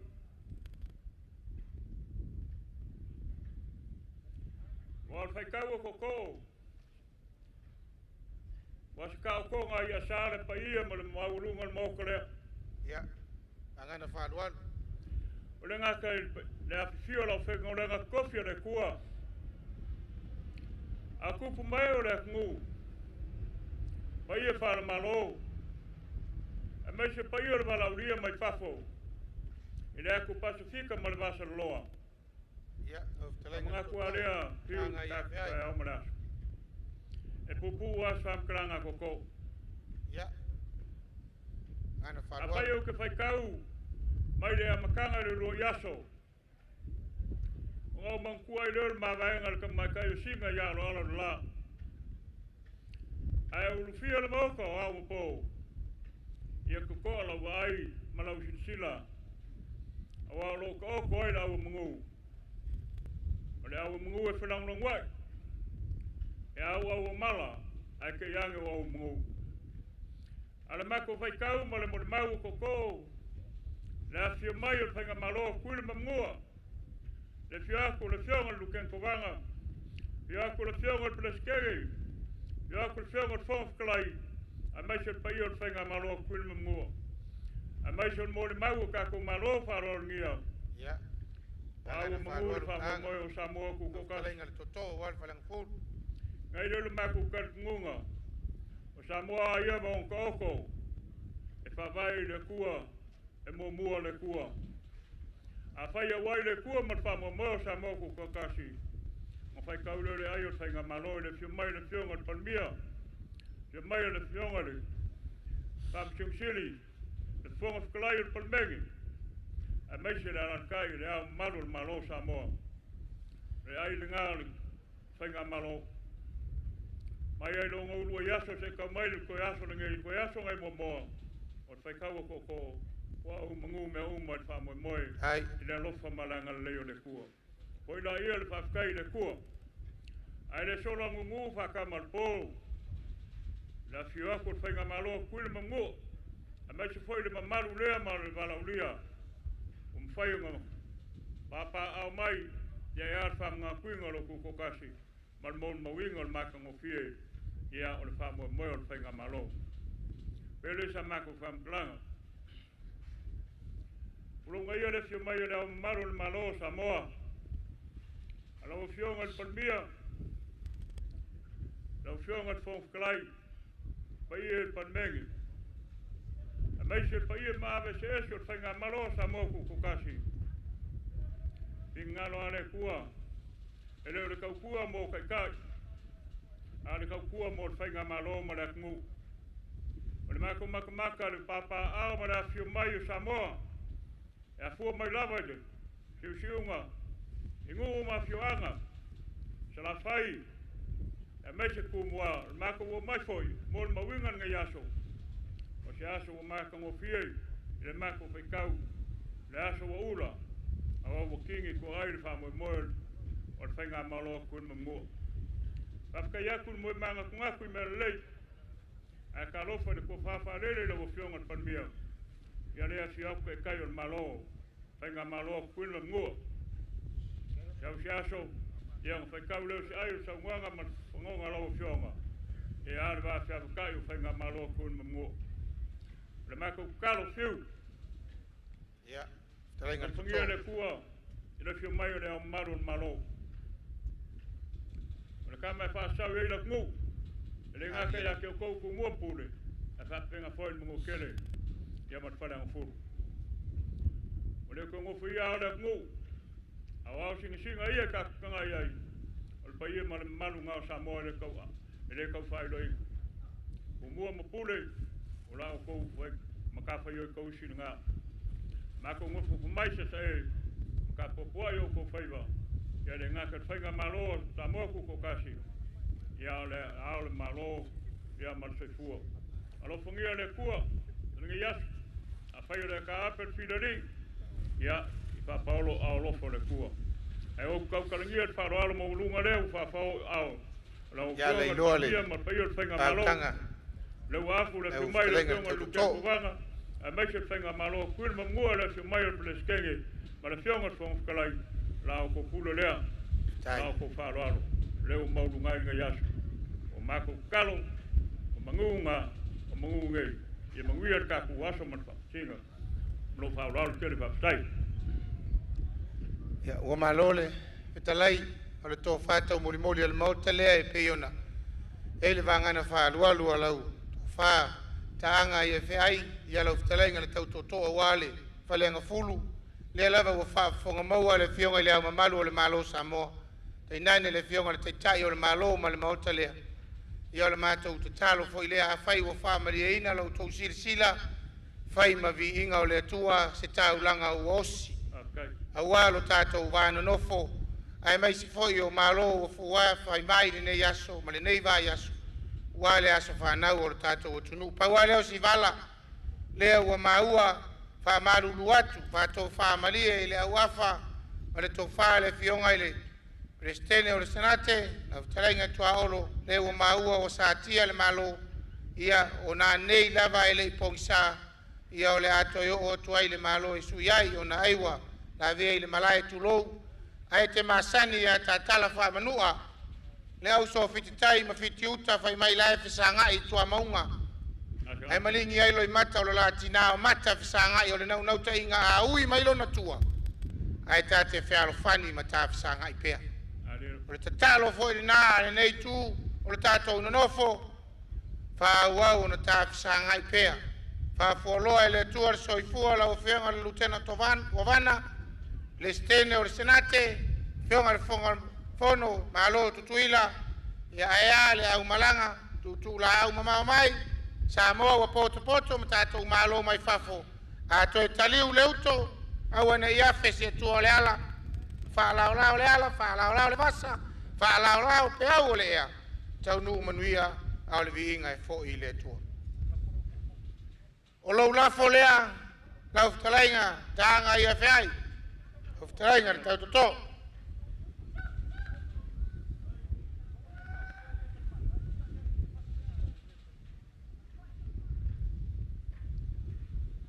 Eu, ia mawase lafo ko whaka makua ia olo laua, umuri apu ngau, halo lave le maotia. E malolo mau mkiu le whakaiaku. Ia, a fitai lewa mau atu lo fonga, si o saena o whainga meo le tānu nofo i leise me tua i tua, ai lafo mai lo whanonga ai lei pongi sāre aso le nei, o atu i lo a aole, lafo le whetalainga ia olo no lesa tātou mafuta i tu aso mo whanu, ia o koe wawe malanga o fia wahai e lo makua. Ia, o mako upo la foi fiu, mangue kere pa mo mo koe ngai aso, papai. Ai tu la tasi pe na tau whetalai, la whetalainga le toto, nganga tumur whaaloalo, ia la lafo atu i, ponga tātou aso, o apol kalame o toi.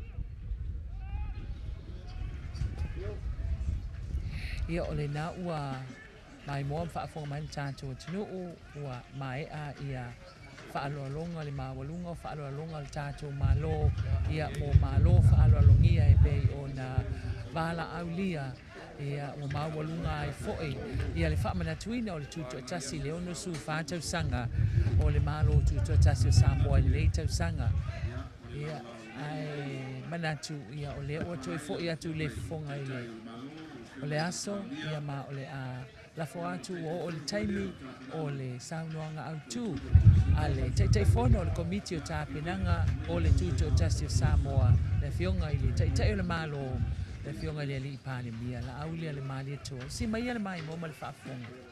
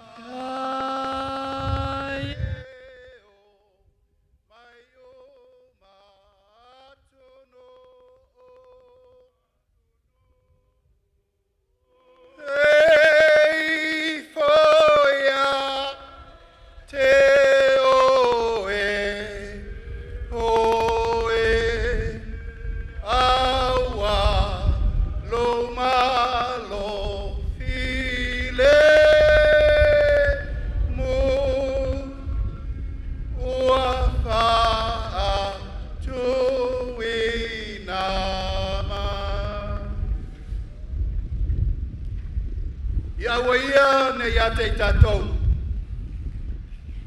A le whamanu, ma le whawhitai, e fo I pēa I le tua e au Samoa. Ua tau no, ma ia whai le moe. O leo atu lili le tai, awa le whatama soali e tau tai. O pēa sa mata loloa, ua whati sisina nei. Tātou sunu ila I o alo taua. Ai tātou awel whamanu I le tua. O ia, wa tātou maua I au mai, ua malo I le so. O tingi pao ai le uto, e pei o le whai vai vai. Ua pafunga fai le ai le upu, le seungangau. Ua tu lima tutula. Fai po se ngaula, pa ua e leo penga launga. O I mangalo ai le apa na I sale murianga. Ai tofu ola, le fai o le partu masanga. O le wa to tino le tama na moe le ana. A ua pa ia sa utua fafafa, o sa mo potu.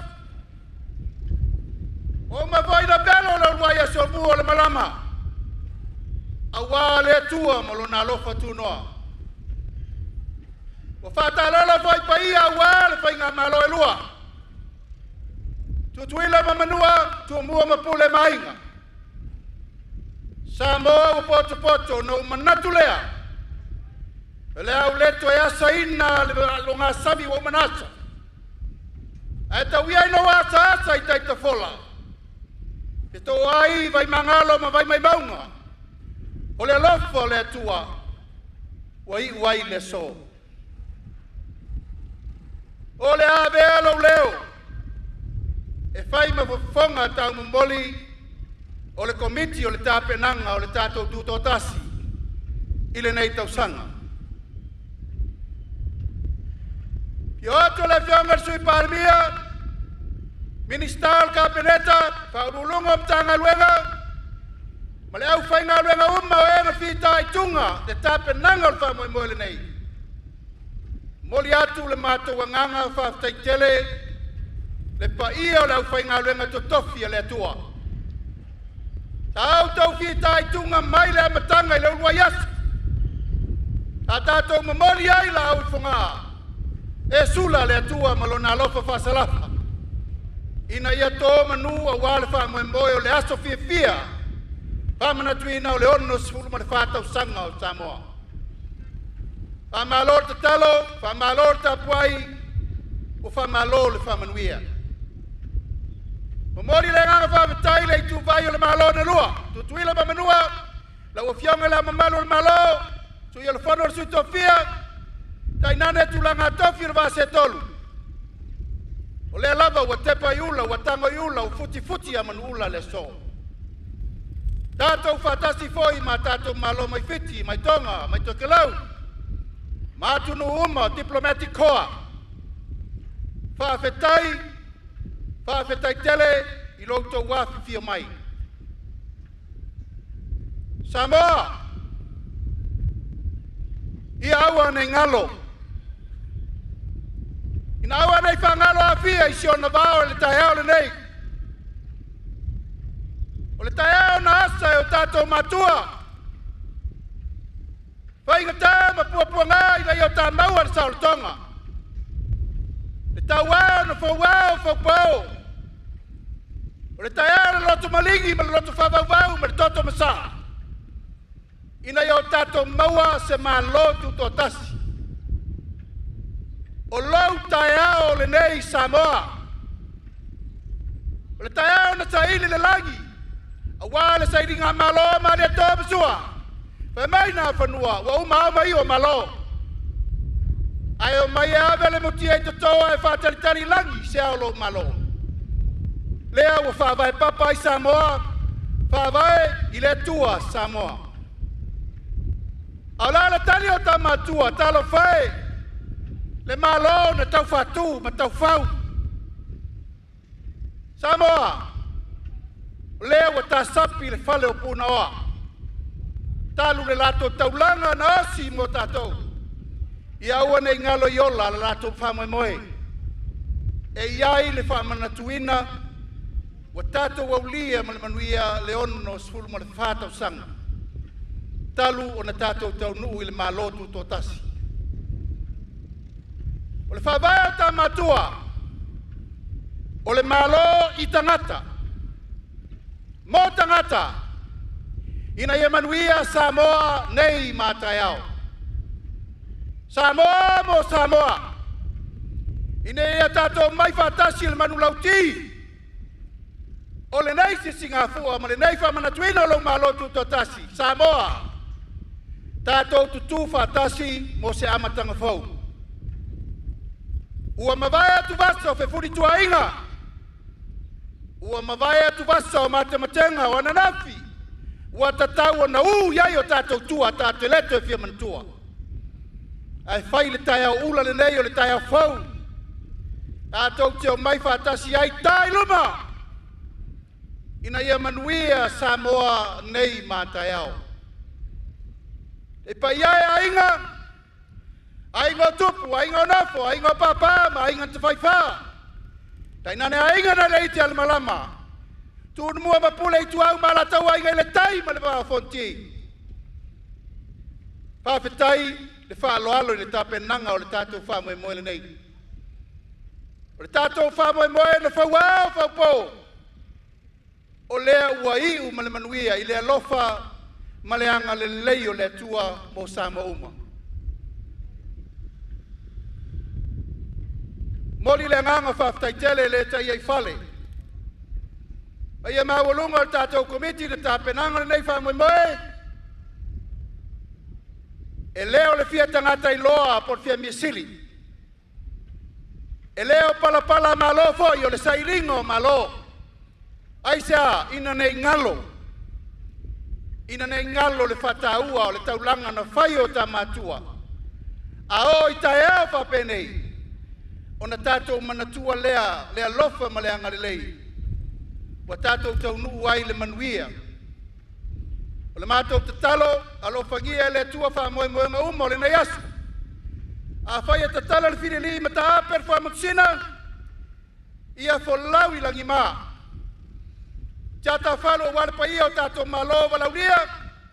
Ai mai sei lātou umana poto mai mo whaisao. I le tapena ino le tātou whamoe moe. Ia vi ia le tua i lo tau taulanga osi. Ai mai sei lo tau sao taua. Wai ma le manuia le nei Tuto'atasi. Tātou tau puleola i le tua soifua. I le lumanai i le tātou aulia. O le tātou ono se fulu ma le lima tausanga. Tātou te whamana tuai pēa ma le nganga le loto maulalo ma le nganga whaftai. Pātu mawina ai lo rātou taritanunga. O ananafi na whau wai le so. O lea so foi, e ta pena ai tae au. Tau ina ia manuia Samoa uma, manuia lau whainga luenga to tofi e le tua, manuia le tātou malo, soifua mai manuia.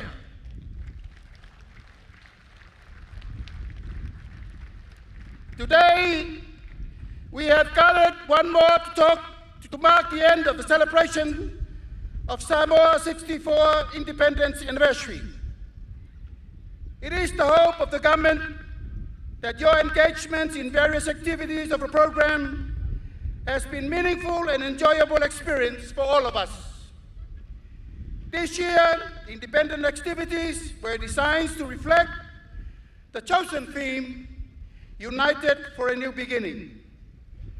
While we continue to honor the past and remember the sacrifice of our forefathers made in building the pathway to independence, we have also consolidated and reaffirmed our culture, heritage, and value that are the foundation of the communal right through our community and unity.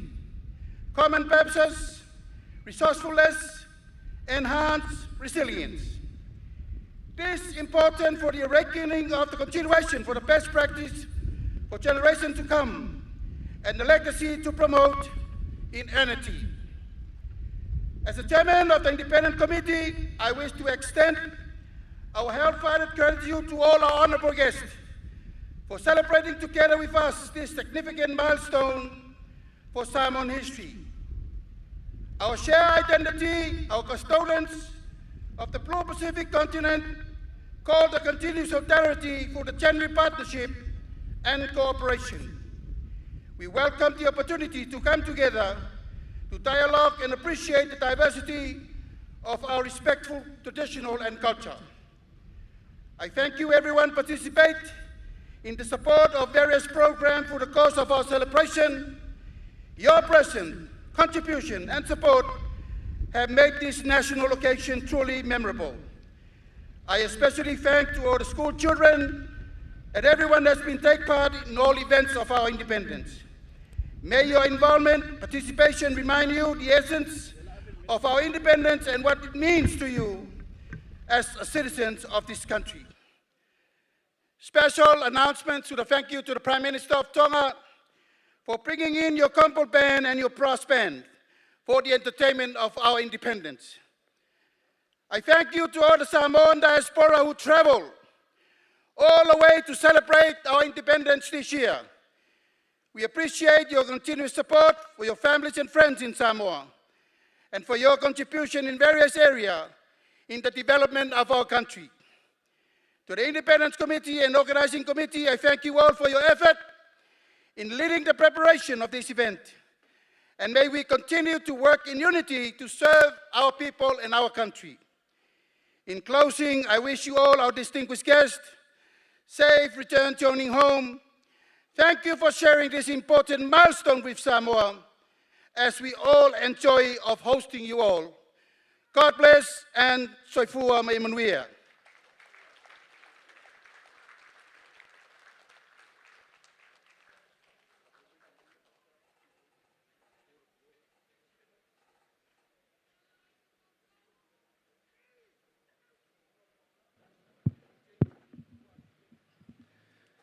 After yatu sauna, before it no ilo fionga i te tai o le malo, ia ware nei yaso mal por kalame, le wo fai wina. Ia ole alo mai lo le fa fonga le tatu tunu i le sauna nga utu, la fionga le tai o le malo, ia e tapunia ma taulungai ia le Tuto'Atasi o le Tausaga Tuto'Atasi ia ole na wa tapena mai ia le tanga luengo leo ia wa foi ia le latou fa fia nga muli ia ma tuina ilalo le tanga vai o le sa o tonga ia ale tatou malo Samoa na la foatu i le lunga le malai ia i le fai le pu leo ia wa la tau tapena la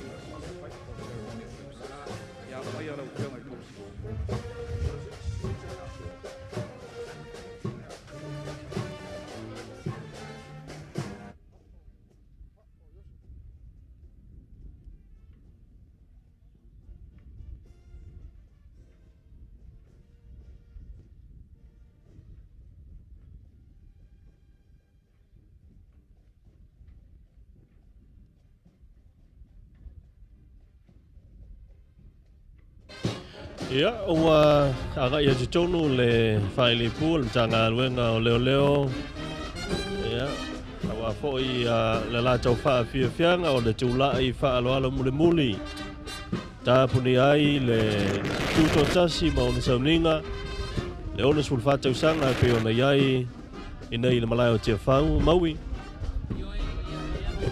tātou atunu le taimi nei pe ana mai tau mai lunga le malai. O le ua nga ia tu tonu le whaaloalo malu le malo po le card of honor.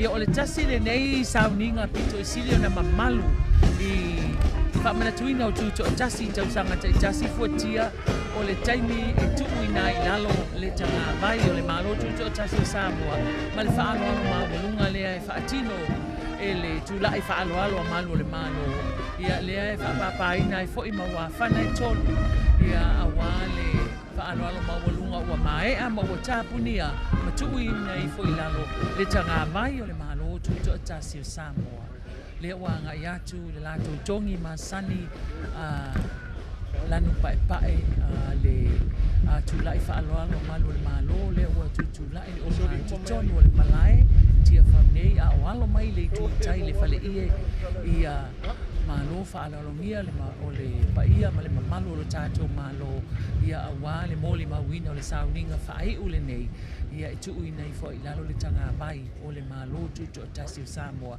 ina ua taualunga le whaamanatuina o lona ono is full whātau sanga i le nei tau sanga lua afe lua se fulu ma le ono.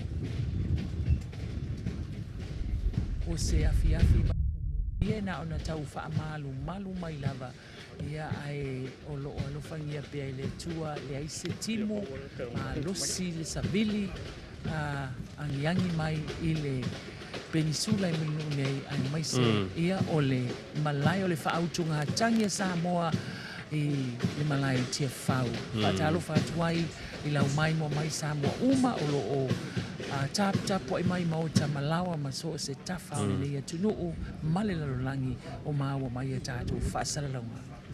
Le tamita i malu le malo ia laumata me alofa ia le naolo o taitaia ia le tātou whaili ia wa fo i le lātou tūlai whaaloalo muli tau urungai ia le onas fulwha tausanga o le tātou Tuto'Atasi.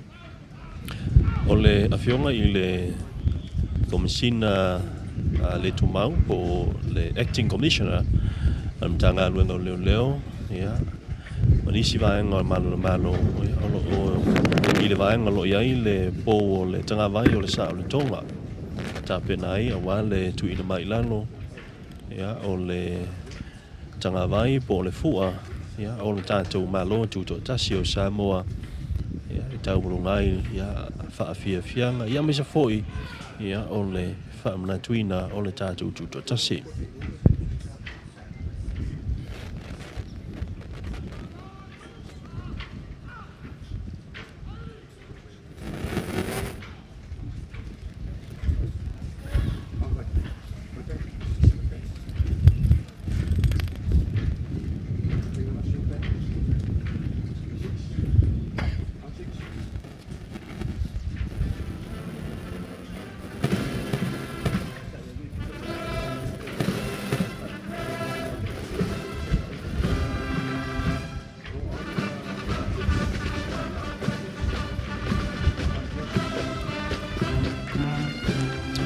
O se tūlanga mataina foi i le whamanatuina o le Tuto'Atasi e foi ona iai i anisa tausanga i le mamawatu le foi na taitaia e se tasi foi o tamaitai ia le tātou whaili ia le matanga luenga leo lona Tuto'Atasi ia le tamaitai leo ia efo ia le foi ua sui tūlanga tui ai le tamaitai ia lau mata me alofa le pe ono tau sila mai ai ia se tūlanga mata ina i foi ia le tanga luengo leo e mesalawa o lana whaili ia ua lau i loa ma ua atili ai o na mamanu ia le sauninga whaiu o le tātou Tuto'Atasi.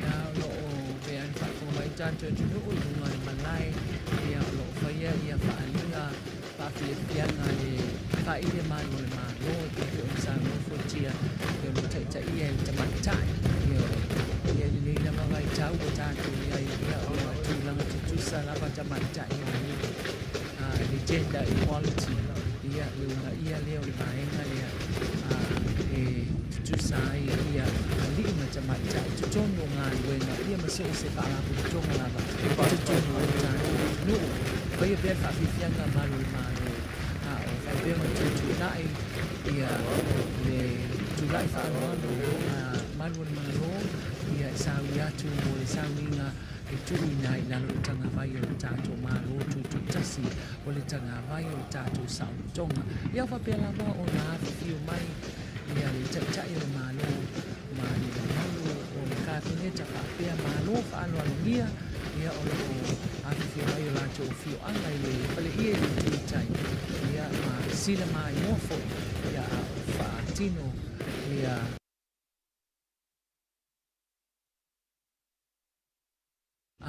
le faili a malu le malo.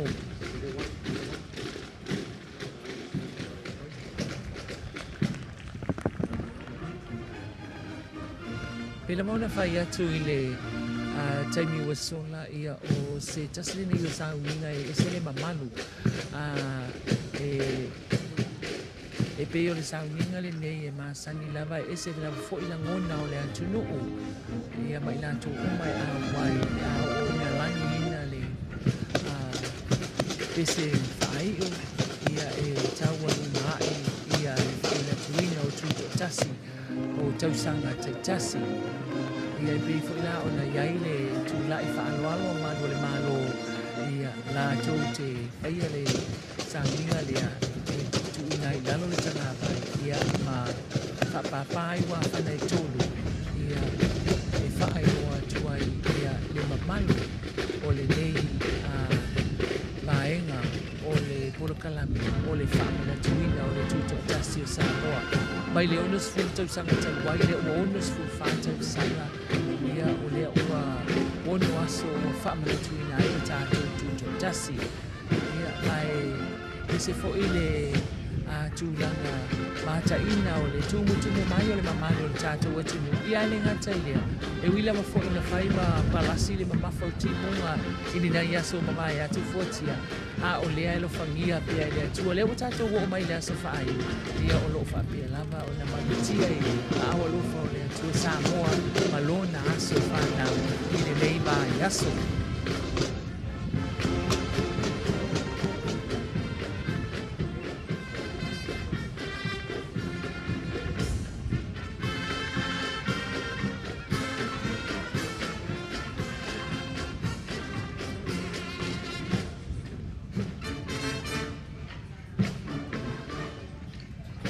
Tasi nei vaenga o le au o langa ale matanga luenga leo leo e ese fo ile mātaina ma le tāua o la lato whaili pū ia e paolo le whaili a malu le malo ia o lona winga ia ua tumu fo i tangata e sila mamai moa ia a nise langa i aso whamana tuina o le tātou atu o manatu le pele la le lei ua malanga tunei le valele tai miu malabata miti ya oela pele sili a ole nei wale ayo se isi la pele modi e tiro le filiata si le fama odi pipa pipa pipo pipa pipa pipo pipa pipa papa pipa pa pipa pipa pipa pipa pipa pipa pipa pipa papa pipa pa la belle modi e tiro le filiate si le famaoni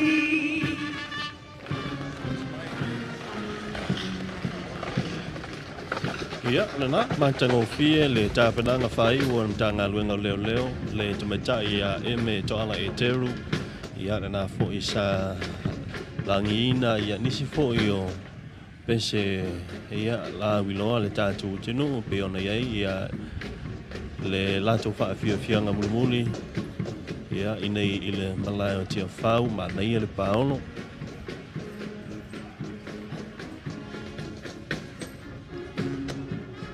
ua mai tau watu ia wasi siwa fia la male whaili manu ia ai ona o lea fo ina whai wina i le fia ia le tunga foi tasi i le tae awa na le la ina ua sola ma le malu o Samoa ia le manu o po le tūlanga mua o le foi spuni lea sa whatauwina i le malama na le la ai mese ia o le pulenga o tine mua pe o la tau ia sa aloina ia le sa lea o le manu o Samoa lea le tūlanga mua i le tae awa na le la i le tunga maa o le foi spuni whaia pia whawhianga malo le malo le nei taimi o le afiafi toa maania le afiafi le aise timu na ona whaamalu mai lava isi taimi le fotoi matafi atu le ao ia o whaapea foi o na sila mi o pea le mamalo le atu nuu ia i le vaenga whaaiu o le polo kalame o le Tuto'Atasi o le nei Tausaga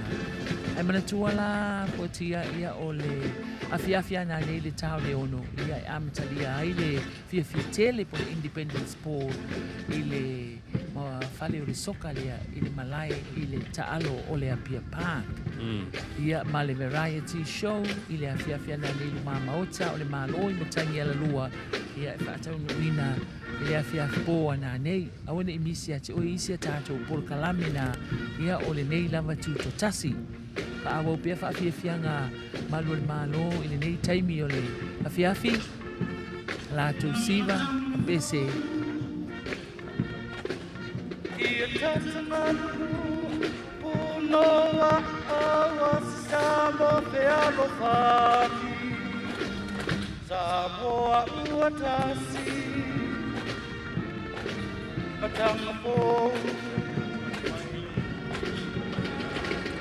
Samoa uatasi Ose amatanga po Tausaga Ose amatanga po I tatangarulu Punoa iawa Samoa pe alofaki Samoa uatasi Matanga po O lau Tuto'Atasi Ose amatanga po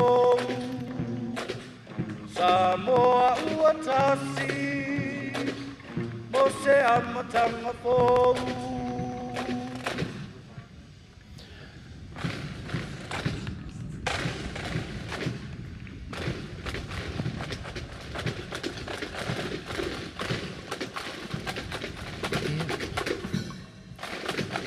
Samoa uatasi o se amatanga fou i o le sini au tuna o le Tuto'Atasi o le nei Tausaga ia lea sa pese ina e le malu lea o le malo a o whaatino o le lātou whaafiafianga le whaaili leo i le nei fo i vaenga o le afiafi lea wanga i mai i le tu i sifo ia le whaailia leo ia au tutulai lea i le taimi le nei ia le tulai whaaloalo po le kārawhana ia e sauni mo le whaatinoina ia o le lātou sauninga masani o le tuuina i lalo le tanga vai o le saolotonga o le malo Samoa.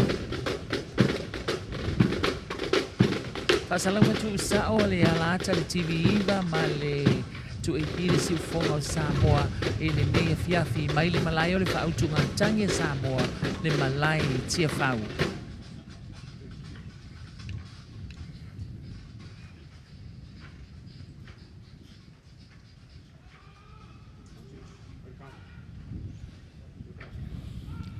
Ia, o le na ua taulunga mai ia le ngā luenga fōi ia le whaili, ia le mta ngā luenga o leo leo. Ia le nā fōi ua whatulanga ia e tūlai whaaloalo. Tāta whana, ia mta ngā luenga o leo leo. Ia awa le taulunga ina o le tātou Tuto'Atasi. Ilona hono se fulu wha i o Tausaga. O sao ni atoai le awhionga le komisina o mta ngā luenga le awhionga ia awhamasanga le ataua ia awa foi ia le tui nei lalo ia o le tangawai o le fua lea o le malo Tuto'Atasi o Samoa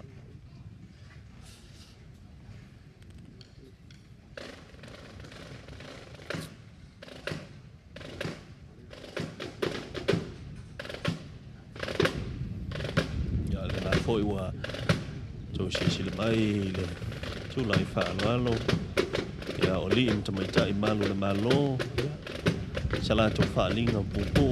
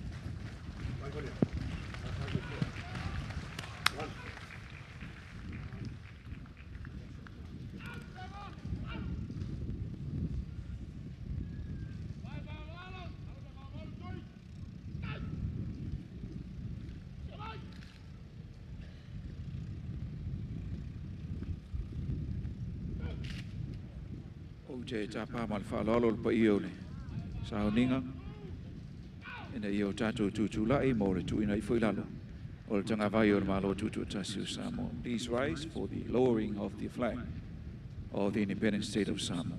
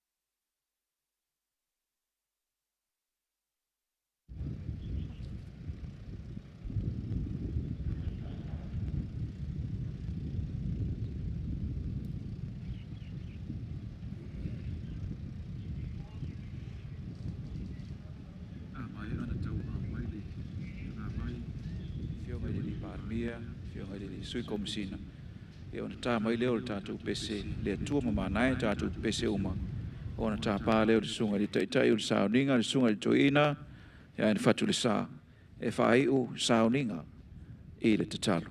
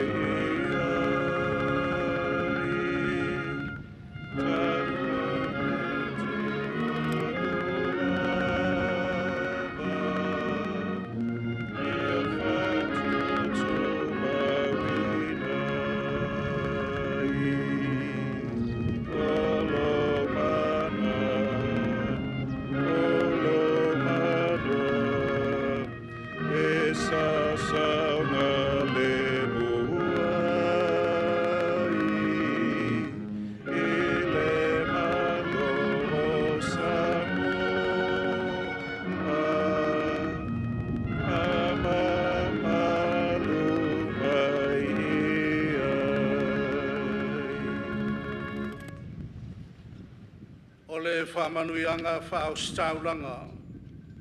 O lau whamauina e le tūsia numera i lon tā upe ono, pai upe luas fulwhae o luas fuluono. Ia whamanuia o e le li, mai e tausi a te oe. Ia whamanamana maina e le li o na whonga i lunga i a te oe, mano whātu i a te oe. Ia whasanga mai e le li o na whonga i lunga i a te oe. Matuina atu i a te oe lona manuia. As we are about to disperse from this place and go on our separate ways to meet our destination, let me quote the priesthood blessing from Numbers 6:24-26, and I quote, "May the Lord bless you and keep you. May the Lord make his face shine upon you and be gracious to you. May the Lord lift up his countenance upon you and give you peace." Let us pray.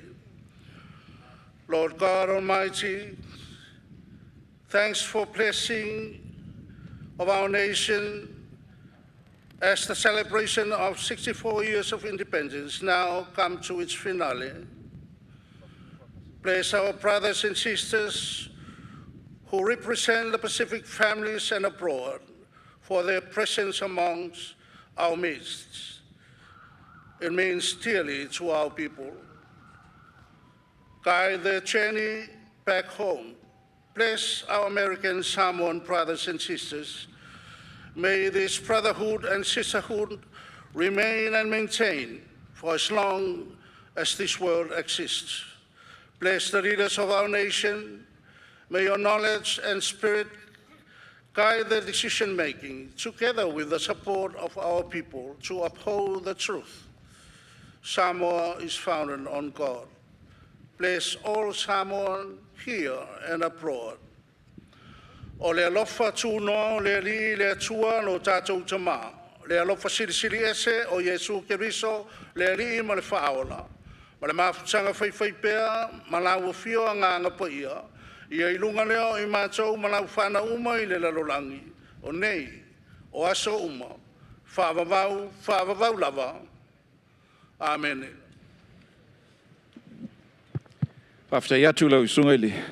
Toi ina te tai ursaoninga. Samoa ia o le ua whai umanuia. Tau lumanga uman Paul Kalame. Molo was whanau onos fulfata usanga le melea. Ia o maia ni whamunia te tele salua. Mo le tua o le ua whai uina. Ia tāpenanga umo le tau sanga ipip. Hipip. Whamunianga mo tātou malo. Ina ia whalau manuia ipip. Whamunianga mo le tunu ipip. Soi fua mo ia manuia. Na ua mai moa ma whaafonga mai no tātou atunuu, ia ua taualunga atu ia le sauninga i le awhiawhinei, mo le tuuina i lalo le tanga vai o le malo o Samoa lona onos fulfatau sanga o lona tuto'atasi e peo na whaamana tuina i le nei vai aso. Ua maea le sauninga e pei o na tuuina i lalo ia e le whaaloalo po le tula i whaaloalo a malu o le malo, whaapea fo'i ma le whaili a malu o le malo, sa whaia le ngā luenga le nei a fiafi, ia a o sila mio fo'i ia le mawalunga o malo whaalolongia ma le paia le tātou malo. Ia whaatasiai ma le tatalo whaaiu na taualunga i na whaaiu lea e le sunga i le taitai o le sauninga mai le amatanga o le vai aso, le sunga i le toe ina ia e ne fatu. Ia a fuatia e ese fo ila ngona le nei a fiafi o lea ua whai wina i le manuia i le fia ma le file mu le aise mea ngā se ia le aso whanau ono su whatau sanga o lo tātou malo tuto'atasi o Samoa. Sa o leila o vitalenga mau i esel matanga o fie o le tāpenanga ia sa iai ia le whamana tuina o le ono su whatau sanga o le tātou malo. E pei o na amata mai lava i le asonga fua se ia taunu mai le aso muli o le aso lona tolu na nei. Ia o le lava ua tāwalunga fia ma le manuia i le whatasi mai ma le alofa o le li. Ma le lei aso tolu o Paul Kalame o le tātou tuto'atasi ia o le lava sa maua le langi le lei ia pei lau fo i ona moni mauina i le nei taimi o le aso ia mātango fie tāpenanga uma ia maisa lava ia o le tūlanga fu isa iai ia le tuunga fautasi wa o le tasi lea o vaenga tele lea sa avi ai le taulai o so tātou tino ia le pei o na taulunga i fo i le nei aso ia whaafiafianga ma isi Paul Kalame o le tātou tuto'atasi maui. Ia o le nā Samoae lo tātou atunu pele le ngatai Samoa nei au le tāpua inga Samoa ia tunu e mamao o lo ai tau malele ia mātou te talitonu ia ua whaamalia ina lau mai moa whaafonga i le au aunanga a le ala ata le TV iwa male tu AP le si ufonga o Samoa. Mai avea fo le nei a vanoa e asua tuai vai malui puenga i outou finangalo le ase ngangana ua sala se upu wa le tau tamali i lau mai moa whaafonga mai malu ave fale i outou finangalo o le tau mawhai lava au auna i le mea e ngata i le mawhai a wale tau tuaina o lau mai moa ma lau whaafonga anga Samoa ai fale o le atua o outou finangalo talitonu ia e whaapea lava o na whaawawina le tau tua le nei a wale tau tuaina o loutou mamalu ma loutou paia. Ia ai o le taunu unga le nao le tautua le TV iwa ma le 2AP le siufofonga o Samoa mai lava i le aso wharaile o le vai aso talua i se ia o mai i le tau alunga o Paul Kalame o le tuto'atasi o